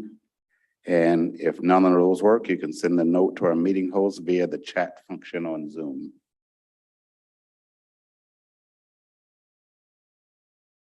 No hands going up at the moment. Thank you. And seeing none, do we have anyone here in the in-person public who wishes to make a comment? Seeing none, we'll now go to council for final comments before seeking a due pass recommendation. Seeing none, Councilmember Volan. The first time I really feel like I am grokking the function of the innovation director, and I want to read the bullet point from their slides that really made me take notice. Lead innovation training cohort number 3, consisting of representatives from 5 departments, working together on one cross-departmental project by Q4 that aligns with mayoral priorities, has high value to residents, and engages residents in the process. I know that it's been a struggle for innovation to literally come to terms with what they're trying to do. And so I feel like this paragraph sort of distills what I hope would come out of this initial innovation to the mayor's budget, which was a director of innovation. Like, this is the first time that I can remember seeing something that coherently and concisely summarize what the innovation director does or should be doing. And so I'm, very excited by this new project and the idea that they're now, that the new innovation is trying different projects than the initial one about leaf collection. This at least now shows a pattern. We're trying to find issues that don't fall into one department, and that they don't neatly fall into one department, and find a way to improve them, which could only be done by making the departments work together. So I'm very excited for the future of that initiative, more so than I have been. And I just want to put a shot out there. And, there are many other issues, but with respect to this particular budget and this particular function in the budget, I just want to say good job. Thank you. Thank you. We have any further final comments from council? Okay. Do believe we're ready for due pass recommendation. Will the Chief Deputy Clerk please call the roll? Yes. Councilmember Smith, Yes. Rosenbarger, pass. Volin, Yes. Sims, Yes. Scambolery, Yes. Sandberg, Pass. Rallo, Pass. and Flaherty. Yes. Thank you. Thank you. That is 503. 503. And I do believe that completes our business for this evening. I do want to thank the administrative staff and all the presentations we got this evening. Thanks to our staff and the clerk staff. And that's the end of our business. This meeting is hereby adjourned. Thank you. See you tomorrow night. Good night, everybody.